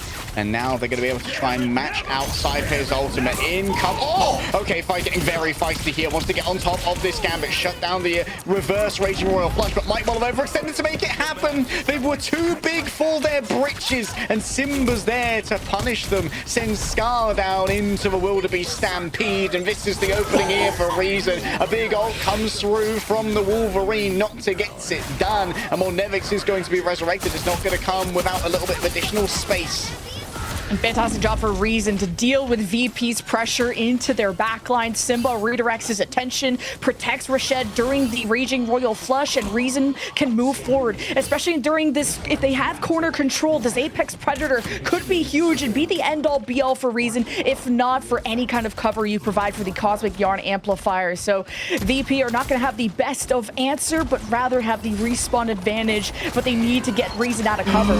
Unbelievable grab coming through from Nocta right there, but the follow-up is going to be stopped by Finzy with all of these grabs off the back of a Sonic Seduction. Yeah, Nocta's going to be punished. Sparker might want to cook here off the back of the Glass Rocks. An exchange of Cosmic Yarn Amplifiers. Up to the sky goes Rosa. Extra damage from the Meteor Rim, but Sparker's good when it comes to the dodge. Good for the gather, good for the gander, good for a movement elsewhere. Sparker looks for a victim now, but the Apex Predator, it may well smell blood in the water, but knows that this might not be the ideal time to deploy. Still feisty round the back. Rashid would be the optimal target here, as anyone else could be cleansed. They got the Gambit. They're following up with the Monster Hunter. There's even more to this ride, and you're just about tall enough to get on, buddy. Oh my god, yeah, standing tall is VP, and Simba just completely misses the Apex Predator. This continues to be a trend in this series, taking it at a diagonal angle instead of really leveraging the lanes that Reason Gaming were controlling initially. You could tell that Finzy's Psionic Seduction caught Reason by surprise. They had to bail out Nocta, he gets resurrected, and Reason are feeling the pressure of having to come back into the series with less than 30 seconds to go. It is Saipe 10% ahead of the Raging Royal Flush, and you don't have Nevix though. Mid-air assault is brutal. Saipe can't save them. The battle recall beacon is going to be taken down here, but look at all the damage is coming through. What in the world? VP, the Raging Royal Flush gets so much value despite the early pick they found. There's 4 seconds in it. Reason need to get to the car, but there's no one there. Passivo's attempt. The gauntlet run was shut down. You ain't taking down the Death Star this time, bruv. As VP hold on second. There really is a big difference of Elsa approaches. Sparker, when he goes for Apex Predators, he's on the flank, and he seems to just go unchecked. He's just mastered the abilities of being mobile and knowing when to strike, when Reason are down Magneto cooldowns, if the Rocket is out of mobility cooldowns. Reason Gaming just haven't had an immediate answer to Sparker, whether it's Reason already engaging or just kind of Sparker being able to isolate those strategists. He's always getting value with these Apex Predators, and I really thought Reason Gaming had generated enough momentum to at least capture second point. They were pushing VP to the edge, but just not able to confirm these executions that they desperately needed to get VP on the back foot. And it's Finzi who's actually acing right now, 16-1 on the EMEA. These Psionic Seductions were a huge part of suppressing Reason and any aggression they were trying to put out. Yeah, Finzi just being able to build up all of that Psionic Beam energy as well just makes it so difficult for Passo and Rosa to be able to stand on business. You know, you're just burning people down on EMEA once you get going. The longer these fights go on, the better off you are. And that's where Nevix's kind of interdiction with the Angela really buys time for Finzi to get going and continuously be that thorn in the side of Reason's front or midline.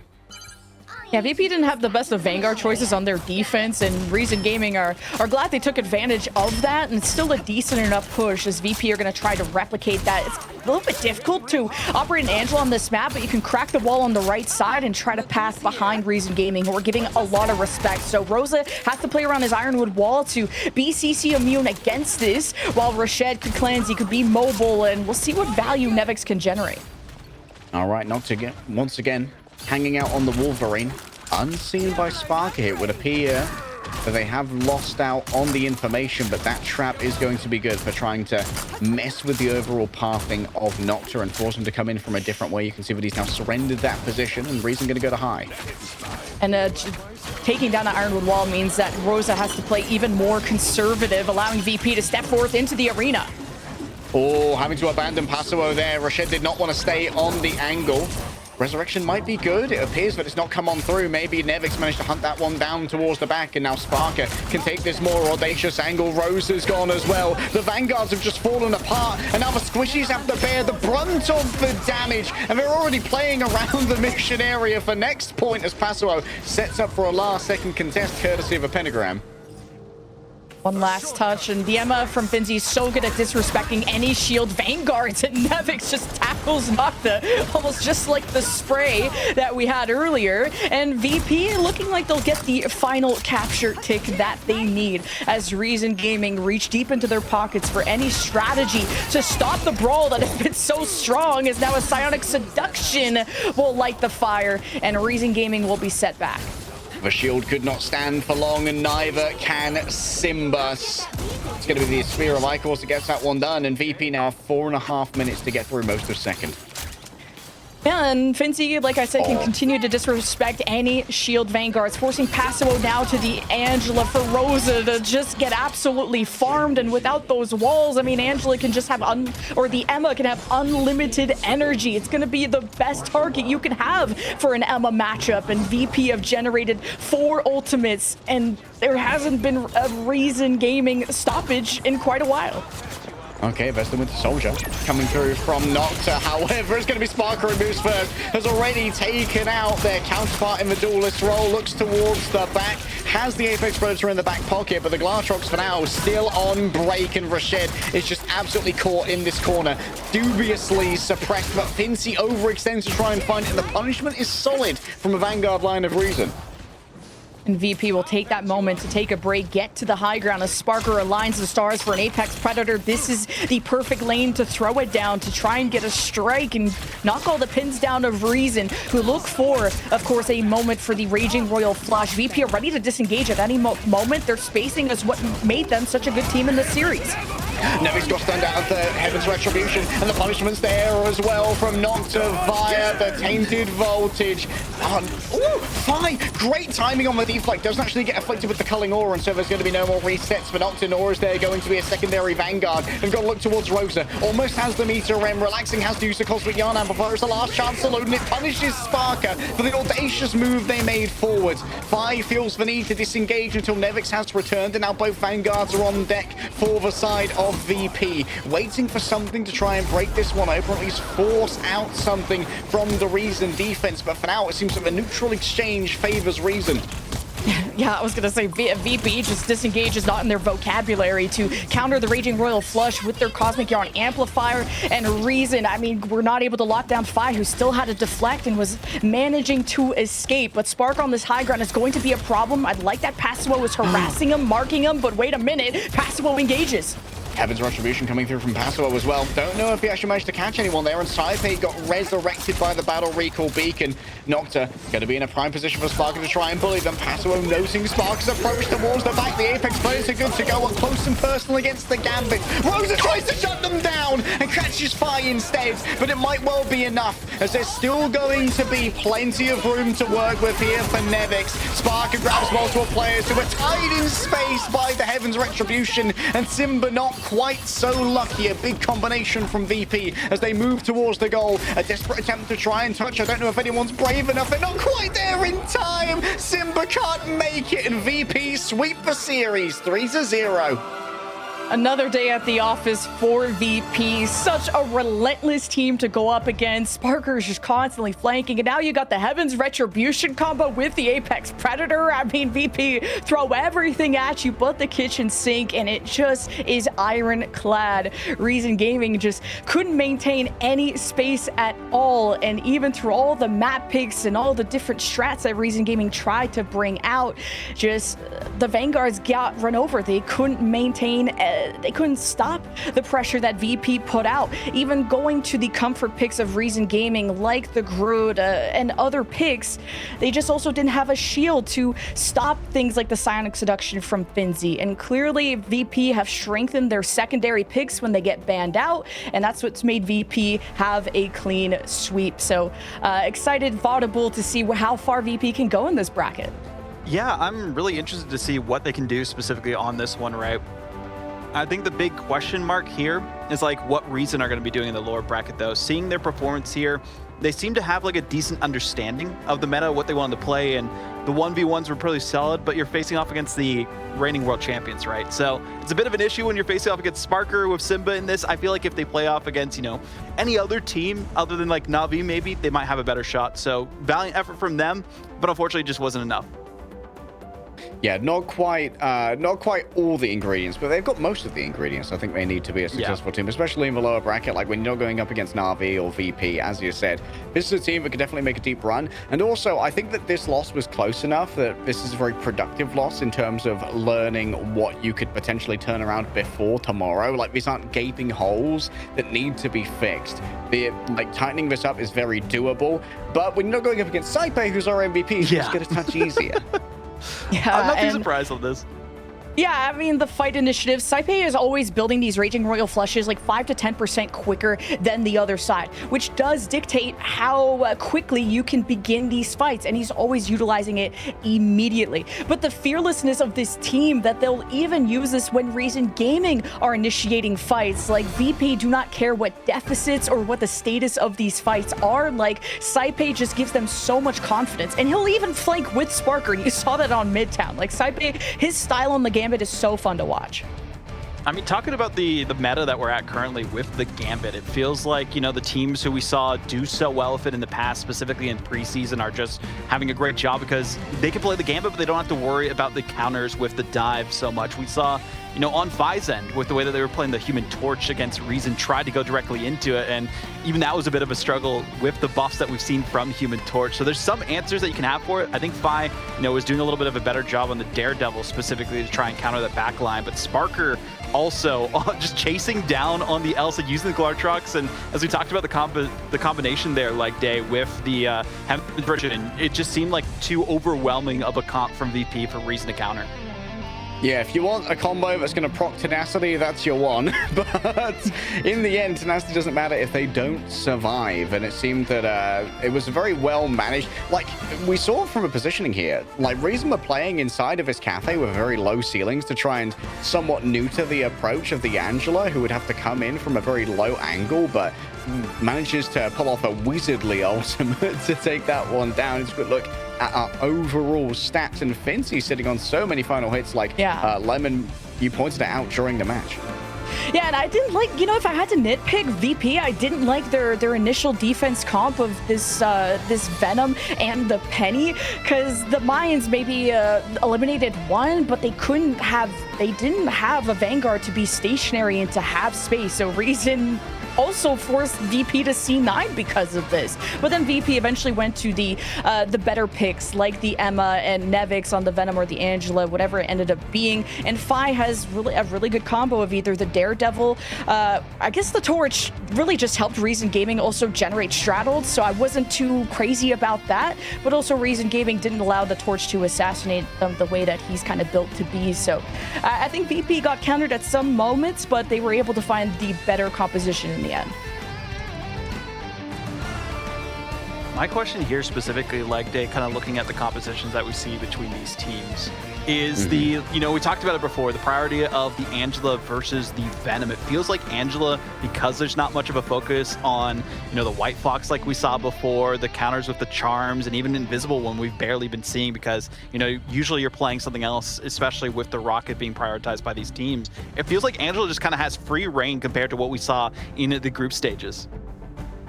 Yeah, Angela working out a little bit better. We can, of course, talk to our players about that as we do have our interview ready, Vod. Yeah, let's talk to Nevix, the Angela player that we saw spectacularly perform throughout that first series. Congratulations on the win here, Nevix. And my first question to you is, how are you feeling with Angela being back in the meta now? Hello, and thank you. I feel like Angela is really good on this patch and in the meta. She was really strong in the beginning as well when people were not banning Mantis. So with this change of Mantis ban, she's slightly weaker, I would say, but she's still very good. Well, this is our first time seeing your team on the new patch. How are you guys feeling about the meta at the moment? Are you confident in how strong you guys are on the current patch? Yeah, I think we're pretty good at this patch. We're starting to figure things out. Some strategies today maybe a little bit questionable, but we don't want to show everything. Of course, and we're excited to see kind of what more you have up your sleeve. And talk to me about Midtown. We had you as our MVP, as the Venom player. How are you kind of syncing up with your team on these engages? How are you finding so much value on the Venom, considering Reason Gaming have some really impressive duelists that you have to try and contend against? Venom is pretty rough sometimes in some matchups. On Midtown, it started off pretty well, but then it got hard to finish the game. They adapted well, I think, with their composition, so it got a bit harder. But yeah, Venom has some really good matchups and some really bad matchups, and that's very noticeable. During your ban phase, we've seen Cyclops go through a few times for other teams. It seems like a pretty strong lock as the third ban for you guys. Why are you guys putting so much emphasis on Cyclops rather in the ban phase? He's just a very strong hit scan character, I think, and he's very flexible. Yeah, that's about it. And Sparker likes it. Yeah. Well, we like when Sparker plays anything, honestly. That was a really fun, Elsamir and whatnot. Talk to me about Penny, though, because she got buffed, and we know she has her niches, but your defense kind of fell over there on Manhattan. Do you think that was a result of composition or just kind of how Reason Gaming were adapting to you? It's like I don't know. The map kind of favors Penny a bit, so we kind of like to roll with it. And it's good against dive sometimes. I'm trying not to say too much because my team always complains that I'm exposing too much. So I'm trying to think here. But we appreciate you saying it. It's good for the map. Yeah. That's fair. That's fair. You don't have to say too much more. I have one final question for you, Nevix, before we send things away. You're on to the next round into the semifinals, one step away from qualifying for those mid-season finals in the top three. Likely are going to be facing off against the winner of Pulsar and Team Heretics. Who do you think is going to be the one to take that next series? I think it's Heretics, but it could be a good game. It could get close. You never know. Okay. One for Heretics. We'll see if that is going to be your opponents tomorrow. Thank you for joining us, Nevix. Good luck in the matches coming up in the playoffs later on. Thank you, guys. Well, that was Nevix. We got to hear some insight. Didn't want to give too much away, which I respect. You know, it's early on. This is the time to, you know, showcase some decent compositions, but save the best for when you're trying to qualify for those land spots, as we're talking about. And we'll see most of those matches happening tomorrow as well. But I mean, Lemon, talking about the performance here from Virtus Pro, this seems to be a meta that favors them very well. And it seems that Nevix... Yeah, he's still, I like that he's using the present tense of they're still figuring things out when it comes to this meta. And I think this is a great litmus test. You cleared the first match in a 3-0 sweep, not giving an inch to Reason Gaming. And you can tell that they're still making those adjustments. And for Nevix to be a man of so few words, I guess he still picks the wrong ones according to his team. But we're excited to see kind of what more VP have up their sleeve in the future. Yeah, we'll see what they got tomorrow, but we have one final series today to see who will join them in those upper semifinals. It's Pulsar Esports versus Team Heretics after this.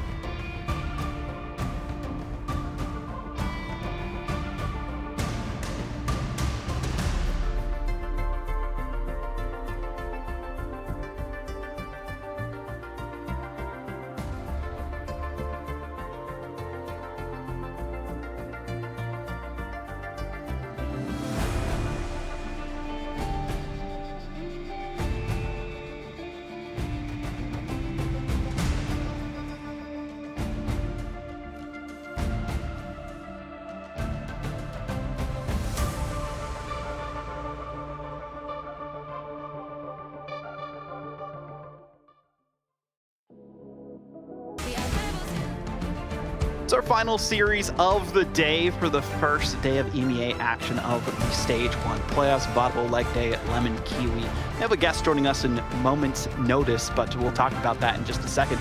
This is going to be a very intense matchup between Pulsar Esports and Heretics. And Lemon, I feel like for Pulsar Esports specifically, the biggest question is Crisis on Strategist. What are we going to expect? Have they expanded their hero pool? What are you thinking?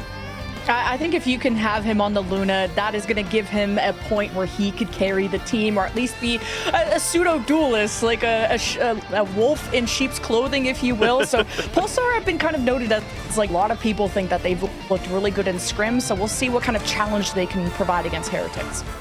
Well, we got Craggy joining us, the team streamer for Team Heretics, but also competing in MRC himself, made it to the top 6. Welcome to the broadcast here as well, Craggy. I want to pick your brain. You know, you've been watching the matches so far. What are you thinking about the meta for the Stage 1 playoffs?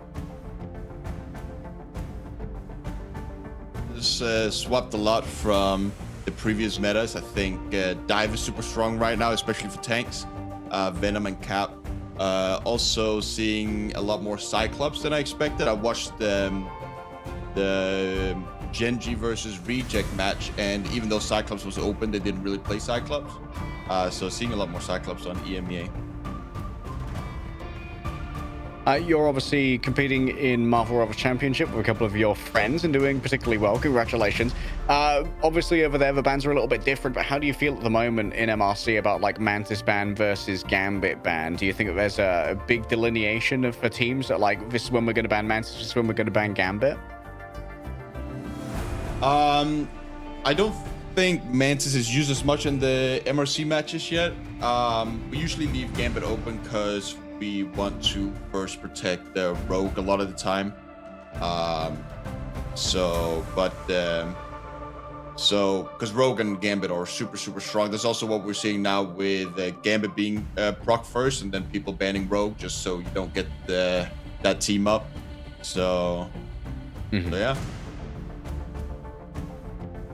Well, it's been fun to watch y'all in the MRC, and it's going to be even more fun to watch Heretics. And I know you know, less pressure when you get to just be a viewer, right? So talk to me about what you think about Heretics in this meta, because now we're not going to get to see Naga on Mantis. That's just perma-banned, and now it's a lot more Gambit and whatnot. How do you think Heretics is going to do in playoffs? I think they're still going to do really well. I don't know if you can really play triple support without the Mantis. I don't know the meta too much about that.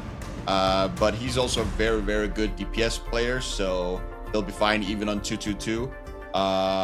And yeah, I think Team Heretics is a super strong team. I think they got really good players. Like I said before, I think they got some really strong players from previous teams on there, and then some people that didn't have the greatest track record, like Beetle, even though I think Beetle is a super strong player.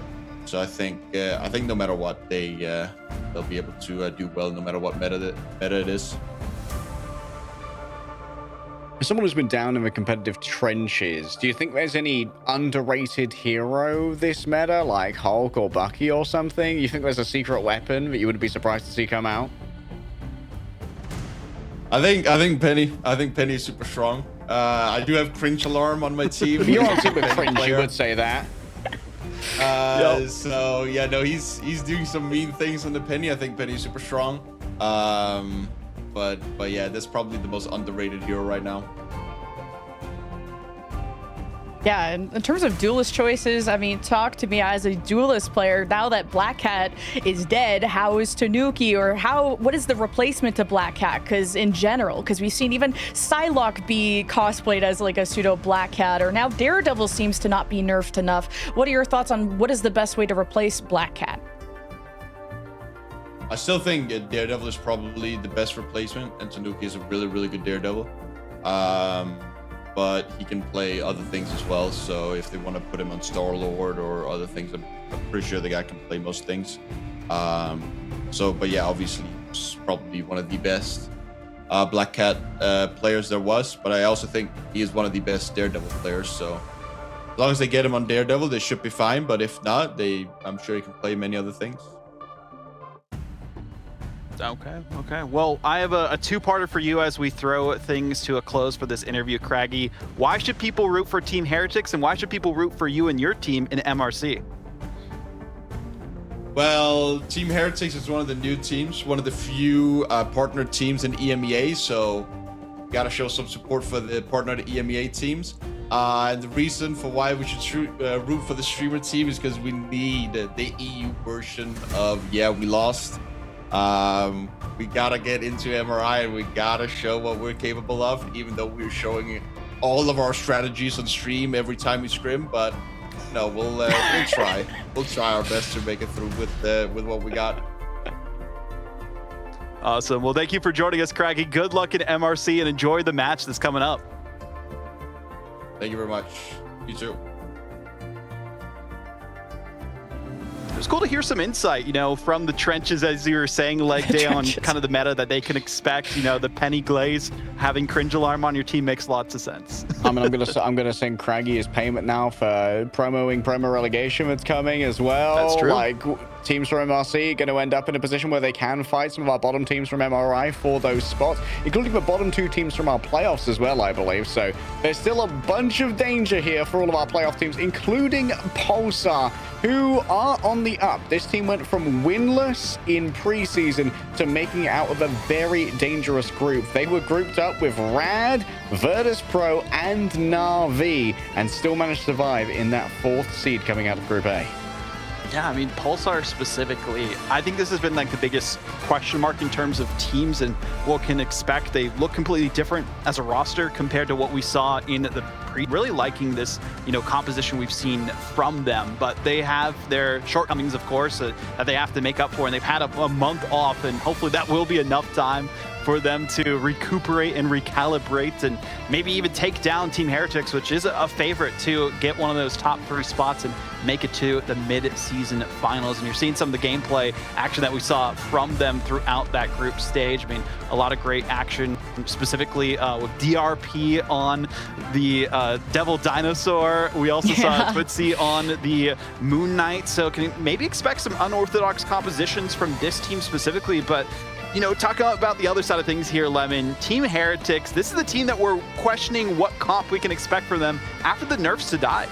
Yeah, Pulsar had to do a complete transformation and reach a higher ceiling, but can you reach high enough to beat this team, a grand finalist from the playoffs, and a meta that suits them beautifully? Just unfortunate for Naga, we're never going to see his Mantis ever again. This was the triple strategist that really reigned supreme in the preseason, and now we'll maybe get to see how deep the hit scan hero pool is for Naga, because he did occasionally bring out the Phoenix or the Star-Lord, where the damage fall off on Phoenix has made her less attractive of a duelist of choice, but we'll get to see maybe him more in the spotlight. We're speaking of spotlight, Beetle always shines on the cap. He's kind of like a Finzi in that regard, where he's so good at it, you may consider a ban against him. And we also have Enzo, who's an incredible flex Vanguard, anything from Venom, Hulk, Vanpool, Emma, Strange, you name it. And they kept their cards close to their chest. And then the big question, what does Tanuki do? The Black Cat was such a huge reason Heretics were dominating in the group stage.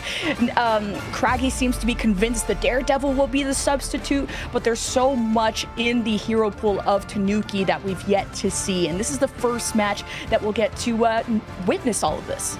Here's the strats on each team that you can see facing off against each other. Crisis coming from the duelist role now into the strategist role, and the Naga sometimes having to flex to that triple strat. But we also saw the rocking of the Human Torch there as well. I mean, talking about these former teammates here at Leg Day playing against each other, what can we expect?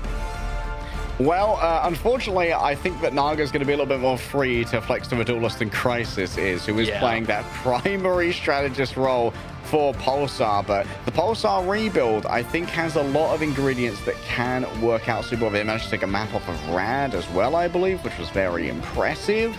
Naga, I'm looking forward to seeing if Valish is going to come off. We're going to see Naga maybe have access to that Star-Lord. Maybe we can see Naga pick up like the Cyclops, because Naga is a very difficult hit scan talent to deal with. And what is Crisis going to play? Because now that Gambit is pretty much going to be seen in every match, he was a lot of the Luna and the Invis, but you kind of need to pair something more intentional with the Gambit, which was more of Lapsus's choice in the preseason. And I think now that Naga steps out of the Mantis showdown, it's going to be more looking at Alex to step forth in the Gambit role, and all eyes are going to be on him and how Alex dictates the fight for Heretics. We'll see how this first map on Celestial Husk goes between Pulsar Esports and Team Heretics, both squads with something to prove in their first series of the Stage 1 playoffs. All right, as we head in here, Lemon, I'm wondering how we see Team Heretics in like a post-dive landscape. First, they lost Oasis, their Jeff player, over to Sentinels in North America, and then they lost Black Cat to the hands of Xiong. So we'll see how they manage to work this one out. It seems both our teams are once again going to make sure the Mantis isn't a huge part of this. Neither will Rogue be around for her hubby's team up. Yeah, and the huge part of this, Ballas versus Naga when it comes to the hit scans. Ballas was the statistical #1 Phoenix when it came to damage back in the group stage, but 13th in terms of final hits. So is this guy just a Vanguard shooter? Is this evidence of a wider focus issue within the Pulsar team? Is this a consequence of Pulsar running so much of the solo duelist? And Ballas also he was on Reason Gaming in the preseason, so a lot of these Pulsar players only had one stage together, but look where they ended up, in playoffs. And Heretics making sure they secure Daredevil for Tanuki. Hey, Craggy was right.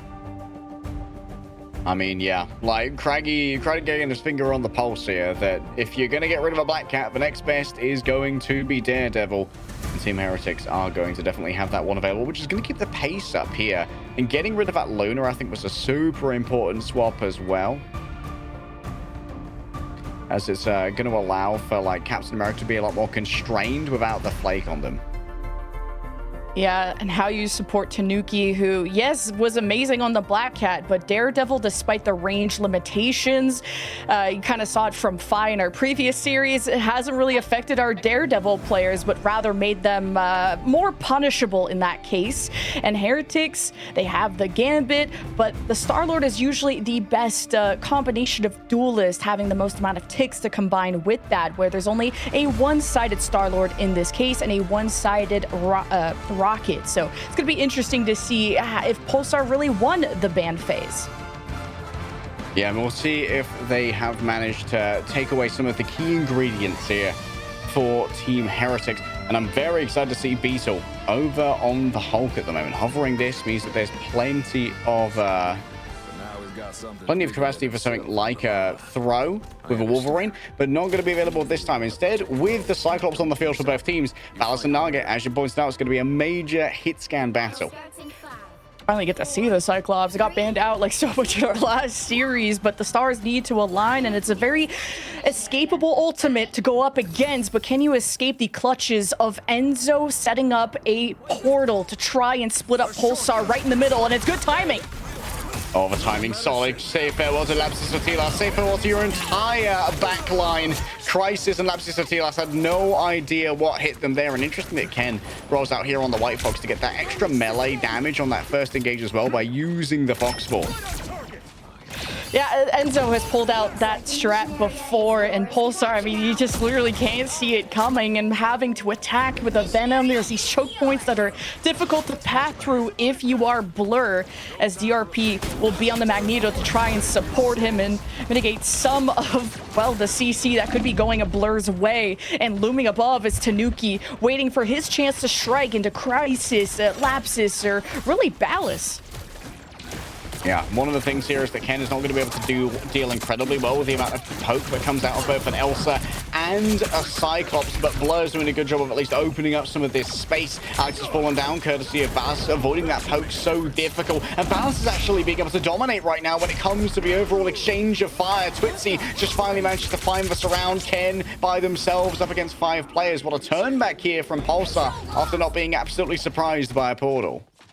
Yeah, the Twitzy Elsa is a nice look at that percentage health damage. It's so good in it, kind of if you're addressing these fights from front to back. And DRP, the more you ignore him, the more he just becomes like the third duelist with 100 charge on the EMEA and can disrespect people like the Beetle on the Cap, go for these diamond form grabs. It's a long cooldown though, so you'll have to see if Heretics can mark that well. If anything, you want to mark the Raging Royal Flush, which Alex is about to earn.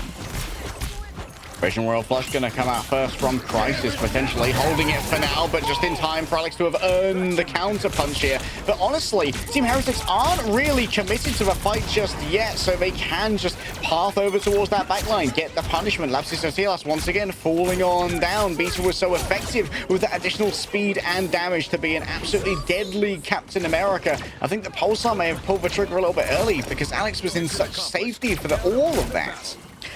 Yeah, Blur did a good job of stalling the Heretics push, slowing them down because the speed of the Raging Royal Flush is so overwhelming, but Blur does not want to be in any side inside of closed rooms, very small areas. You need to have a good chance to be able to swing out, and now Beetle will proc the next fight. Freedom charge towards the back means extra survivability for Enzo to get frisky, and Ballas finds the business end of that. Oh, is that a Cosmic Yarn Amplifier? Oh, Lapsus, we're nowhere near the point, love. Oh, Team Heretics may simply leave. Yeah, the quick disengage. Heretics will sit by. Diamond form grab from DRP, but Beetle escapes and Naga punishes. Oh, bait successful. Naga's there with the Ruby Rage after Beetle drags them on in after giving up the space courtesy of that Cosmic Yarn Amplifier, and the Ruby Rage just detonates them. That's why Naga is the MVP of Heretics throughout Ignite, whether he can flex to these strategists, his mechanics clearly standing out when it comes to the Cyclops, but Ballas punished Tanuki, Pulsar are portaling in. Heretics have their backs against the wall, but they're at 99%. Naga just using their secondary fire to descend slowly. Ruby Rage is strong. Beetle's already down, and Naga falling low in their own right. Quick flip there from Pulsar off the back of their TP, masterfully executed.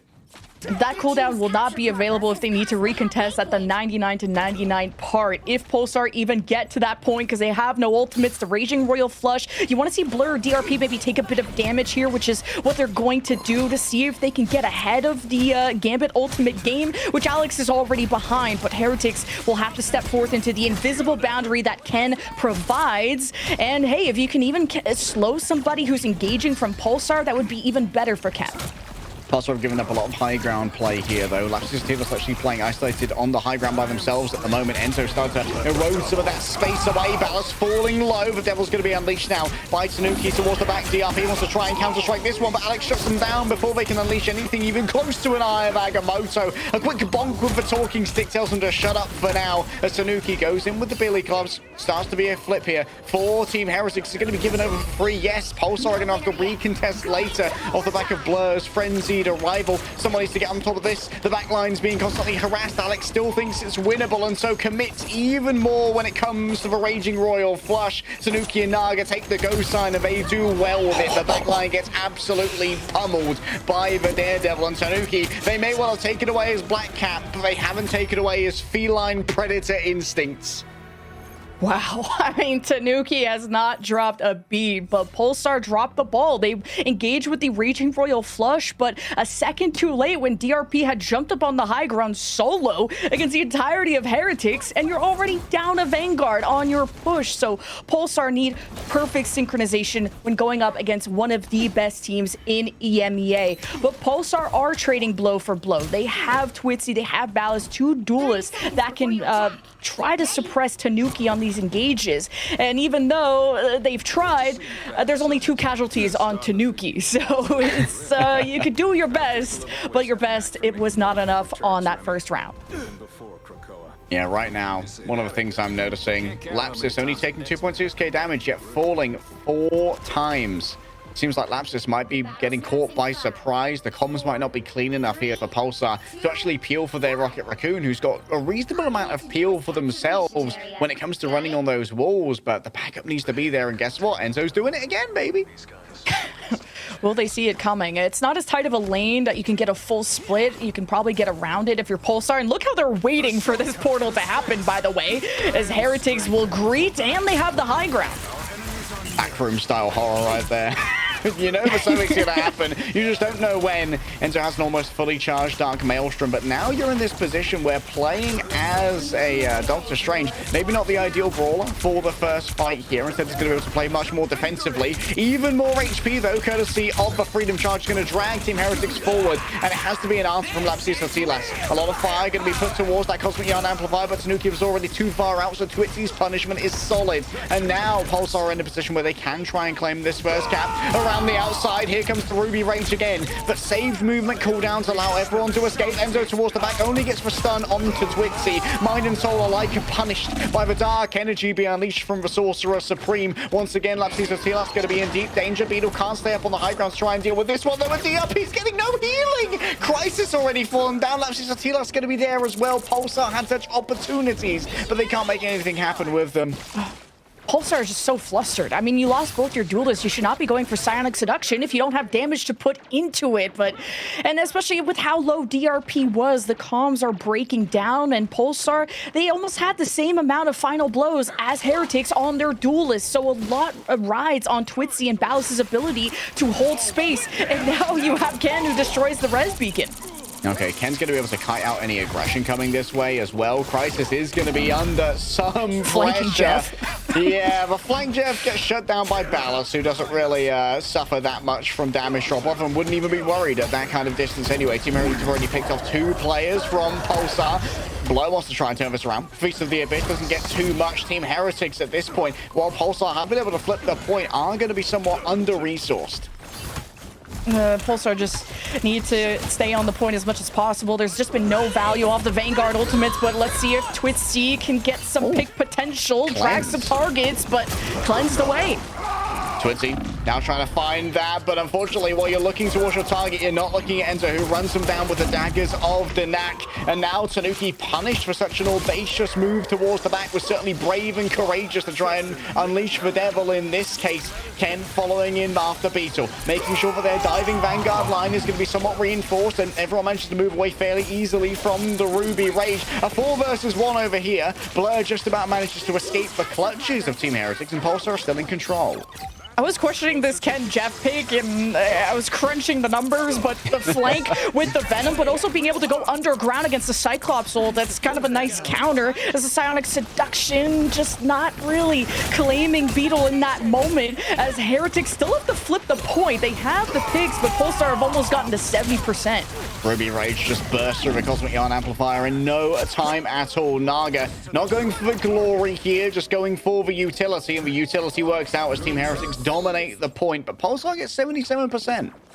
I'd like to see an early fight from Heretics off this Raging Royal Flush. They are a very intelligent team that can ult track well, and for Heretics to be this far forward too is interesting. The Dino from DRP to try and grab Beetle or Enzo and protect your backline. You can't engage as safely as you can with a Dino on duty. I'd like to see Twitz even go back to the Elsa as a counter to that Dino. All right, Alex stops themselves from getting dived by using their own Raging Royal Flush, and now there's so much damage coming through from Enzo that Blur just has to disengage after using all of their cooldowns. A quick pull back, and the punishment's there. Blur can't get away scot-free from this one, and Twitzy now wants to try and make some kind of chase happen off the back of playing this Sarlacc. The Sonic Crossbow is in a good position to try and punish some Vanguards, and DRP on the Dino. Yeah, I was like, wait, I'm crossed up right now, so maybe Heretics need an Elsa into this. I don't know if Tanuki will brawl through it as Blur face the Abyss to deny some of these heals. Here comes Enzo, only stunning Twitzy. Yeah, Twitzy going to be taken down, but should be resurrected quickly. And DRP, we see exactly where the Dino came out. A quick bash back from Ballast, takes 2 of Skies to try and avoid Tanuki. And Tanuki is just intractable right now, cannot be controlled. Gets away from all of this. There's the bounce, the perfect angle from Scott Summers to shut down Blind Justice. Team Heretics almost have their full control here. Enzo's opened up a portal to reinforce the point. Pulsar needs to stay here no matter what. And that's going to significantly nerf their Devil Dinosaur, who might find themselves in this bad position. Balix is in an even worse one. The Ruby Rage takes them apart. Ken looks for an It's Jeff consumption, and the Pure might finally be arriving for Lapsis or Tilas. Nothing to be gained here from Jeff, just escaping a bunch of damage as well as leaving a healing pool behind. And now it's Beetle chasing down that Rocket Raccoon. We've talked about how much attention they've been getting from these dives. Pulsar are close to a flip. Is Twitzy going to commit even more, though, when it comes to this dance of the butterflies to make something happen? DRP continually afflicts the slows with the Thunder Lizard. Finally, Pulsar win. I mean, it was solo heals Jeff for the longest time, and it was just so hard to lock down the rest of Heretics. Alex will be back in the picture. That pick on him made the whole difference for Pulsar. It's going to be in a 99-99 fight, and Heretics, they'll pull the trigger first. All right, Tyrannosaurus Rex meet Ruby Rage for Punch Dimension. Too strong for DRP to survive. And the Resurrection's not going to be there from the Cosmic Yarn Amplifier either. Twitzy doesn't get anything off the back of their own dance of the butterflies. The best beasts here seem to be the ones who are aligned with Team Heretics. For Shark from the back is just giving over so much free healing. An unfair play. In comes the portal from DRP. It seems that the debarking cannot be blocked for now by Enzo, but Team Heretics are once again going to be in control. Pulsar up to 99%. They need to stay on this point no matter what. Lapsis Sotilas going to deploy some regeneration runes here to make sure there's a safe area for Team Pulsar to try and work with. Oh, Crisis! He let loose with the ultimate, but was instantly evaporated, and all of the boons that were conferred therein are going to be taken away. DRP can't find a heal as he floats above the point. He has to go back down. The Cloak of Levitation has failed him, but so too has his health bars. And Team Heretics managed to take it away. Beetle MVP of that overtime fight for shoving the first entry of Pulsar to stop the Raging Royal Flush. You thought that was going to be sending Pulsar into round 3, but it sent them into the Abyss. Heretics, though, they met a challenge, but they met a win at the end. We'll see what map Pulsar want to try and reply with after this.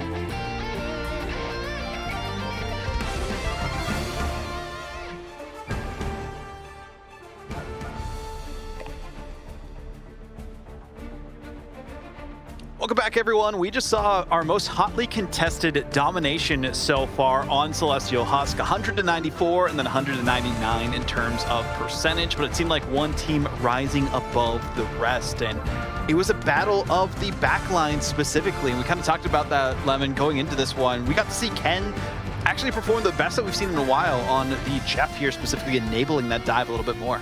And that style of Jeff, too, to go and flank with your Venom, like that team up, but usually playing with your Venom is crazy. How he was able to go underground.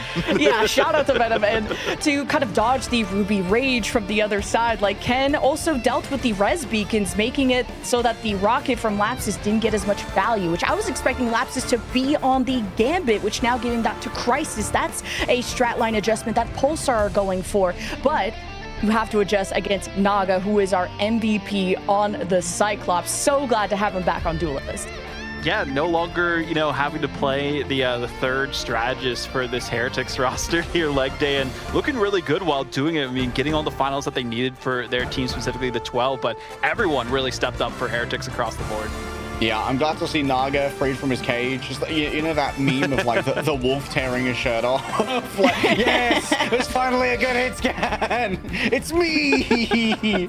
And Naga was in a position where he was had to play some very like reserved angles because he was playing against a weird double hit scan of Ballast and Twitzy playing Cyclops and Elsa, which I haven't seen a huge amount of, and Tanuki was grabbing a lot of their attention, which obviously gave away a bunch of that space to Naga to try and find, to transition from those reserved to those more offensive angles, as well as baits as well. But this was a very interesting matchup from Team Heretics, where it felt like Ken was finally like putting on the Oasis shoes, you know? He pointed out those flanks from the Jeff, and I think Team Heretics' hallmark in preseason was how like they were playing with that aggressive Oasis Jeff off angle, and when you went to Sin, we wondered like, can Ken match that?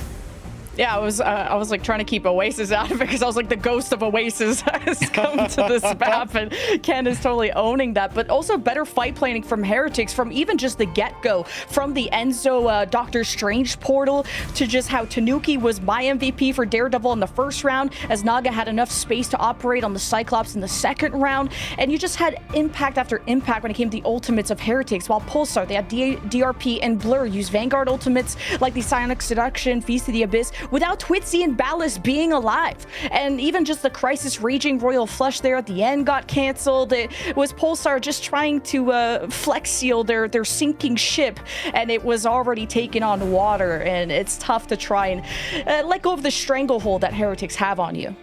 I mean, talking about that, and I'm going to throw this one right back to you, Lemon, specifically, it just felt like a bit of an outclassing in terms of the Vanguard lineups of these two teams, right? We saw 7 eliminations against Blur and then 9 against DRP, and it felt like they weren't getting as much value, as you mentioned, on those Vanguard ultimates as well, and made it so that Lapsus went down 10 times as Rocket and, you know, flexed to a couple other heroes, but that's not the stat line you want to see when you're trying to keep competitive in these matches. And Lapsus is more of a healer than he is that kind of playmaker. He was top 6 in heals when it came to White Fox, top 5 in heals when it comes to Loki. I wanted to see Lapsus on the Loki, if it's open, to have 2 Raging Royal Flushes, because if you have your res beacon destroyed, you're missing like half the value that Rocket provides. And so Lapsus could have adjusted there, and Pulsar overall tried to adjust, even a DRP on the Dino. I wasn't expecting to see that in this meta, and it really didn't work out to stop people like Tanuki on the flank, but here is Pulsar locking in Halajalia. I am very curious if we're going to be seeing some Human Torch action, you know, from the side of the Team Heretics. We saw it from Naga before on this map in the previews. I would love to see that happen. But speaking of the preview, let's get into our ban draft and figure out what these teams are going to play. Don't know if you clocked the background for Tanuki and Naga here, Lemon, but the board says pick DD equals win. And thus far, it seems to be a reasonable strat for the side of Team Heretics, given they'd previously protected Daredevil, and we're likely to see the protection of the Gambit here. We're in our nothing burger portion of the Bans and Protect, where it's basically always going to be the same lineup as you make sure that Roe can't have that team up. But by the Team Heretics bundle, also equally sound strategic advice. Hey, and also what a transformation for Pulsar to go from no wins to being a playoff contending team. And I'd like to see Twitzy really step it up. He tried to be on the Psylocke, kind of that cosplaying that Black Cat replacement. But hey, Hall of Shalia is such a good Star-Lord map, and it pairs well with the Gambit. But denying Crisis or denying Heretics their ability to play Luna, it is a huge part of either the White Fox Luna team up or to stop any kind of dive, as Heretics are going to be able to protect the Rogue because of this. Oh boy, like that, I guess that's just the aura that Naga brought to the table. Like, we got to get rid of this Cyclops, bro. I mean, this does mean that maybe Pulsar can play that Rocket Raccoon without being in so much danger of losing their ultimate instantly, because while we know that like Phoenix is like the primary ultimate counter to the Cosmic Yarn Amplifier because she instantly destroys deployables with the Ensong Inferno, it is a lot more breakable than the Ruby Rage, which unless you can destroy the Gambit within like 1.5 seconds is going to be detonating. Although there is going to be an opportunity here for Team Heretics to now get rid of the Rocket Raccoon, which I think is a pretty valuable ban if they decide to go for it, because Rogue can't roam quite as well when it comes to taking out that BRB early. Instead, they get rid of the Star-Lord, which is the first real nod we've seen towards Star-Lord, even with the omnipresence of Gambit in this matchup so far. Yeah, because the best counter to a Star-Lord is a better Star-Lord. And I think going up against Naga's Star-Lord would be not so fun. And who is going to be playing the Luna on the Pulsar side? Because that was originally Crysis's thing and how he was able to carry a lot on the domination maps. But clearly he's taken on the Gambit role away from Lapsus, and maybe Lapsus's old comfort around Luna could be what emerges. But I'm excited to see Twitzy back on the Star-Lord. And of course, you could maybe have just Crysis go back to the Invisible Woman, which is that nice soft counter with the Invisible Boundary against the Star-Lord of Twitzy. But then you have Rogue Beetle. Is it just GG from there? Like, because Beetle it was one of the most impressive Rogue players that we had from preseason. And honestly, like, Beetle doesn't mind the pivot over to the Rogue here, given that Luna's not going to be on the field, and this is not the greatest map for Jeff flanks, which means that you're going to have a little bit more trouble receiving that backline healing because you can't get something like the Flake. So for Beetle and Enzo, who now both have the charge team up, by the way, this is going to be a very, very dangerous, like, front-to-back front line. And Lapsus back on the Gambit, exchanging that responsibility with Crysis on his signature Luna, because those duelist mechanics transfer so well, and now that Luna has so much more damage, we'll see what kind of impact Crysis can have on that regard, as this is the special of DRP to not really intersect the fight, but rather get behind Heretics, see if they can access that backline, which they've adjusted well. Ken's also on the Loki, so you have 2 Raging Royal Flushes. Pulsar only gonna have 1. Oh, Vod wanted to see Naga on the Human Torch. Trade offer, Twitzy Human Torch on the other side this time, which is going to be interesting versus the amount of healing that can be put out by a Loki. Could actually feed that God of Mischief pretty quickly, and Lapsus Atilas has been overwhelmed by Beetle right at the outset. Like, such brave engagements from Beetle, knowing that they can just catch so much healing from Ken, who's set up on the other side. Yeah, the one-sided Star-Lord for Tanuki, I mixed that up, but we'll see how Twitzy will try to deal with that. The his scan could make Human Torch's viability very low, as Naga is reducing the viability of Pulsar already, and that means no single tick, and you don't have that portal for Pulsar for quite a while, so Heretics stand tall for now. Yeah, this does mess with Pulsar's overall like tempo as well when it comes to Gambit versus Gambit ults, right? Because Lapsus Atilas falling down first, only 20% of the way to ult. Alex has doubled that, but is mostly just seeding over a bunch of the healing responsibility to Ken so they can get the God of Mischief even more quickly. Twitzy back on the Psylocke, and it's a little tough to do that against Loki, who is the pretty hard counter to the Psylocke, having those extra doppelgangers and the Dance of the Butterflies, mitigating that damage. Also, the hide-and-go seek game that Twitzy's going to have to play, but front to back, Pulsar go, and now they have to deal with the Rogue from Beetle that got a mag bubble. The DRP just got eroded. I don't know what to tell you. Like, where are Bro's healers? Like, DRP walks up, uses the charged greatsword, can't get out very quickly, getting constantly pulled back in by the Rogue, and Team Heretics, they get that one done essentially bloodlessly.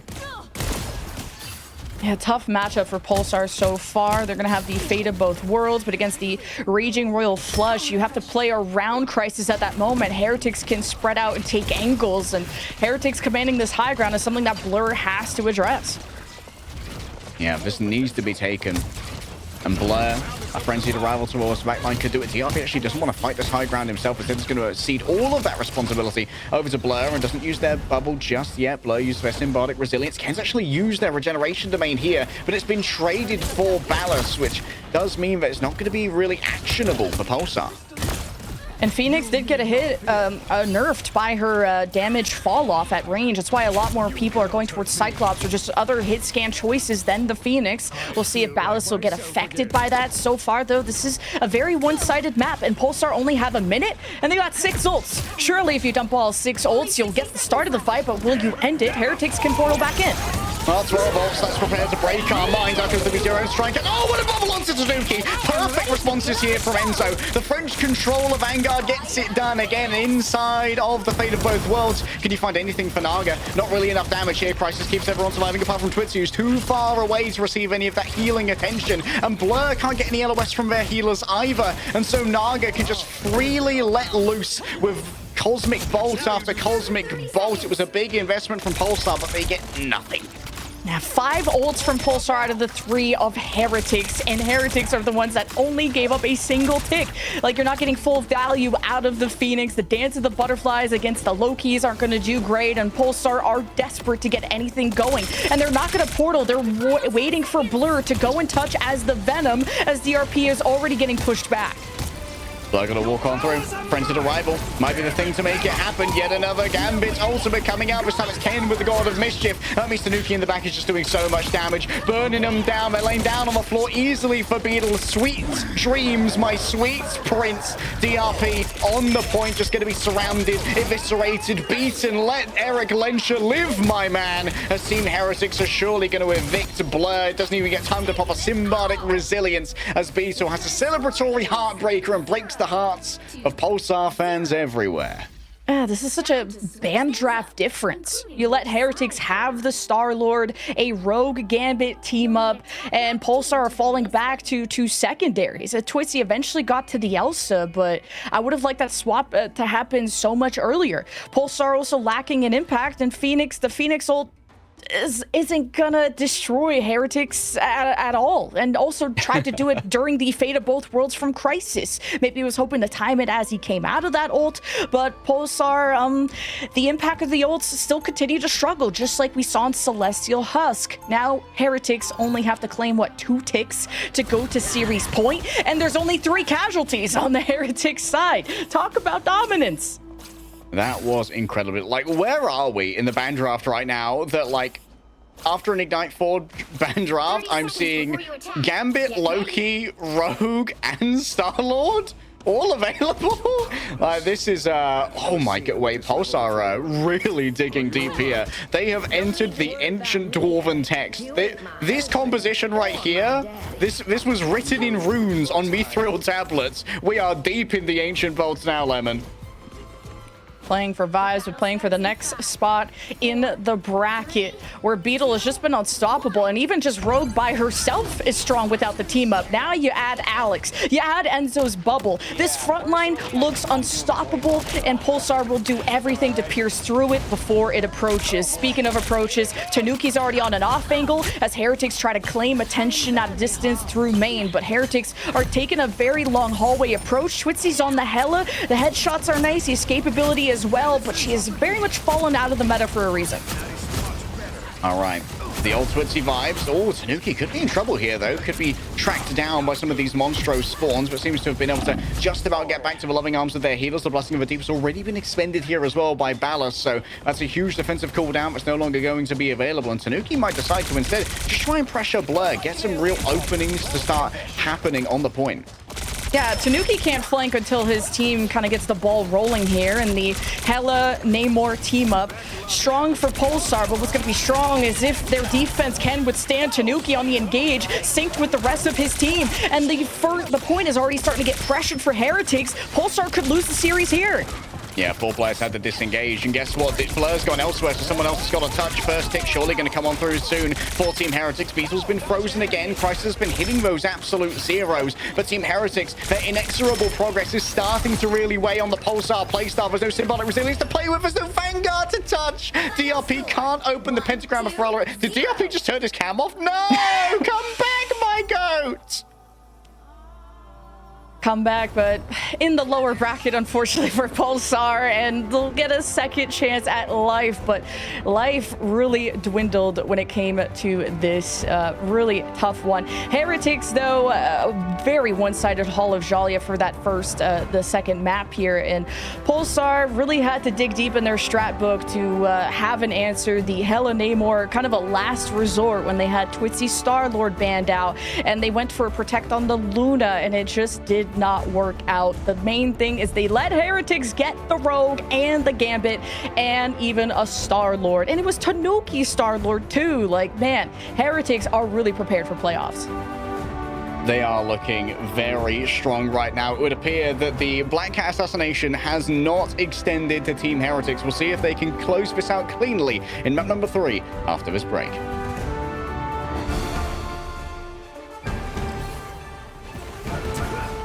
To put on a show. I am finished. Going to overtime. Double kill.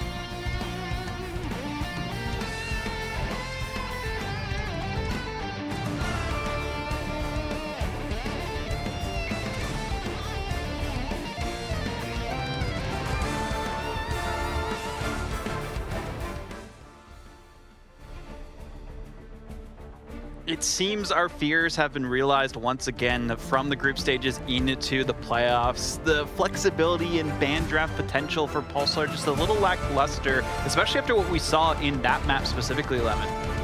Yeah, it felt like the series was already over on Shalia, and I had to wake up and smell the coffee because Pulsar are not improving from map to map. It started with the ban draft, like protecting the Luna when Crisis could have flexed around the Luna. He could have even brought out the Invis, which is another signature of his, against the Star Lord or just anything from the Heretic side. I think Pulsar should have definitely protected something in Twitzy or Ballas's hero pool to make their duelist lives a bit easier, because Ballas and Twitzy are needing to deadlift to save Pulsar, and they were a huge reason why a lot of those maps or the rounds on Celestial Husks went 200 to 99 on both times, just both losing.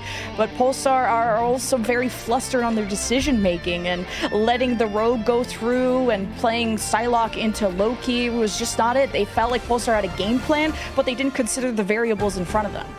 It's a tough go of it too, especially when you're playing against such a flexible team like Heretics. I get the idea. Throw them off their game. You know, they're not used to having Rogue and all these OP cards in their hand. But, you know, Tanuki, when he gets Star-Lord and is able to pop off, doesn't matter if DD's on the table. You're going to play the OP heroes that are out there like that. Yeah, when you look at the cards in your hand and you see you've got Tanuki, that's a king of spades, bro. That's a pretty good card to have. 50% accuracy from Tanuki, by the way, on the Star-Lord, not farming a Devil Dino. Admittedly, may have been doing a little bit of farming on Blur, but we don't talk about those. What I do want to talk about, though, is Ken being back on his King League pick. Like, Ken's best hero, I think, has always been his Loki. And while it did make it through the draft last time, not so good on the domination maps where you don't have quite as much setup time. On these convergence maps where you have a bunch of setup time on Loki and you can get all the doppelgangers in great places, Loki can be Thanos tier, especially when you can become Gambit, who's even better. So for Team Heretics, this is definitely like their preferred backline in my opinion. Yeah, and that's, you still need to organize this backline for Pulsar's side. It seemed like there was really good calling when Crisis was on the Gambit. Lapsus has been a formidable Loki in the past, but is clearly not confident to try and bring that out. It's almost a must to have a Loki or to have a strong other option, because the 2 Raging Royal Flushes is such a difference maker, and that's what set Heretics apart there. And especially to be able to just, I guess, naturally mitigate one of Twitzy's strongest heroes, I guess, which is the Psylocke. The Helen Namor matchup was fun, but Tanuki managed to get completely on the flank, deal with all the squids, and then play front to back in the end. So really good job of Heretics to kind of adjust to what Pulsar brought out. Well, looking at the map ahead, of course, it's going to be a Museum of Contemplation. I don't know if I necessarily agree with this one specifically, though a lot of teams do believe that this is a great equalizer in terms of what you can play, the flexible comps that are available to you. Maybe we'll see some of the Penny Parker come out as well, as we have seen in the past in EMEA, specifically kind of innovating that from what Na'Vi showcased during the group stages. A lot on the line, though, for Pulsar Esports. How to pull off a reverse sweep, or the day will be ending only in sweeps for playoff stage 1. Well, maybe that's a testament to our seeding being strong, but the reverse sweep could start here. The whiteboard has not changed. Pick DD equals win. Yeah, they give you the secret, right? And Pulsar depended so much on the triple strategists. That's why, I mean, Twitzy was so much on that third strat to really support Ballas. But now that if you're just perma-banning Mantis, kind of what Craggy said in our interview, triple strategists have seemed to really fallen out of the meta. And that's why Twitzy has had to step up, which even you and I were talking before this match, that Twitzy is an unironic Moon Knight enjoyer. And what better way to right? And not just for spawn break. The guy really just enjoys Moon Knight, which is strong on Museum of Contemplation, mostly on the attacking side to spawn break, but Twitzy's someone who's stuck through it, usually depending on matchup. Like, Bros played Moon Knight on Domination. Like, there's no spawn break on Domination, but was playing that against, like, Devil Dino and Loki, so he had a bunch of his pseudo-wonks, and honestly, like, I don't know if you can afford, like, offering a ban towards the Loki from Ken, but you know that he's likely to play because it's probably his best character, and Moon Knight does interact really well with that and can force out greens fairly easily. So I wouldn't mind seeing Twitzy bring that out if we continue to have a sort of like duelist merry-go-round trying to figure out where Pulsar can find their edges and their advantages. And you know what? They read the whiteboard. They know how to stop the win. And it looks like Heretics are not going to depend on the Loki this time, I would imagine, as it's kind of mostly a double strategist flavor, having the Rocket Raccoon and the Gambit. At least you have a heads up of what this map is going to cement. So looking for those res beacons, which Heretics did a good job of. They had Ken on the Jeff, flank on Celestial Husk, which much more difficult to flank on Museum of Contemplation. It is very much a front-to-back map, although you can kind of get around it with Cap, which that has slipped through. I imagine Heretics fall back to the Cap, but Polestar's Vanguard line is going to be the big question. They have swapped to almost everything in the book to try and deal with Heretics, but no cigar. Not working out just yet, but if you're not so worried about the Daredevil on the flank, maybe you can be a little bit more focused in on winning that Vanguard battle, which has been pretty difficult thus far for the side of Pulsar, because there's been that constant tax on the attentions. And Team Heretics looks like they're going to be going for a little bit of classic 3-3. We see this all the time on Midtown. It's going to be matched here on Museum of Contemplation as Catwolf is showing off his All three of them also. where the rest of them at? Rosa taking a break from getting beat up in the zombie mode. Anyway, we can focus back on Heretics, who are going to have Ken on the Loki and no Gambit. Alex on the Invis. Interesting. I'm perplexed. Maybe looking for like a more of a defensive strategist ultimate to try and confer more safety over to the very dangerous act that is the mass resurrection of Adam Warlock and the copied Karmic Revival we can expect. For now, though, I like Twitzy on this. Yeah, and I like the Invis and the neutral can try to get these pulls, especially punishing an overextending Vanguard like DRP was, dropping to the low health. And Pulsar are going to try to dive off of Blur, but no one can accompany him. Oh, this might be difficult for Enzo. He does have 3 healing strategists behind him, so should at least be able to be extricated from that rather easily. But now you've got to watch Blur's disengagements here. If a Force Physics catches him during the symbolic swing, it could be curtains. Naga can still self-resurrect, has the Cocoon Revival available. But if they invest it, that's going to be on cooldown for like 100 seconds. Pulsar will try to inch their way closer to this corner, where if you're playing a front-to-back style, the Groot is really going to thrive in this moment. I was kind of expecting the cap from Beetle, but this is just kind of a curveball, a question mark, a wild composition from Heretics, and now you got the damage boost to Pulsar's side. Cosmic Yarn Amplifier going to be a great tool, and Tanuki is going to be isolated by the rising iron walls of Groot here. Naga desperately trying to get this last 10% that he needs to get this point, to get this resurrection good to go. So far, so good for Pulsar. Strangling Prison is huge, and the regen domains are out. You just get bombed by Ballast, and it's time to pack it up because this point is about to get captured. Tanuki, though, quick to go to the Doctor Strange. A portal could be emerging at any second. Oh, this is going to be perfect here. Question is, what has Ken copied? Actually has managed to grab the Gambit, stole it away from Crisis, and able to match Gambit's ultimate here. A nice block off on some of that incoming damage from the Venom as Enzo buys the space back using the Sonic Seduction. There's still a resurrection in the back pocket here as well for Team Heretics, as Naga's going to be able to hide away and find a safe location for any fallen members to rejoin them. But Alex says no one falls here. The invisible boundary instead will keep Team Heretics stable, and as the heart monitor begins to beep once again, this defense is alive. Live and well. Less than 2 minutes for Pulsar. Heretics bringing out the triple strat, triple Vanguard to generate these straddles as fast as possible. And Alex certainly saved the day, but it wouldn't be possible without Tanuki's portal, who'll be stuck on that. Ayavagamoto, if Pulsar follow through on Blur, they may get caught off guard by this Vanguard ultimate.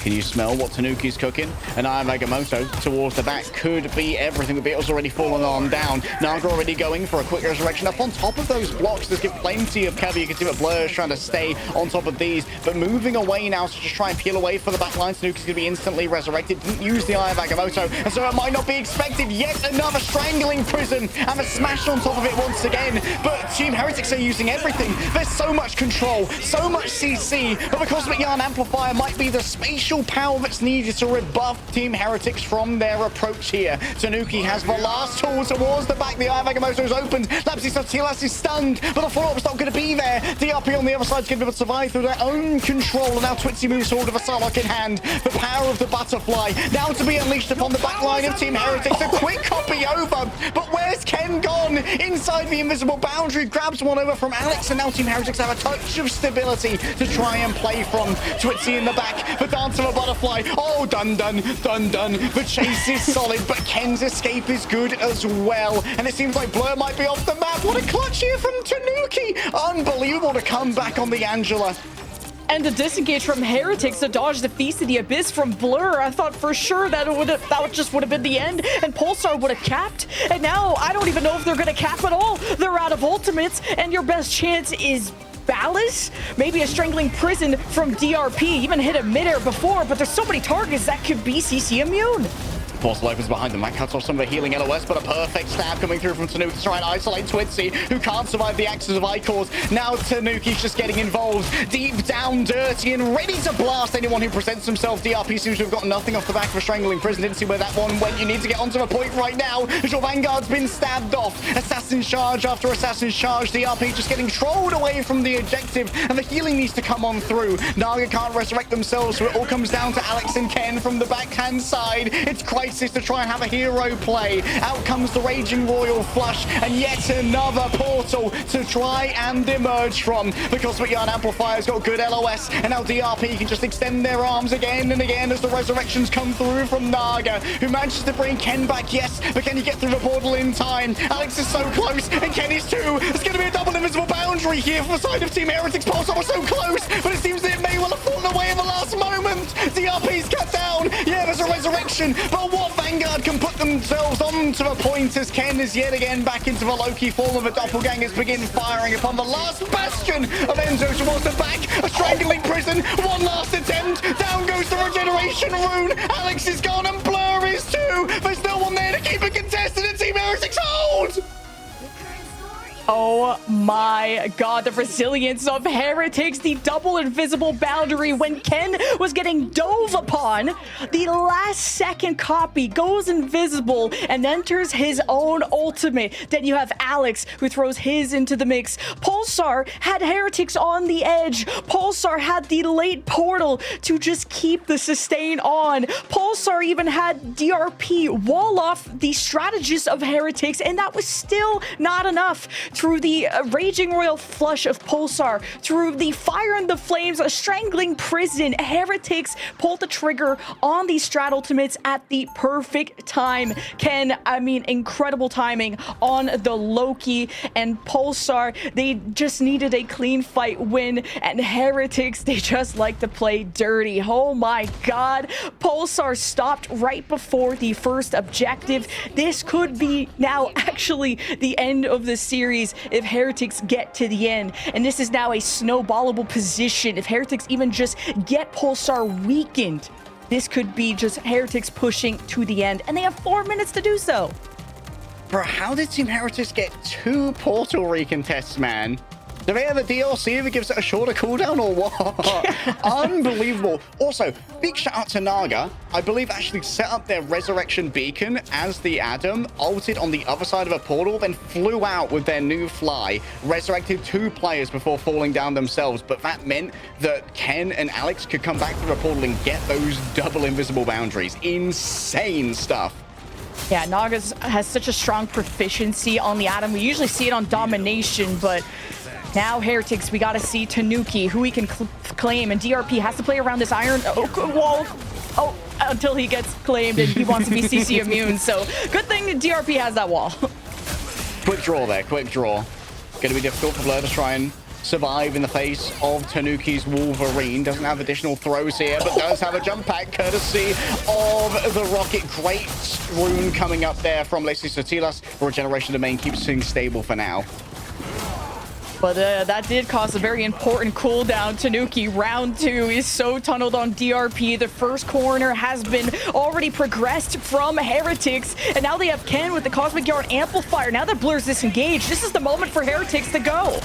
Okay, Ken, quick to move here with the Cosmic Yarn Amplifier. DRP's already fallen on down. There's no resurrection on their side. They don't have a BRB for themselves. Twitzy placed down on the floor. Tanuki's found his man, or his woman in this case, as Logan takes down Jean Grey. A quick turnaround here from Lapsis Sotilas. In comes the Gambit ultimate, the Raging Royal Flash. Will Team Heretics disengage from this one? Tanuki's lost their passive, but for now, both of the Gambits have to just try and stay back on this objective to stop it from moving forward. We're gonna have a second Raging Royal Flush from Crisis. Match, though, against Alex, but Heretics have two Duelist ultimates to try and confirm some of these eliminations to set Pulsar to the lower bracket. All right. Now it's the turn of Crisis. Out comes the ultimate. Alex has already been able to use their own as well, but guess what? The RP just has to stay here. Oh, he's going to walk back on. Holy unbelievable maximum aura. I am actually stun-locked, and so too might be the Elsa. How do you get away with that one? Balance is thinking. Absence just towards the back. Guess what? It's time to say again and again and again. It's like the tales of old that we saw in Marvel Rivals. An entire meta of just this, and it's come back now. But Blur manages to avoid getting cold, so there's no resets now for Naga. Tanuki resurrected here by Ken. That might well give him an additional jump back if they can find themselves a grab. Ken has the Cosmic Yarn Amplifier. Good to go as CRP finds their ultimate interrupted, and the execution solid on the other side. I think that was Tanuki too, and Naga is just gonna put the final shot into Pulsar, and the aura gain means also the next round gain from Heretics going to the end. All smiles. Yeah, the last stand had me worried. Also, the lack of eliminations with the Kraken impact. And I mean, Heretics playing with their food and absolutely feasting. They were hungry for that win, and they got it. Hey, DD equals win. Also, Heretics just equals win. Whatever you put them on, and even the cancel on any win conditions from the Pulsar side, like the Eye of Agamotto. That was incredible from Tanuki. I mean, like, bro is literally live action role playing Logan right now. Bro just doesn't die no matter what. Let's bring Rodible back in. Yeah. Avon alive and well. That was crazy. I think it's the first time I've seen a Wolverine ult just to save themselves from getting eliminated off the side. And honestly, I think they realized it would have been too long of a reset to come back from the spawn room, and they needed that momentum to continue for their team. There were so many moments where we could have seen a C9 at the end there as well from Pulsar, but unfortunately, they just couldn't hold on to the objective as long as they would have liked towards the end, and gave it their all. I mean, valiant effort at that, but it just seemed like Team Heretics just had some weird unorthodox comps that they could play into that other teams just aren't as expected or practiced against during the off-season, well, off-season as we like to say it, the in-between of group stage into this portion of it. But yeah, Ken, MVP, of course, the way that we saw them flexing on over to the Rocket this time. And you can see now why there was a priority to ban that. You can't really ban Ken, it feels like here, Lemon. Yeah, I mean, such a strong addition to this team, and you see how much that Loki made a difference to be able to last emergency copy the invisible boundary to allow that recontest to even happen. That this is what set Pulsar and what set Heretics in motion to recontest, to stall, and to force the whole hand out of Pulsar, every single card in the book. And Pulsar tried to have a stronger neutral by having Twitzy on the Bucky and try to utilize more of his hero pool, maybe to pull somebody from Heretics. But again, so much CC immunity when you were running the thing. You had EMEA at some point from Heretics. You had all the reses. You had 3 different straddles that could come out from Heretics. It was so hard for Pulsar to fully team wipe Heretics that they just couldn't keep the marathon going. Here it is. Thanks, production. The last stand. Yeah, shout out to production on that one. I mean, Leg Day, talking about this, it felt like Tanuki was on another level this map. I mean, honestly, the ball knowers, like, for a while, Tanuki kind of only played melees, and Wolverine was a huge part of that. True. And I've been wondering if Wolverine was going to make a resurgence in Tanuki's pool in particular. Man, that was a nasty shot. Like, this was kind of a time capsule comp almost from Team Heretics playing both Winter Soldier and the Wolverine. But I'm very impressed that we're getting to see like a little bit more of Tanuki's flexibility, because that's why he was originally drafted onto the OG roster in the olden times. And I'm just so impressed with Naga. Like, we always knew he was a fantastic duelist and just mechanical player throughout his esports career. And we were wondering, is Heretics just a triple strat team? How much can Naga really carry his weight now that he has to be permanently on the duelist? A lot more 2-2-2 in this meta, although Heretics brought out the triple Vanguard, triple strat. And you saw even his Adam transfer through on that until he went to the Bucky. And yeah, he dueled against Ballas and Twitzy amazingly, getting a lot of the final hits. So Heretics being able to still have an amazing 2-2-2 comp in a meta like this does really confirm that they should be able to go very deep into this bracket. Not having to worry about the triple strategist. Doesn't matter if Mantis is banned, they still have so many different options. And this was the big question that we had going into the playoffs specifically is, were they going to be able to adapt and play their game? And I mean, no surprise when they are given even less time that we had during preseason, but more time now, they can just come up with any composition that favors them and other teams might not be expecting, like the triple we haven't seen in some time, and bringing that out and not needing to play the Gambit originally on defense and then swapping to it on the attacking side as well. Just the flexibility of this Team Heretics roster cannot be understated. So now seeing, who we'll be talking to in mere moments, it looks like it'll be Enzo in a bit. So I'm really curious to see what their thoughts are going to be on this as well. But I mean, Lemon, before that too, I mean, what are you feeling about Team Heretics so far? They look really good. I like that Pulsar eventually adapted and put Lapsus on the Loki. That was the big question of having 2 Raging Royal Flushes and how much that was a boon to Heretics, and Pulsar kind of find that out too late. But there was a lot more of a push and pull with Pulsar, and their reliance on the Phoenix also made a difference. I felt like there was more depth in the hero pool and the strategy from Heretics, and that showed in this series. Well, we do have Enzo on deck to give us their thoughts and opinions from that series. Welcome in to the broadcast, Enzo. I mean, again, congratulations on the victory that you had there, a 3-0 finish. And how's the team feeling? I mean, you guys had some unorthodox compositions at the end, but looked very confident on that final hold on defense for Museum of Contemplation.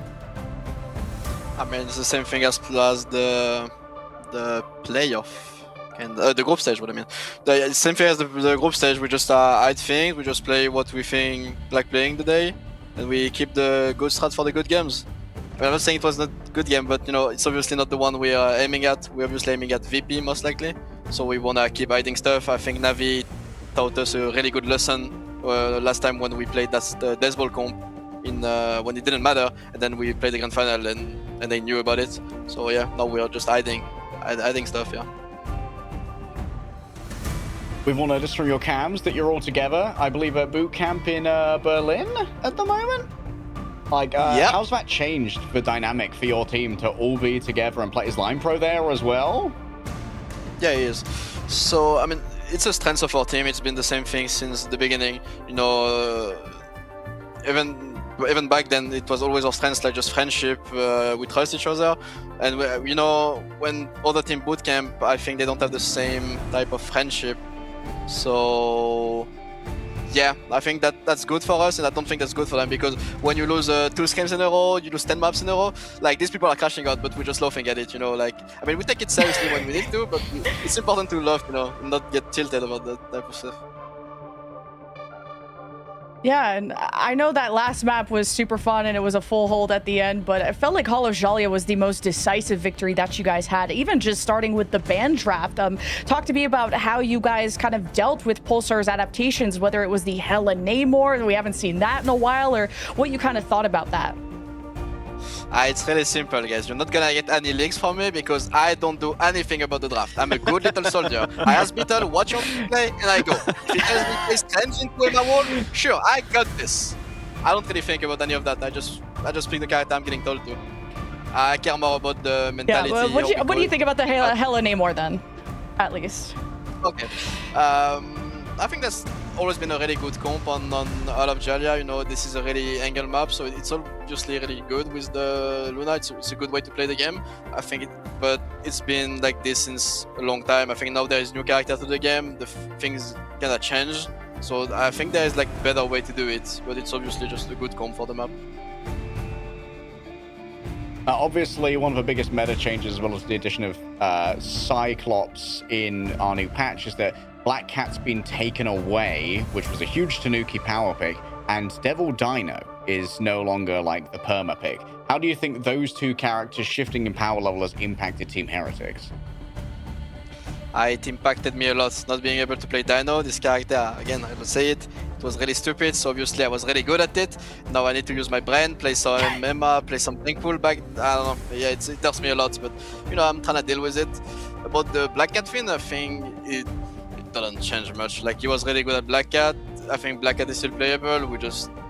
People just are scared to try out. They just see nerfs and they don't try it anymore. I think the character is playable, and we're probably gonna show you this really soon. So I'm excited for you guys this next series, right? You're facing off against the reigning world champions in Virtus Pro, and they also lost this very series against Ratty Sport during the pre-season. So what are your thoughts going into that matchup? That one's for LAN as well, for a top 3 to guarantee your spot in the mid-season finals for the first time as a roster. And what are the vibes going into that one? I mean, I'm ready for anything. Every time there is a big match like this, like that qualify to a LAN, I'm ready for anything. I'm ready to win 3-0. I'm ready to go game 5. You know, I just make every scenarios in my head, and I'm ready to like react to any of them. Again, I say like I'm more about like the mental of the people around me. I think it's important more than people think it is. As long as we're happy and we're playing the good game, we're gonna win. You know, it's just about happiness at the end. Awesome. Well, thank you for joining us, Enzo. Good luck in your match against Virtus Pro tomorrow. Thank you, guys. Hope to see you soon. Likewise. Well, that was Enzo from the interview, trying his best not to leak the strats, but I feel like we got a little insight on something there at the end there, Jen. Yeah, what the